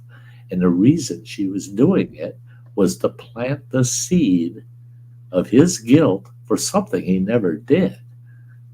It didn't matter how much proof we had, he did not do it. She kept purposely stating that lie. Well, there was a good ending to it. I got fed up with it. At about the 6-month mark, where it got to where I'm getting letters constantly from community members and others around the community that weren't even involved with the tribe about how he was an embezzler and bought this strip joint and all this and that. I finally got fed up with it, picked up the phone. I called the U.S. Federal Marshal's office. Well, get a U.S. Marshal involved, see what happens. Sure enough, 2 U.S. Marshals show up to my office about a week later. They were very concerned about the allegations. It sounds like everybody in the damn community knows he did it. And I sat them down, laid all that forensic accounting out. I said, you guys ain't going nowhere till you go through this whole chain of events. And then you tell me if he took that money. They spent 6 hours grinding on those numbers and looking at everything, all of the forensics we did. And when you do a forensic accounting, the first thing you do is nail every possible bank account that individual would have access to. Because that's where the money goes, is through the bank. Because this money started out in the bank. You had to get it out of it somehow, so we looked at the original source of the money. And when did it come out? When did it come back? When did it come out? So we're looking at him. It's like 2 family trees and trying to see if the roots crossed anywhere. They didn't. They didn't cross anywhere. Those federal marshals were so pissed by the time they were done. They said, we really need to know who perpetrated this lie because they're causing public unrest on the reservation over something that's totally false. And I told them who it was, and they said, oh, Jesus, because the individual was a traditional name with the tribe. Goes way back to the chiefs, And they said, public frickin' nightmare. So what they did was they called a town hall meeting for the whole reservation to show up. The only thing I didn't like was the assholes made me sit up there at the table with them. They put me right in the middle of that shit. And they explained their investigation into the matter. And they said, let's make it perfectly, publicly clear that individual that has been accused of this, has been falsely accused, has never touched that $500,000. They had to come back 3 times to the reservation to remind him that he was innocent. Because even after they publicly proclaimed it, the public still believed he did it. They still believed he did it. And there were people that knew damn well he didn't do it, and they were screaming and hollering, let's bring some of the staff members from this strip club and see if they even know the guy. Well, finally, they had this hearing, and they brought some of these staff members all the way from Michigan over here, paid their lodging and shit, got them over here. They get up there and publicly testify that I don't know the guy, never ever seen the guy. The one gal said, "Oh, I know him. I know him. I saw him at the Associated Bank. He was there with the vice president of the bank one day. I was getting my account squared away, and he was right at the next desk working with the vice president of the bank. So I know. I've seen him before. Well, the only place you saw him was at the bank? Yeah. Okay. U.S. Marshal's office reviewed that bank's accounts.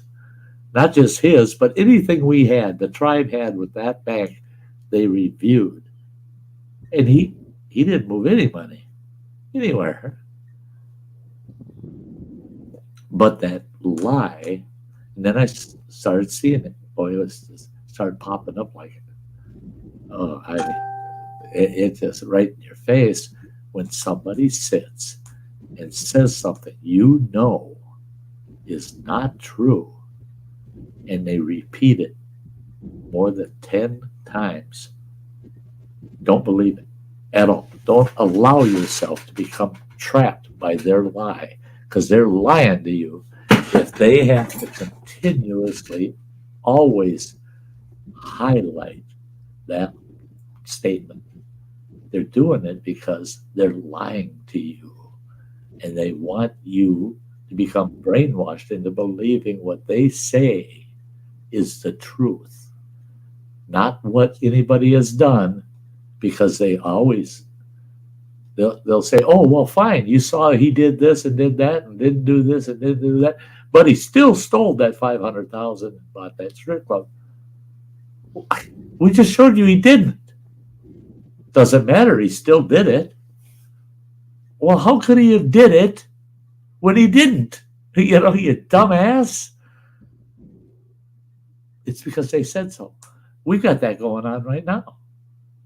We got that going on in our country right now, especially with the transgender thing.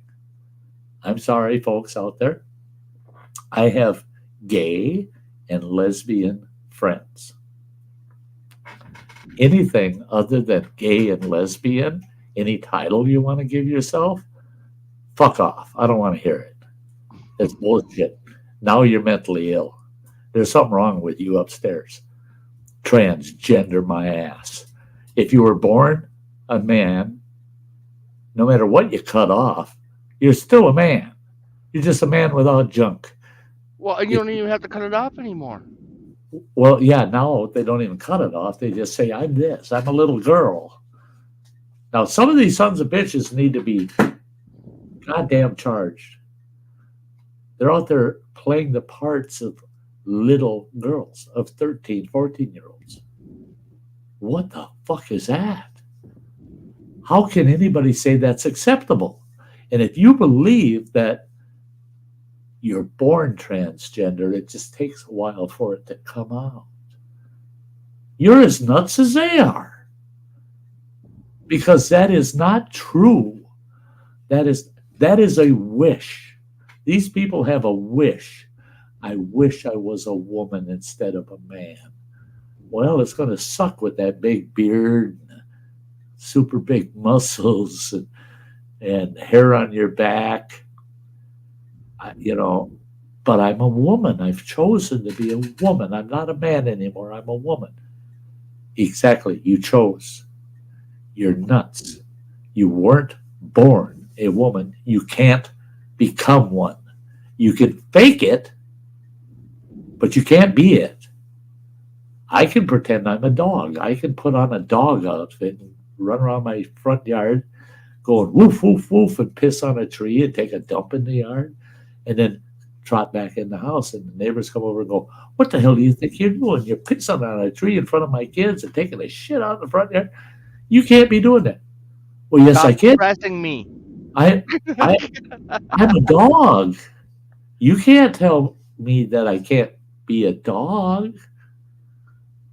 No, I can't tell you to stop being a dog, but I can tell you flat out, you're nuts. And that's it. Is people are afraid to just say it. Just afraid to say it. Some things in this world cannot be changed. And that's one of them. If you're born a man, a male, you're a male the rest of your life. If you're born a woman, you're a woman the rest of the life. If you treat that person, you do the surgery, all that shit, the hormone treatments, everything under the sun to make them as close to being a woman as you possibly can, you have manufactured that. It's not natural. It's been manufactured. It's fake. It's artificial. I can do that at a plastic surgeon. They can make me look like fucking Brad Pitt if I got enough money. Get real. So I go in and have all this plastic surgery done to make me look like Brad Pitt, and then I go run around saying, "I'm Brad Pitt." I've chose to be that. I have the right to, and you have to respect me for that. No, I don't respect you for that. I'm concerned for you because of that, because you are sick. There's, and like I said, I have gay and lesbian friends. Do I agree with being gay or lesbian? Doesn't matter. It doesn't matter whether I agree with it or not. That's their own personal choice. But don't get in my face with it. Don't get in my face with it. Don't come up to me and say, "I'm gay and you're not, so you hate me." Boom. Maybe you're right. Come talk to me that way, you asshole. Now you're not gay. You're just being an asshole about it. I never bothered you about being gay. But if you throw gay in my face, now you just built the wall, not me. I don't give a shit that you're gay or lesbian. I don't care. And I don't want to hear about all of your suffering and I'm oppressed by society because I'm gay or lesbian. Sorry, but my gay and lesbian friends are very successful people. They're wonderful people. They're great people. I never hear them tell me how right being gay is. I've never heard it from them. Never heard them say, "Oh, yeah, you got divorced from your wife. Maybe she should have been a lesbian." That's her problem, not mine.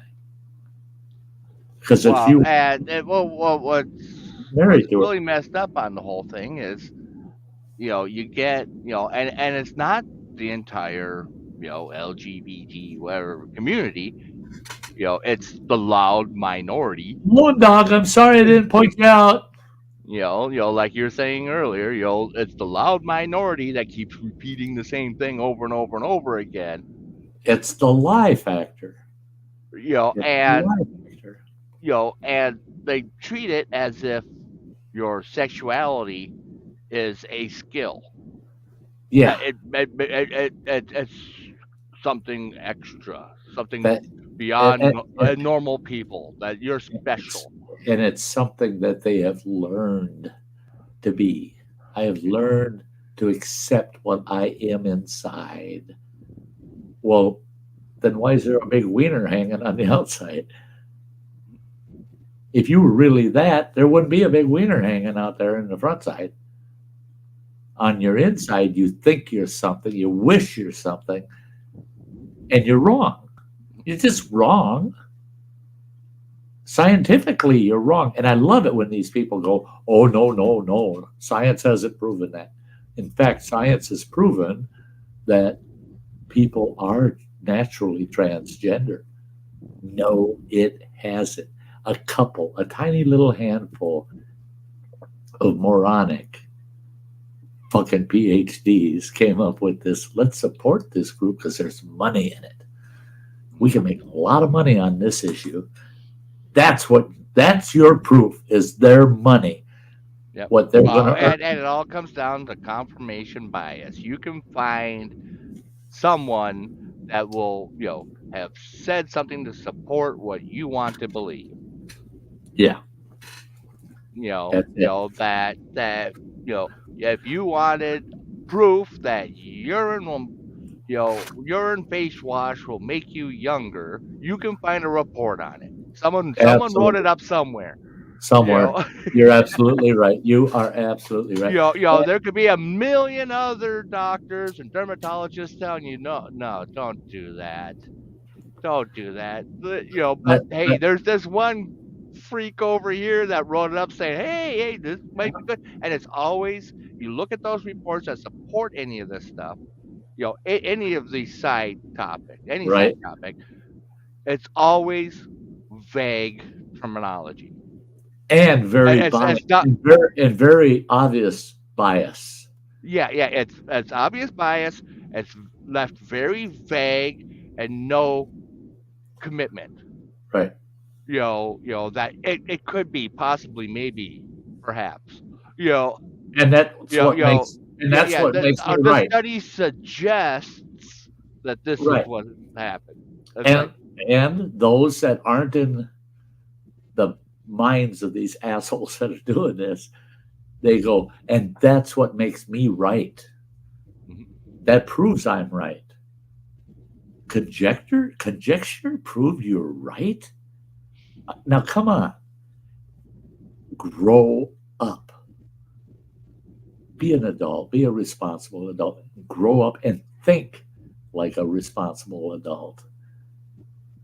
And you'll find that you're being lied to. It's a bullshit. You're not a woman. You're a guy. Cut that shit out and stop cutting it off because it's all bullshit. It's all bullshit. And it kind of loops back to our earlier conversation when it came to, vegans. Yeah. And I've brought this up to other people. I'm like, if the whole vegan lifestyle is so great, why are you guys working so hard to make your food taste like mine? You go to the freezer section, there's veggie burgers and veggie chicken and veggie everything. meats. I said veggie bacon. It's like, where is the section with the steak flavored broccoli for me? Right. I want cauliflower that tastes like a cheeseburger. Yeah. Well, yeah. Or actually a cheeseburger that tastes like cauliflower. And that's it. Like, if your veggies are so good, why are you trying to make it taste like a steak? Yeah.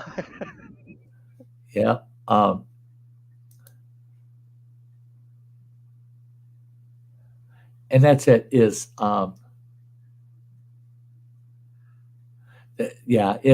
it's a whole mindset on this issue that really, really destroys the issue. I mean, if you sit down, and I did just about a month and a half ago, sat down with a group of people. There was 9 of us sitting there in that group talking, and this subject came up about trans. Nobody in there was pro or anti-trans. The people, I realized that right away. Most of them were just like, well, I just don't go there. I don't, it's not. Don't care. It's not my problem kind of thing. And then I started to explain to them, I'll stop and think about it. What if they have their way? What if they have their way? These few tiny, minute, they say the trans community represents 0.002% of our population. Why is it the biggest damn issue on the news? And I don't care which news outlet you go to, conservative, liberal, it don't matter. It's the biggest issue. it's a For point distraction. It's for point misdirection. 0.002% are trans. They need to grow up and get on board with the rest of us in the world. Otherwise, keep their mouths shut, stay out of sight, fuck off. Because this is bullshit that such a tiny, tiny, minute group of people, based on opinion and conjecture, can change our laws, can change the way we're required to speak. I love that too, as I absolutely refuse. I got into that just about a week ago with an individual that I told them, I said, they said their choice of pronoun is, and I didn't even listen to what it was. They just said, my choice of pronoun. That's the end of the conversation right there. And I said, well, I don't choose a pronoun for you other than hey, you, or he said, or that's his, but I don't go by that. You don't, but I do. You don't have the right to do that. I said, how, if I don't have the right to do that, then how do you have the right to do what you're doing? In other words, we don't have equal rights. You have the right to spout off that you're something you're not, but I don't have the right to spout off and say they're full of shit. Don't ever. And yeah, the whole pronoun thing, and you've got so many cities and counties, and California is a real big one that making local policy and regulation on writing fines if you don't if you purposely misuse someone's pronoun, that, oh, you're going to get fined, that's hate speech. Yep. It's like, no, what they're doing is compelling you to speak in a certain way, and that 100% goes against the First Amendment. Right. You cannot force Me to think something different than what right. I think. And that is, I mean, the Supreme Court has held that up so many times. You cannot go into a mind of an individual and tell them they cannot think the way they do. That is a protected right under the First Amendment. They have the right to think what they choose to think. And you cannot judge them for their thoughts. You cannot say, well, he doesn't like trans people, so he's a hater. He's, everything he says is hate speech. He's a hater. You cannot do that, because now you're implying that that individual is a hater and he's propagating hate speech. You're implying that. But yet all he did was speak his mind. And you can't control what his mind thinks. So, no. You can't do that under the First Amendment. You cannot interfere with that person's mind. Well, and when it comes down to the First Amendment, there is no such thing as hate speech. There's speech you might hate, and you have the right to not listen. You can walk away and don't listen to it because you hate what they're saying. But it's not actually hate speech, because you have a right to say what you want. They have a right to say what they want. Right. Everyone has a right to their opinion and say what they damn well please, and it's all protected. Yeah. And I completely agree that someone wants to call themselves, a guy wants to call himself a girl. He has the right to do that, but he does not have the right for me to make me call him a girl. Me play his fantasy. Right. Well, and even if it wasn't a fantasy, right. I, keep in mind, folks, I grew up in the 50s and 60s. I can remember growing up and telling guys, "Oh, you're just a fairy.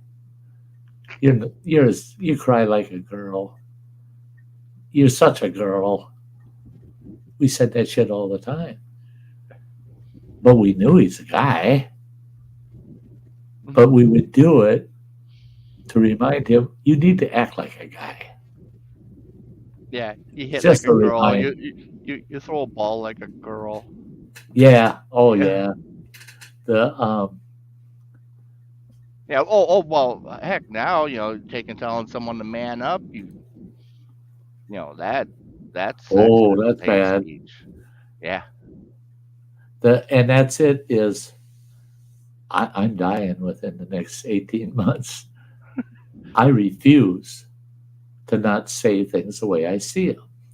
That's like when I was in the hospital up in Duluth, and I had a trans individual came in to put an IV in my arm,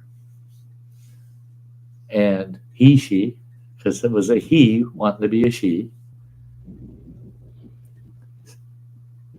before they even prep me or did anything, they go, "You need to understand that I am transgender." And I go, "Whoa, whoa, whoa, stop, stop, stop, stop, stop. I'm not at a town hall meeting or a protest here. I'm here for medical care. Are you good at putting IVs in?" And she says, "Well, actually, I'm very good at it." I said, "That's all I need to know. I don't need to know what you think you are or say you are." I said, "You could be a monkey on the weekends in a circus. I don't give a shit as long as you are good at putting that IV in. Because I came here for the best medical care I can get. Can you give me that?" And she said, "Well, of course I can." I said, "Then do that. Do that. Give me the best medical care you possibly can. I don't want to know you personally, so I don't care if you're trans or not. What I care about is medical care, and I don't want to feel that because I won't confirm you're transgender that you're going to be rough with me or mistreat me some way because I don't agree with trans." I said, "I'm just here for health care. I don't, because, and that's the key, health care. Everything else, I don't care. You know, Yep. get real, whoever, whatever you are, as long as you're qualified to do this job. I'm good with it. Go for it." And she did an excellent job. They put the IV in. I barely felt it. And I complimented them for the quality of what they did. Very good job. They left and they came back about an hour or two later and apologized for starting the conversation off with the fact they were trans. I said, "You just earned some respect from me because I think you understand now. It doesn't matter if you're trans or not to me, and it shouldn't matter to anybody. That's your choice to be trans." "No, I said, whoa, whoa, whoa, stop. I'm just saying what I believe. You don't have to believe what I believe. I believe by choice you're trans. And we can leave it at that as long as you're providing me with health care." And he actually showed some appreciation for that position and said, "I get it. I get what you're saying." I said, "Good, good. Because you can be trans, because I can't stop you from being trans. But I can say I don't care for that. I don't see why they are. They don't need to be trans. They've chose to be. But doggone it, if you need an IV, go have that guy do it, or that gal, or whatever. What fuck." And she did voice that they were concerned about the fact I wouldn't use their proper pronoun. I said, "Well, I won't use it because it's not proper. You already told me that you're trans, so you're a guy wanting to be a woman. Okay. When you prove to me, after we take a look at your blood work and we determine your chromosomes, you're still he to me. He, you're not she. You're not. So no, I won't use that pronoun for you because you're not. Well, it's something that's bugged me because I write, and grammar's a big thing for me for writing, and look at the fact of pronouns Yeah. and their function. Okay, if you have chosen pronouns that you prefer, Z and Zer or whatever, Z and der, I whatever don't want to learn a new whatever language. pronouns you choose does not matter with the conversation between you and me. That the pronouns only matter when I'm talking to a third party about you. Yeah, true. Because when you're talking to an individual, you don't say he or her. Right. You're You're saying it using to their the proper third nouns, party. their Right. name. You're You know, using. Yeah. You only use it when you're dealing with a third party. yeah. And You want to call your name is Tom, or your name tag says you're Denise. Well, I'll call you Denise. I'm not going to judge on what name you got. I know a guy named you Tiffany. see, see, He's if out of if France. I don't know that they're trans and they got a name tag on them, I'll call them by that because I don't know they're trans. I might suspect they are, but I don't know. Yeah. But when they get in my face and tell me they're trans and I want to be called this and that, I won't do it. I won't do it. In fact, in the third party, I won't do it. I'll say, he said, and he's going to say, no, it's she. And yeah, he says it's she, but he's wrong. I'll do that, even through third party, because once they declare that they're trans, now they want attention for it. Now they're making it an issue. I don't walk around the streets and tell people I'm old, crippled up, and I got terminal cancer. I'm going to die in 8 months. So you got to show me special attention. I don't do that. I wouldn't do that. It's not their problem to live with, it's mine. And they don't need to know that. I might walk up to them and say, hey, hi, nice to meet you. I'm Sty. If they're going to find out the details about my life, they're going to become a friend first. Then I'll detail out. But in the meantime, it's none of their fucking business what I am. The well, that's like some of them are very difficult to figure out their gender. Yes, that was the one at the hospital. If that person hadn't, first thing out of their mouth is, you need to know I am transgender. In my mind, I'm going, could have fucking fooled me. You're actually very attractive as a woman. But I don't want to take something home that's got a handle on it. Just because you're attractive and you're hard to identify visually doesn't change the fact you're a male. You're a male. Asians. And again, I'm talking back in the 1970s. I was watching these videos of these Asian guys that professionally perform as women. They're in movies and stage acts and everything else, and you cannot tell. You look at them and you're going, there ain't no fucking way that's a guy. Then they show them in the dressing room prior to prepping for their act. They come in wearing baggy pants and a beat up t-shirt and some Adidas, and they walk out wearing these awesome dresses and their faces all made up, their hair's just perfect, and they're wearing high heels. And you're going, who the fuck is that woman? Well, no, that's the guy that walked in the door. They were able to make him up that it was almost 100%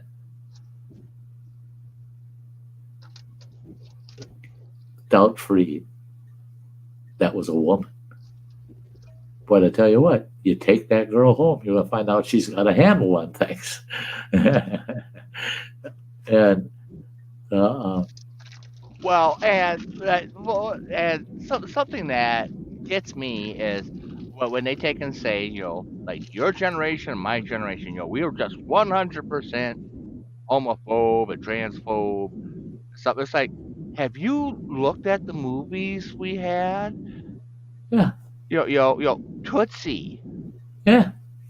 What's that one with Mrs. Doubtfire, for Christ's sakes. Mrs. Doubtfire? Was it that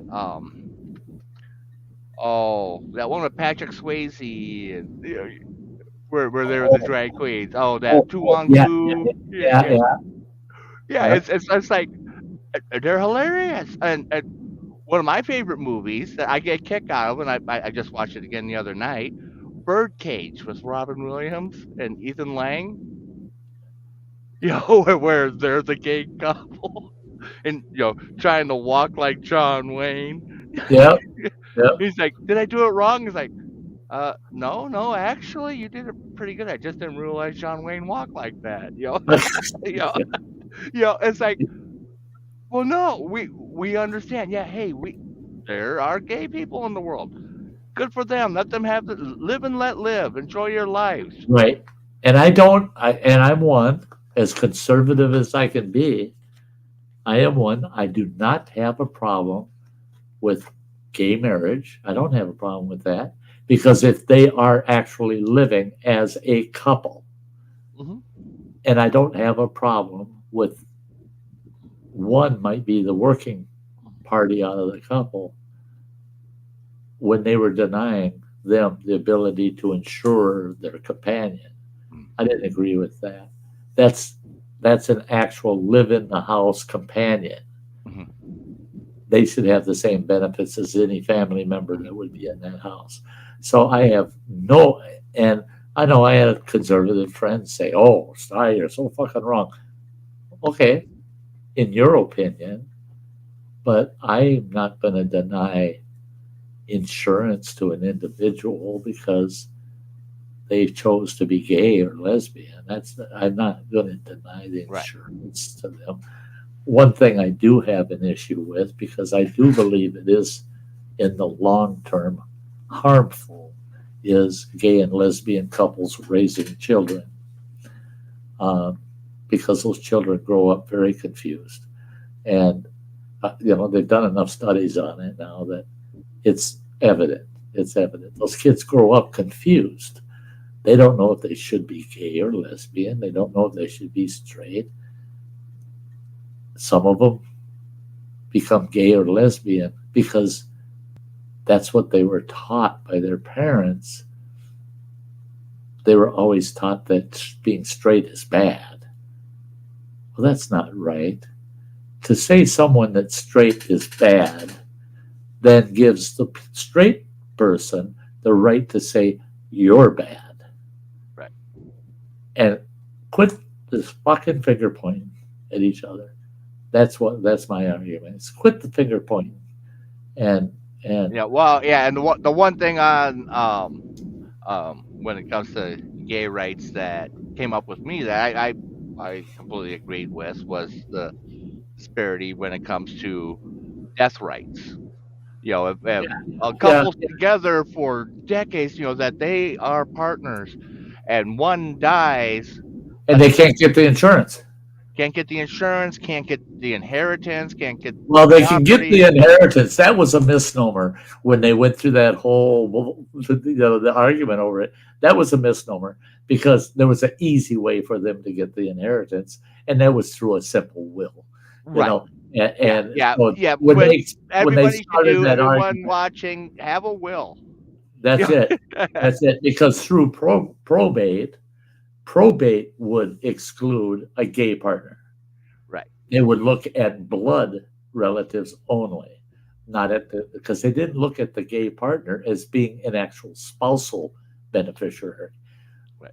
Okay, But if you wrote in your will that that individual got all your shit, probate says, well, done Yeah. deal. Yeah, he can give it to some baboon and on over. I always get a kick out of these wills where it's some rich old lady and she gave it all to her cat. You know, you know, Yeah, yeah, yeah. it's like screw the kids, they suck. Screw the kids, but boy, I pamper want the my cat. cat taken care of, and Yeah, whatever's when the cat I dies, give it all to the Humane Society. You know. right. I actually watched a video about a gal that did that. Old gal that did that.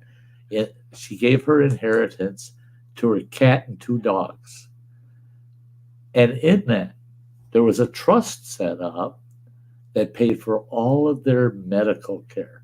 Now, I don't mean just going to see the vet. If they need surgery or anything, the best medical care to keep them fuckers alive as long as possible.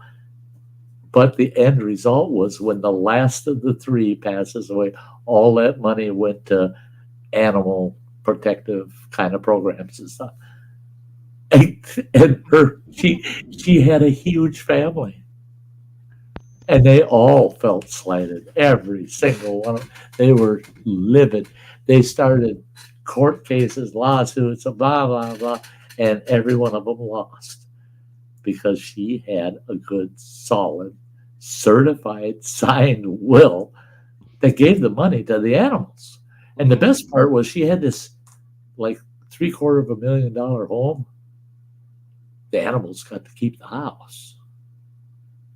So they had animal care workers coming in 24 hours a day.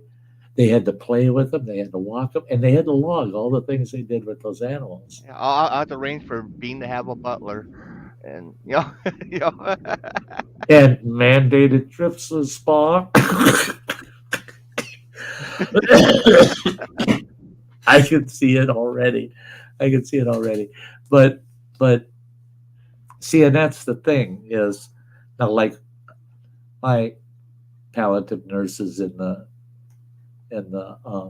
hospice team, that comes up frequently with me about a will, you know.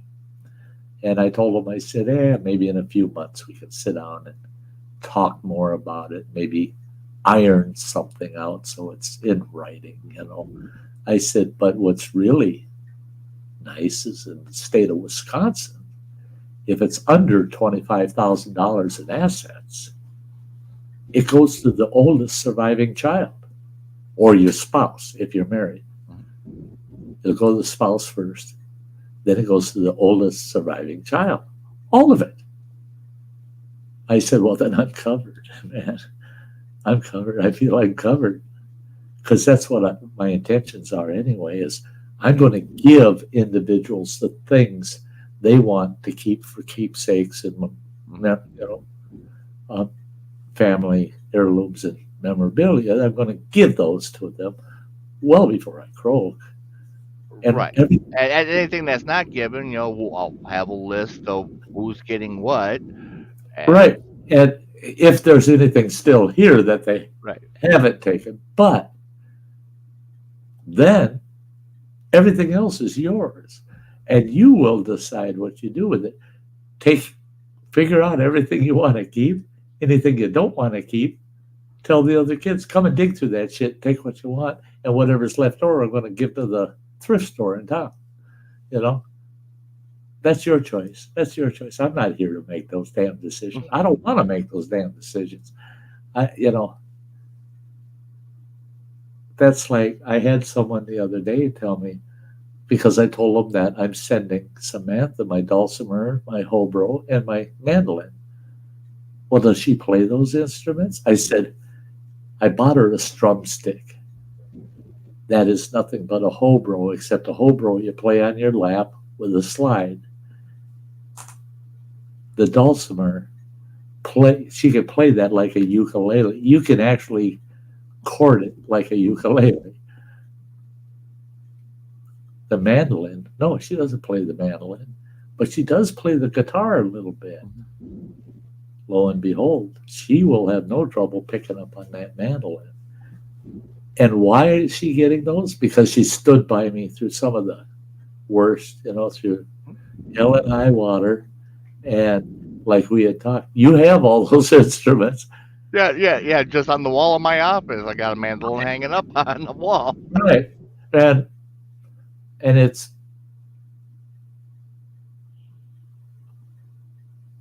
to I it's just to show her my gratitude for being there. Um, there's some other people that I want to send them small little Sty heirlooms.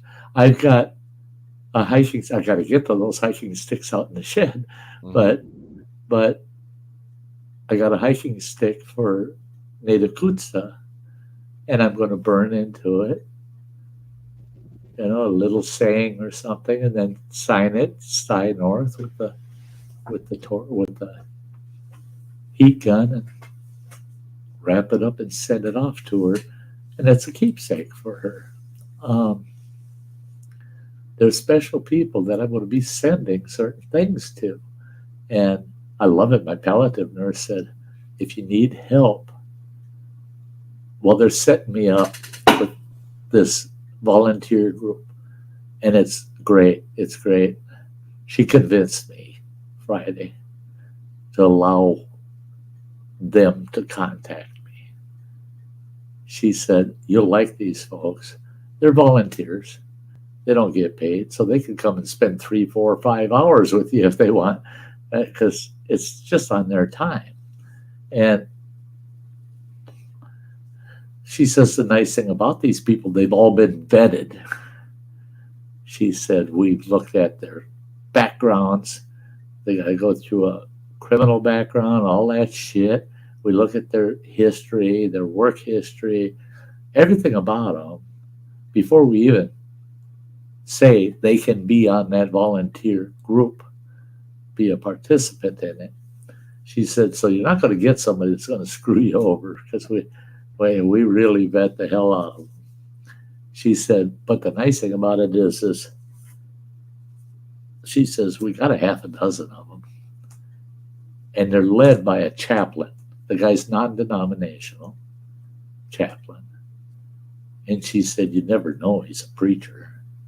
She says, you'll find out if he comes to visit you, you'll find out. Within a half hour, he's probably dropped 2 or 3 F-bombs. She said, you'd never tag him as a preacher.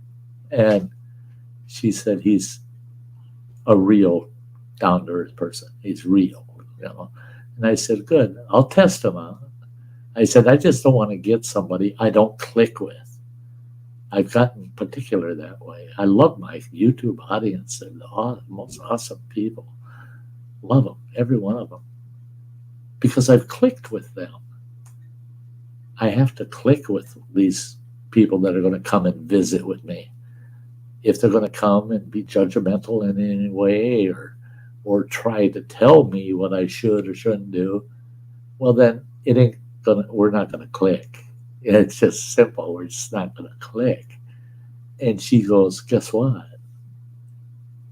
All you do is call me and say, so-and-so visited me the other day, and I'm not going to click with that person. I'm just not going to click with them. She said, they won't even know that you asked them not to be there. They'll just get reassigned to somebody else, and they'll be told, we feel this client's a little more important. You need to go see that client. She said, and we'll get you a new one. And we'll go through all 6 of them if we have to find the one you can click with. That convinced me. I said, okay, fine. I should be able to find 1 out of 6 that I can click with. I click with people anyway. I'm a people person. I love people. And I even love people that shouldn't be loved, I've had some real assholes in my life that, I think they're great. They're great. But they are assholes, and I'll tell them, you're such an asshole. God, that's nasty. You're terrible. What, don't you want to see me again? Well, no, you come back next Tuesday. That's cool. But, try not to be such an asshole. And I'll be looking forward to seeing you next week. There's a lot of people in my life that way because I like people. I just like people. What I don't like is controversy. I don't like people. I'll tell you what. At this stage of the game, after some family issues lately, I've come to the conclusion and the decision that I want my family members to know I have the right to be wrong. Don't try to prove me wrong. Just let me be wrong, would you? Just let me be wrong. Does it hurt you to let me be wrong? I ain't going to be here 18 months from now, so what the fuck does it matter whether I'm right or wrong? Just let me be wrong if I'm wrong. Let it go. Because what am I going to change? If I don't agree with this little detail or that little detail, that's what I've had with a family member that, I mean, they didn't even pertain to the conversation. It was just a statement, off the cuff statement. And it was, you're wrong. Well, okay. Then I'll be wrong. If you're right, you're right. If I'm wrong, I'm wrong. But what does that matter? It does matter. We can't have a relationship if you won't accept when you're wrong. Fuck you. Fuck you. I got the right to be wrong. You can fuck off. I only got 18 months to live. Let me fucking be wrong. If I tell you I saw a one-eyed, one-horned, fucking flying purple people eater out in the front yard this morning, you're going to naturally want to tell me you're fucking nuts. Just leave it be and let me see these purple people eaters. So what? What's that fucking hurt? It's different if I come flying out the front door and start taking shots at one. Find out it's the neighborly granny down the street wearing a purple jacket and a Vikings helmet. You know, oops. I thought it was a one-eyed, one-horned, flying purple people eater. So I shot the hell out of it. Well, now you might want to intervene, you know. But if all I'm saying is, I seen one, let me see it. Fuck that shit. Because what I don't need in my last 18 months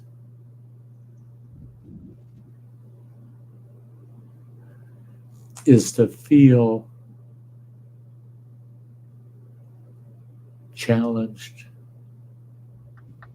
questioned,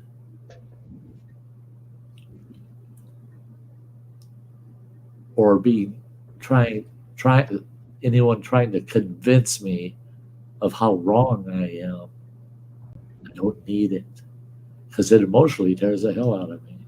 I had a family member ripped into my ass because I said one thing, he said another, and I said, well, okay, it had to do with the house. I said I lived in that house for 2.5 years, and I knew that house inside and freaking out. And I told him he was mistaken about a certain thing in that house. He said, well, I lived in your basement for 8 months. I said, yeah, and I lived in that whole house for 2.5 years. So qualifying the statement, I think I'd lean on the guy that's got the more experience in the house than the guy with the least experience. Oh my God, he blew up. He went nuts. And right to the point where he was disrespecting me, telling me that I was nuts, I'm senile, got dementia, on and on. And he did tell some other family members that he thinks I will need to be put into a home at the end. No. Boom. That's when you get put me in a home. And it's called a funeral home. I am not going into it. No,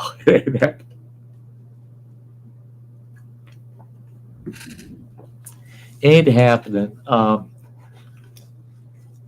going to have to go Well, I got to wrap it up. because I really got to go. I was going to say, I got to go too. I'm sitting here sucking this last cup of coffee, and I got one sip left in it, and I'm afraid to take that sip because I think that equivalent will have to come out for that to fit. Right. I've gone through 3 energy drinks since we started the stream. Well, at least you'll be able to run to the crapper, right? Oh yeah. I got the energy to get there, but get the hell out of the way. No kidding. Yep. And if there's not an open stall or urinal, I'll just use the sink. Yeah. Well, I asked my palliative nurse about that during hospice. I said, "You're not going to put me on a colostomy bag. That's for goddamn sure. I won't let them do it." I said, "And you're not catheterizing me." And she said, "That's what the porta potties, the compact porta potty next to your bed is for. And that's what bedpans are for when you can't get out of the bed." She said, "It may advance into your bones by the end. You won't be able to actually be physically relocated, but maybe once a day just to change the bedding and stuff, because we could break your bones just lifting you up." She said, "So there's bedpans and urinals for that." And I go, "But if I get so damn weak, I can't get on the bedpan or use a urinal." She goes, "We'll be there to help you." I go, "Oh, God." That's different. I have never had anybody help me take a shit in my life. That's different. I said, "And using a urinal, but there's no hands on? That's different. I've always peed on my own, except when I had catheter, when I had my surgery." I said, "I appreciated the catheter at that time, 7 days bedridden, can't even get out of the fucking bed. But when they removed the catheter, I said, that's bullshit. I had never again." So yeah, I told her, I said, "This is going to be a real learning experience going through this." I said, "It's kind of a shame that I'm going to learn it as I die."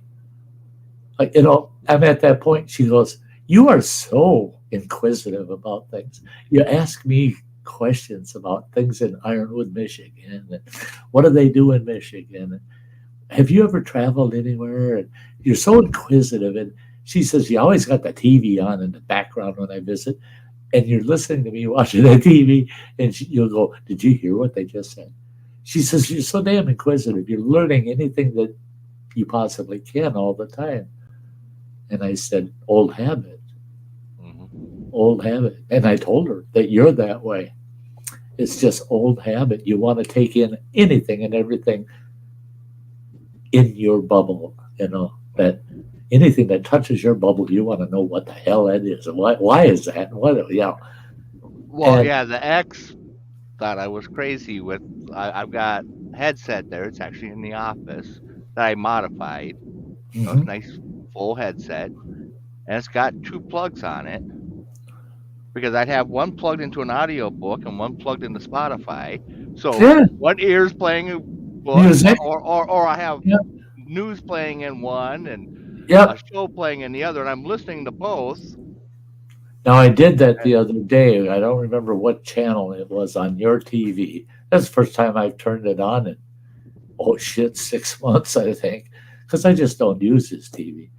But the other day I did, because I started playing Medieval Empire just to get away from Hogwarts for a while and start a fresh game. Well, I'm playing that, and I know Medieval Empire inside out. So I'm playing that game, and I'm watching the goddamn news. And then I thought, what the hell? I'll listen to Spotify. Well, that didn't work because that's Running Water's account. I pull it up. I go, well, his goddamn like list isn't mine. That's not the music I wanted to hear. He's got good music in his list, but it wasn't what I wanted. So I closed that out. Then I realized, with PS5, I can start Spotify and have it playing in the background while I'm playing my game. So I'm listening to goddamn Steppenwolf and Creedence and shit, and playing this goddamn game. So it's just a bit, oh, look at this, right at the tail end. We're going to wrap up within 5 minutes here, buddy. Look at this. Phil, brother, you don't have to do that, man. You don't have to do that. You know Sty loves you, with or without. I keep an eye on you, buddy. You're nuts. You're back to the old super hot bullshit. You're nuts, man. You're nuts. It's crazy. It's crazy. Trying to melt his face off. That's it. One of these days he'll come on and he won't have any bottom lip and half his chin. It'll be like that scene in Raiders of the Lost Ark. Oh yeah, the melting face. Oh, I mean, it's so extreme. One spice too far. And I'll tell you what, I watch his clips all the time, and hit that old thumbs up for him. And I watch his clips, and sometimes it's tough to watch them because it throws me way back in the past. I don't know, Phil, it's been what, 5-6 years we've known each other. And I think back to all the things we did in the past, and I catch myself pulling up my own channel and going back and finding when we were doing crazy crap on my channel. Then I find myself going back to your channel and going back in your videos to some of the old challenges you did, things you did, looking at that old stuff and reminiscing and going, boy, oh boy, were those the days, man. Were those the freaking days. I've gotten now where I can't eat super hots because I don't have the secondary sphincter. So if I eat a super hot, that will come out, that'll constantly burn my esophagus and my mouth. It takes 2 hours for that to settle completely out. So I can't do super hots. But Phil would be proud of me. Oh yeah, I like hot pecani sauce. I like hot sauce in general. And man, I'm using horseradish sauce on my sandwich. It's so thick that I can't eat in public because it's running down my beard and everything. Why am I eating spicy shit like that? Because it doesn't bother my stomach. And, oh, look at there. Horsey sauce right there. Yep, I'm going to buy a fresh bottle too tomorrow. I'll keep the legacy going. Keep the legacy going. You betcha. And why do I eat that stuff? Because if my taste buds aren't tasting all the food I'm eating, this is no kidding. I had a ham, a smoked honey ham, and peppered smoked turkey sandwich with cheddar cheese on it, smothered with shit and horseradish sauce especially, and I chowed it down, but it pissed me off. The only thing I could taste, believe it or not, was the honey wheat bread and the horseradish sauce. I couldn't taste none of the awesome smoked meats. Sandwich was still good. I still loved it. Oh. Look at this guy. Hey, hi there. That would be my sister. I was going to say Mexican sister, but she is. This is my Mexican sister, Sty. You're allowed to smack him. You can smack him.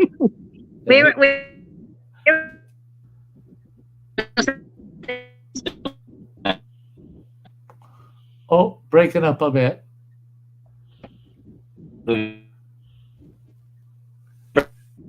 Must be connection or something.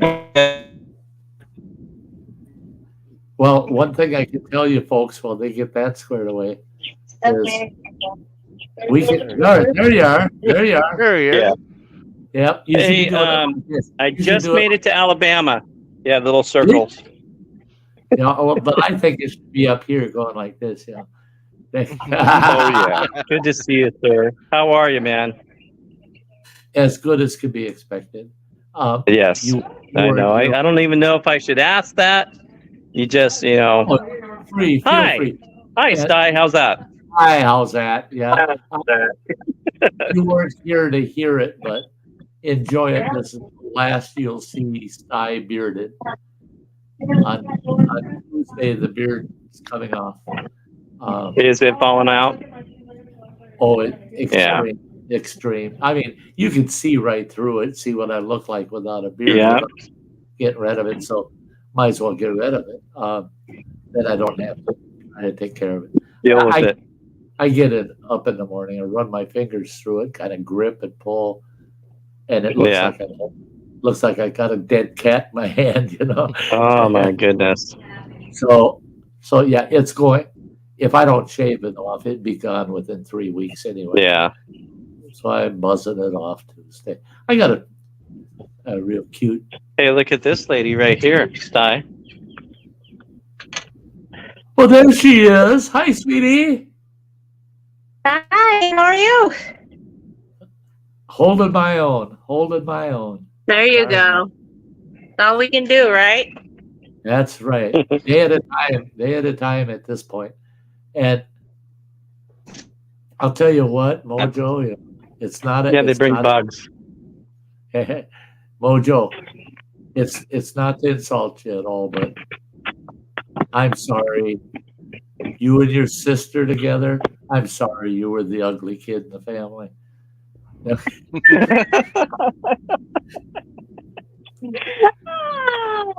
He got special points for being a boy.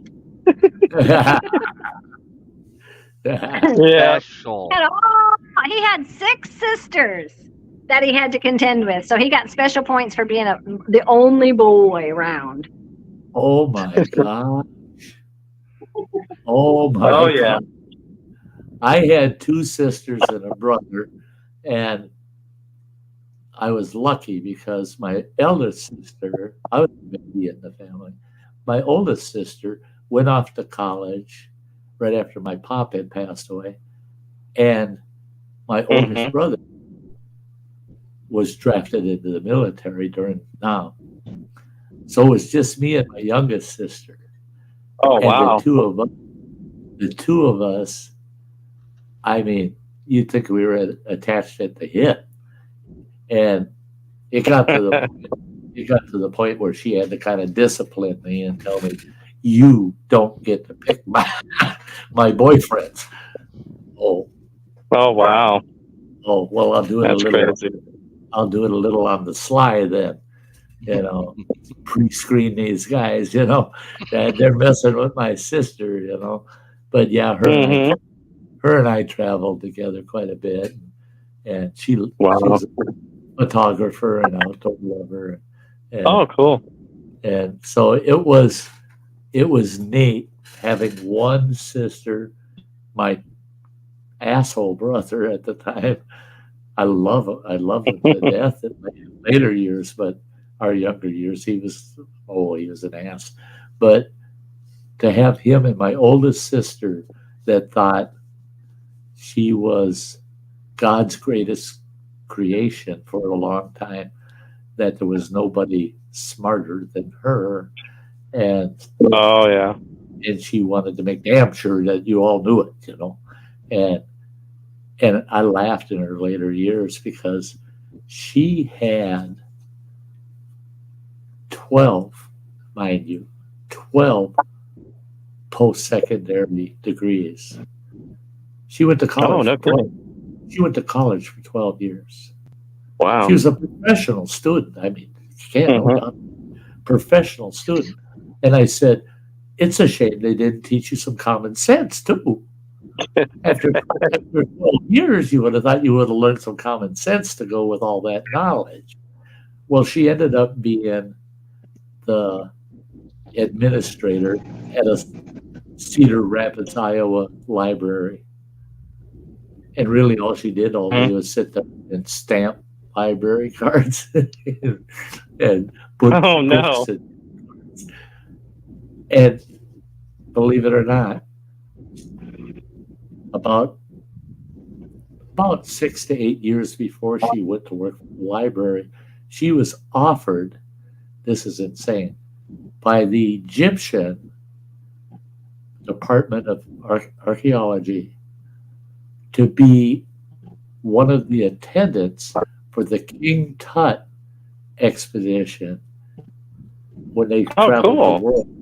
When they traveled the world with these artifacts from King Tut's tomb, they were going to pay her close to $200,000 a year. She didn't take it, Wow. and her master was in archaeology. Well, what the hell? And she would have got to travel. She didn't even do And she would have it. got to travel. Yeah, she was going.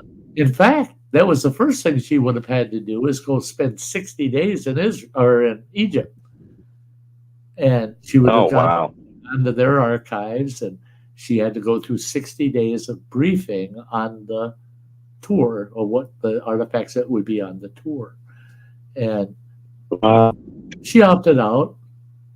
She wasn't married or have a boyfriend at the time. I thought, oh, sis, don't turn your back on me because I'll kick you in the ass. I mean, that's the dumbest thing you ever did. Dumbest thing you ever did. But I have to say, she got married, raised a family, and as terrible as her life was, she thought it was a good life. And she succumbed to cancer too. So no kidding. Yeah. Wow. I lost her and my brother, both of them, to cancer. So I'm number 3 on the list. Oops. Yeah. He must have grabbed the phone and hit the wrong button. How often do you do that? I was trying to text your sister this morning 3 frickin' times. Long text too. And I don't know what button I hit, but it wiped it all out. I had to start all over. But yeah. My youngest sister, Tojo, Lojo. So Tracy's side of the family, the same thing happened to her in-laws from her sister that he was married to, and he just lost his last brother. And they all work down there at the the port of Tacoma or something, and all of them, they all passed away from cancer. Isn't that nuts? See, Yeah. I my youngest sister, I think she could even live to see 100. She got my mother and grandmother's genes for sure. Her health is good. She's healthy, and she's considerably older than I am. I lost that bet. I told the whole family, I'm going to be the first to get married, first to have a kid, and a few other firsts, and I made them all. And the family's like, that little bastard, I made the mistake about 15 years ago. Told my brother and sisters, I said, I'm going to outlive all of you. I shouldn't have gone that far. I was ahead of the game. I should have just left that shit alone. But on my grandfather, it's weird. On my grandfather's side, on my mother's side of the family, there were 12 kids in the family, 9 of them boys. Every single one of those boys died of cancer. Not heart attack, strokes, nothing. Just died of cancer. All 9 of them. His sisters, that's crazy. His 3 sisters all lived to be in their late 90s or late 80s, early 90s. My grandmother, one of the sisters, lived to be 97. My mother made it to 87. And she had melanoma, but they treated it quick enough, so it didn't advance. But on my grandfather's side, that cancer curse, it's like it follows the men. And yeah, and that's so crazy. And I'm wondering if even on it came from it's because his grandparents, or grandfather or whatever. I'm thinking maybe, or did somebody catch it sometime and then just passed it on? I don't know. Yeah. The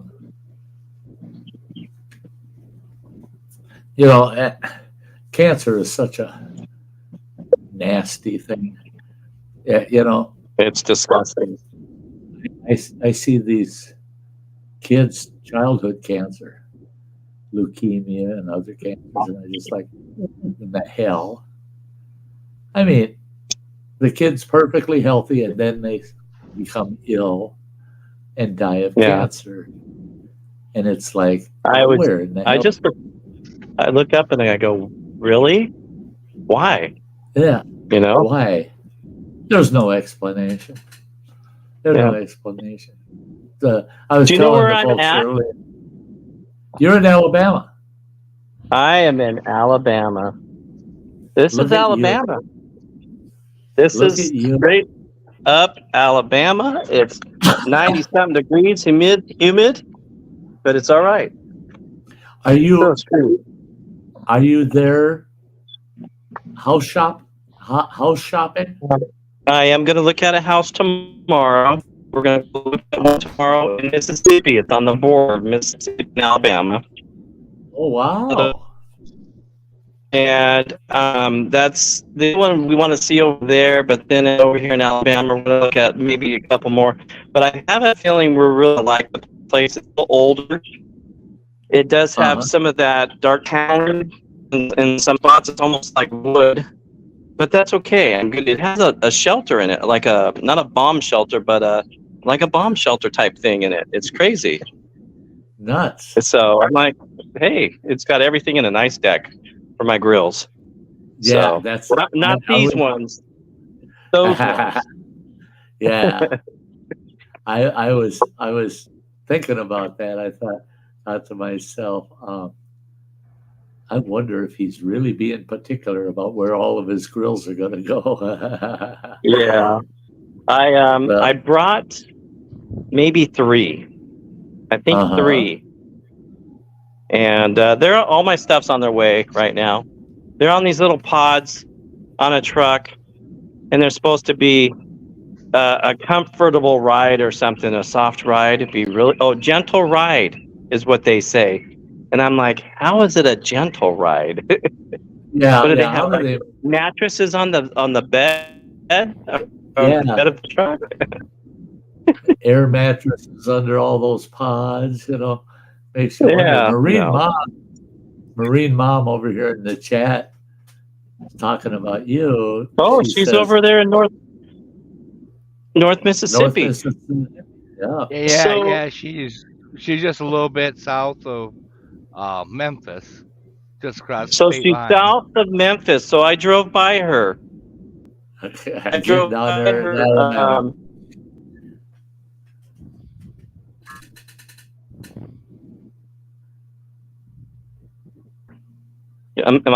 So I drove by her house today. Yeah, awesome. So we'll move back to Wisconsin. Yeah. Oh, it is. It's so funny. Home stomping grounds up there. So. Yeah. If she makes it up to Wisconsin before I end, I want to see her. We'll have a barbecue or some damn thing. Just hang out. I just want to see her and chat. And I'm at that stage now where I'm going to get brave next month because I'm putting all new tires on my truck. So my truck should be good roadworthy, and get my camping gear that I can use all figured out, get my truck all squared away so I can hit the road, be gone 4 or 5 days, Well, I'm going to take my maiden voyage probably the end of June down to my daughter's house, which is the 3.5-hour drive. So if I can do that, get down there, spend a couple of days, relax, head back home, then I'm going to get brave. I'm like, head for Minneapolis, St. Paul for about a week. So I'm getting a little braver, starting to feel braver. One thing they're doing for me because of the cancer treatments, of course, I'm on these stupid ass pain meds, and I don't take them. They're pissed off at me. They said, you can take those every 4 hours. I said, well, yeah, I take one at about 4 o'clock in the morning and I go to bed.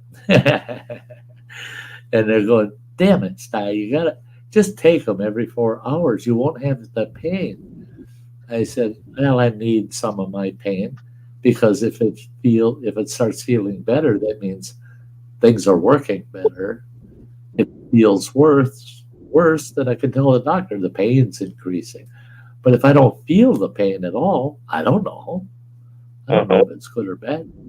But now they're saying, if you're tolerating that pain all day long and only taking a pain pill when you go to bed at night, they said, and you're constantly complaining about you got all the want to in the world, but you don't have the energy to get up off your ass and go do something. Because once you start doing something, you get so fatigued and tired. So tomorrow, they're going to experiment on me tomorrow, and they're going to give me some uppers. Boop, boop, boop. Yeah. And they said the only problem with the uppers is make sure that you don't drive anywhere until you've been off of them for 6 hours. They said we're looking at anything that'll clear from your system within 6 hours, and because if I get stopped, I got any opiates or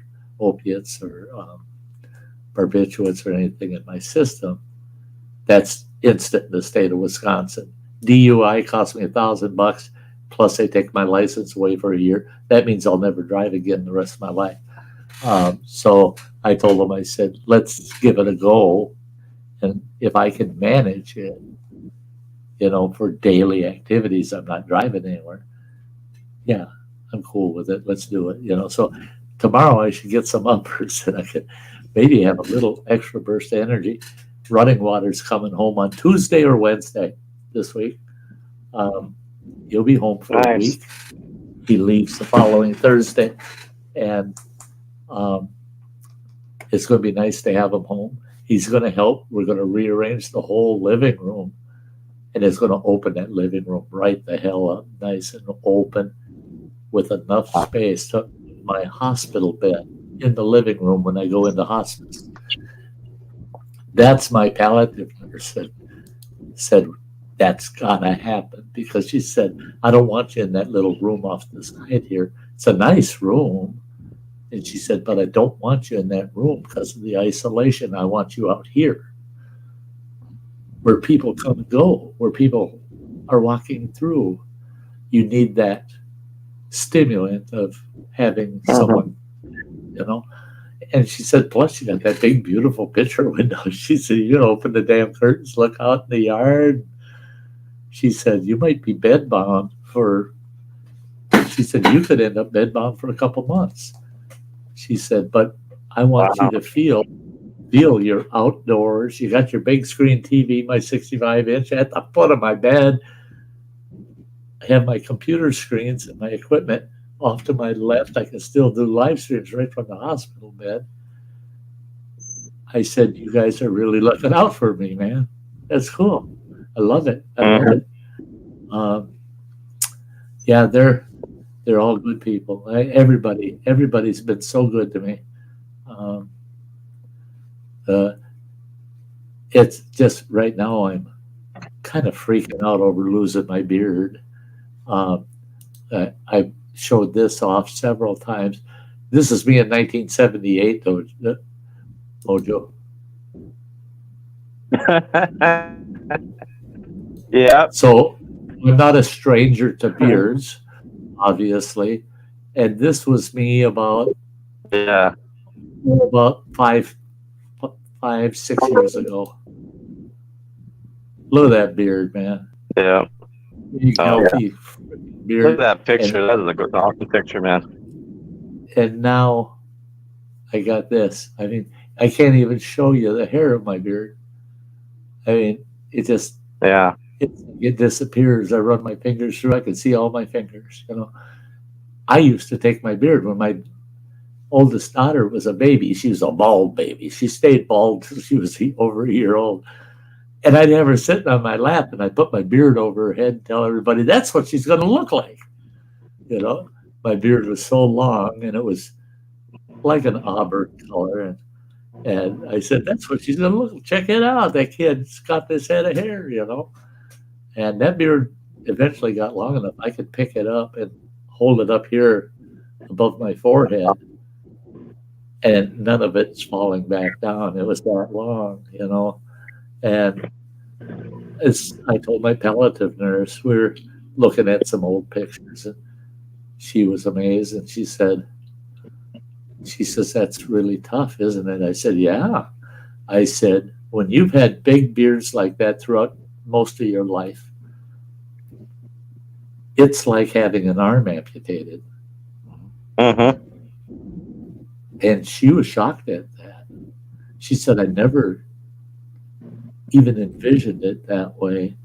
And she says, now I kind of understand what you're saying. I said, it's a body part, for Christ's sake. My beard is a body part. And I got to remove it. I got to amputate it. And it'll never come back. So, yeah, it's like losing a hand or an arm, I said, I'm going to lose a body part permanently. Well, yeah, it'd be like cutting your nose off.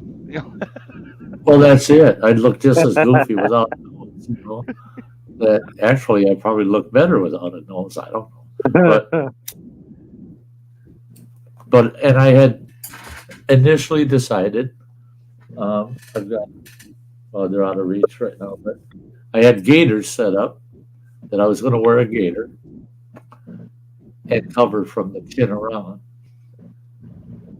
just so people didn't have to look at me without the beard. After talking to my palliative nurse on Friday, she convinced me. She says, Sty, you got to be yourself. Be yourself. And she says, I've gotten to know you well enough. You got the who gives a fuck attitude. Well, did she say it like that? Yes. Oh, wow. She's not shy of dropping awesome. bombs. It's when I have my meetings with her every 2 weeks. She's supposed to see me for 1 hour. The last 3 visits, the shortest one was 1 hour and 45 minutes. The longest one was 2 hours and 45 minutes. And I told her, I said, you're only supposed to see me for an hour. She says, that's why you're always my last client of the day, because I bill for that 1 hour. But after that, I'm here because I want to be. Mm-hmm. What the fuck? What the hell? How many medical professionals that'll do that? I mean, Yeah. the girl's an LPN. I mean, she ain't cheap. For me to see her for 1 hour, if I want to get her in between my 2-week visits, they bill me $40. Oh, for her wow. to just come and talk to me for an hour, $50 an hour. And she said that's 1/3 of the going rate for other palliative services. She said the company she's with, she said she can't work with anybody else because this company, it's all about the patient, Yeah. Don't screw them out of their cash. Don't go there and just be sterile and everything's just medically correct. And when she comes to visits, it's 5, maybe 10 minutes at the most is about my health. The rest of the visit is anything and everything. We talk about how I'm getting by, I'm doing certain things, or how am I coping with things. And then I get to ask her questions about her life. And she said, I said it early in the stream, but she said that she's had 18 terminal patients so far in her career. Oh, She's wow. been by the bedside of 18 people as they passed. And she said, "You're number 19, but," she said, "I still haven't, I don't believe I ever will meet another patient like you." That made me feel a little weird. She said, "You're just," she says, "we've actually developed a close enough relationship and understanding that it's developed more in the style of a friendship. Even though she's there to provide me medical services, she's doing it more as a Right. friend." And holy Christ, yeah, we talk about everything. She was so sad a couple of visits ago about the way her husband was so upset, and she said, "Kind of treat my son differently because her son is on the cheerleaders team Yeah. for their school's basketball and football team." And I said, "How many guys are on that team?" She said, "Just him." I said, Just "Your one. husband?" I said, "And your husband's upset?" And she goes, "Oh, very." He says, Oh, he no. told my son, he says, "The last thing I need is you out there pretending to be a girl in the cheerleaders club." I told her, "You go back to your husband when you leave here, and you tell him that an old guy that's 66 years old said, 'I'll trade places with your son any fucking day.'" Wow. Who's on the cheerleading team? All of the babes, all of the best babes in school, man. They're all on the cheerleader team. And guess what? He's the only stud in that corral. Yeah. Yeah. He's got pick of the litter, man. He's a man. He's a man's man. Mm-hmm. He may not be the quarterback, but the quarterback's going home with a bunch of bangs and bruises, and he's single. Ain't got no honey.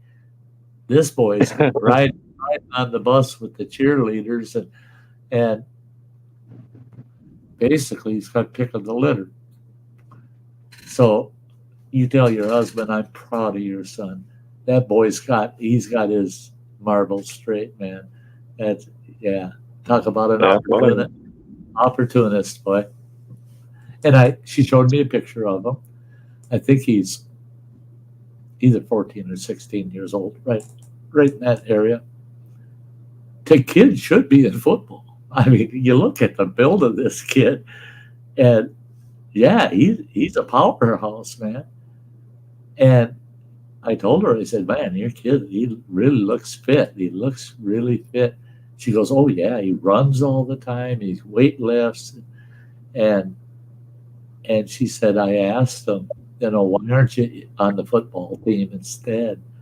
And he goes, "Football's no harder than the cheerleaders team." And she said, "Why?" And he says, "Well, they got me picking two girls up at a time." Wow. Going, "What are you picking them up by?" That's what. I know what's going on. And she just laughed. She laughed. She goes, she says, "I love the way you feel about it, and I will tell my husband." So this last visit, Friday, she shows up at the house, and that's the first thing she wants to talk about is her husband's reaction to what I said. She said, it's like night and day. He's a different man. He's slapping our kid on the shoulders. "You're the man. You're the man." I said, "See, he just had to see the light, your kid's the man because he ain't stupid. He ain't stupid. He's healthy, he's tough, and he gets to huggle, snuggle, and swing around all these pretty girls." Uh-huh. Yeah. Your boy's smarter than anybody thinks, And she goes, "That's one thing I just can't understand about you." She said, "You've got a death sentence." She said, "You're lucky if you're going to make 18 months. And she said, "You look for the best of shit and everything." She said, I said, "Why not?" I mean, it's like I was telling Running Water. Right now, I want everybody that confronts me, deals with me on a regular basis. If I'm wrong, don't say anything about it. Just let me fucking be wrong. Because 18 months like from it. now, because 18 months from now, guess what? You can't say, oh, he's wrong. That opportunity's gone. And I don't need the stress and the headaches.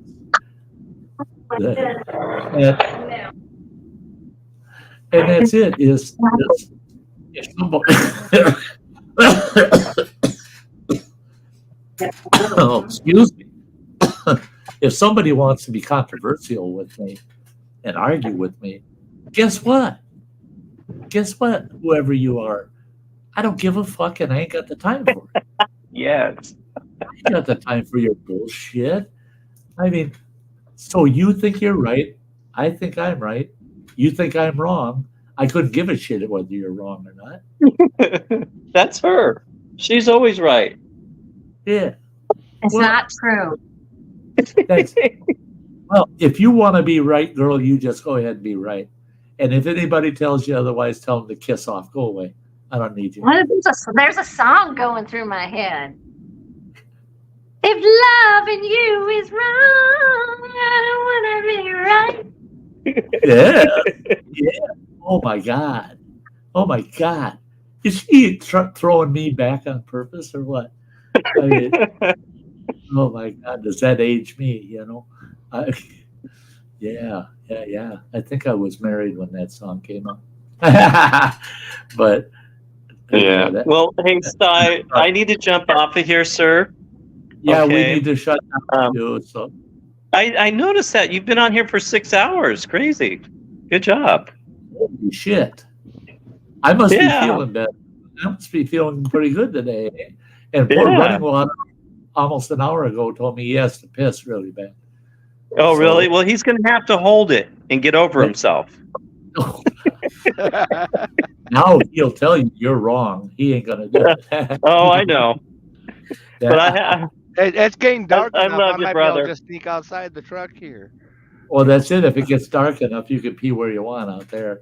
yeah. Now, Hey, Sty, yeah. I love you, buddy. You take it Well, easy, you- brother. Want you to Running know, water. I Have a think good you have all- a good night. think Hey, you want about to tell y'all. that cute Mexican sister? See you, sweetie. It was great meeting you. Tell him bye. Bye. I just don't like to have some company, you know? She don't get company, so she just got company. Yeah. Oh, It's nice to have and even Boy. speaking to you, fine gentlemen, it's nice too. Well, you're talking to the world. The whole world. Yeah. yeah, the whole world. I tell you what, if you're not you, makeup on. Dang, I don't even look cute. oh Jesus, you don't need the makeup. I was just gonna say that if you don't get a lot of company in that, you're lucky. I don't live in the same county. You'd be seeing me 4 or 5 times a week. Well, they do have airline tickets. You guys are all right, Sty. You take Love you care, guys. sir. betcha. You too. Good luck. Yeah, House you shopping, take care. man. Yeah. Yes, I will. Thank you. Bye-bye. Take care, Running Water. It's later. Yeah, Mojo's the best, man. He's cool. He's real people. And boy, can he cook. Yeah. I have a hard time watching his cooking shit because I get so damn hungry. But speaking of which, I am very. That's usually my distraction thing. Scrolling through Facebook, and then you got those videos of they're making up some chicken thing with some garlic, and they're doing this weird thing. And it was like, oh, where's my notepad? I gotta write. That's it. You get down. glued. You get glued to it, and with Facebook, I don't like it because it's not like YouTube where I can just save it to my favorites, and easily have it in the library to just go pull up later. It's a little more cumbersome than Facebook, and I want to be able to just go, oh shit, I'm not watching that whole thing. I'll be screaming mad and hungry, so I'll hit it, watch later. Um, because some of those food videos, and you're watching what they're doing, and you're going, "Holy shit, it's that easy, and it sounds so damn good." Yeah. It's just almost sickening. But hey, bud, I'm going to let you go. I mean, literally go. Yeah, let me go. Please, Yeah, please let me go. and I'll see you in a couple days. Keep me posted so I can come pick your butt up. Yep. Uh, that's good because I'll know when I go to the doctor tomorrow. Then I go shopping. When I get back from shopping, I clean the truck out a little bit. It's got a couple of coffee cups rolling around on the floor over there and full ashtray. So I'll clean it out and and I'll throw some gas in it. It's at about eighth of a tank. So, but yeah, you keep me posted there, boy. Yeah, Okay. keep me posted. Yeah. So everybody out there, hey, thanks for hanging out. I know it's been a long one, 6 hours, and I've got folks that have just been hanging in there. Justin's been here, Marine Mom's been here through this whole thing. Yeah, I think she finally fell asleep. I'll have to talk to her tomorrow. That's it. That's one thing too is I'm glad I don't feel that. I don't take that one pain pill that likes to put me out before I do a stream. Because if I took that at 2 hours, I'd be out of it. I'd be gone. You guys be all on your own. But everything goes according to Mother Nature. I mean, yeah, Mother Nature calls, you got to answer it. And if that means falling asleep, fall asleep.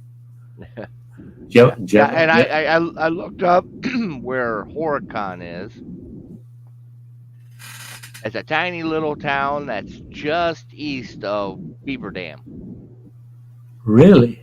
Yeah, it's out on one of those little back roads. It's like the halfway point between Beaver Dam and West Bend. Down there, kind of like between, it's like right there in the circle of Appleton, Madison, and Milwaukee, just like that little point there. So from there, it's probably a good 4 hours jog. 4 hours from there up home, and you'll probably be unloaded by what, 8, 9 o'clock. And yeah, I think so. Let's see. Yeah, they're using a new app for all our loads and stuff. Well, they've got me down as the noon appointment.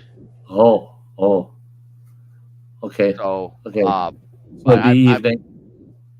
Yes, but I'm planning on getting up just south of Milwaukee tomorrow night, so I'll have time to get home afterwards. So. Yeah. Oh shit! Tell me, Marine Mom fell asleep. I thought, now I'm yawning. Yeah. She sent me a text, said that she's heading to bed. She'll talk to me tomorrow. Like, all right.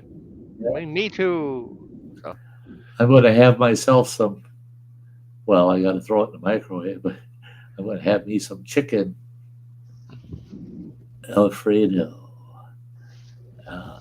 Why? Because it's packed full of calories. I got a couple truck stop corn dogs. Yeah. See, that woke Bean up. She's like, oh, corn dogs? Corn dogs? What do you mean corn dogs? There can't be leftover corn dogs. Dogs. That's mine, right? Yeah. Dogs. You don't get the dog part, So, but okay. All right. You stay safe out there. Yep, I'll keep you updated, and thank you everyone for being here. Yeah. Great bunch. Love you guys. See you next Sunday at 2 p.m. Central Time. Come over. See Sty without a beard. Yeah, it'll be gone next Sunday. No matter what. Even if the gal that is gonna buzz it off. If something happens, she can't show up. I got the buzzers. I've got plenty of buzzers around. Yeah, there's plenty of buzzers around. So So yeah, that's what'll happen. Is just I'll bust that sucker off myself if I have to. But I'm not going to refuse a good-looking middle-aged gal that wants to do it for me. Oh yeah, shit yeah, I'll do that. I'll do that. Throw in a free massage. That'd be better yet. I did say that, no. But okay, guys, we're going to wrap it up for this Sunday, and I'll see y'all next week. Love y'all. Take care. Stay safe.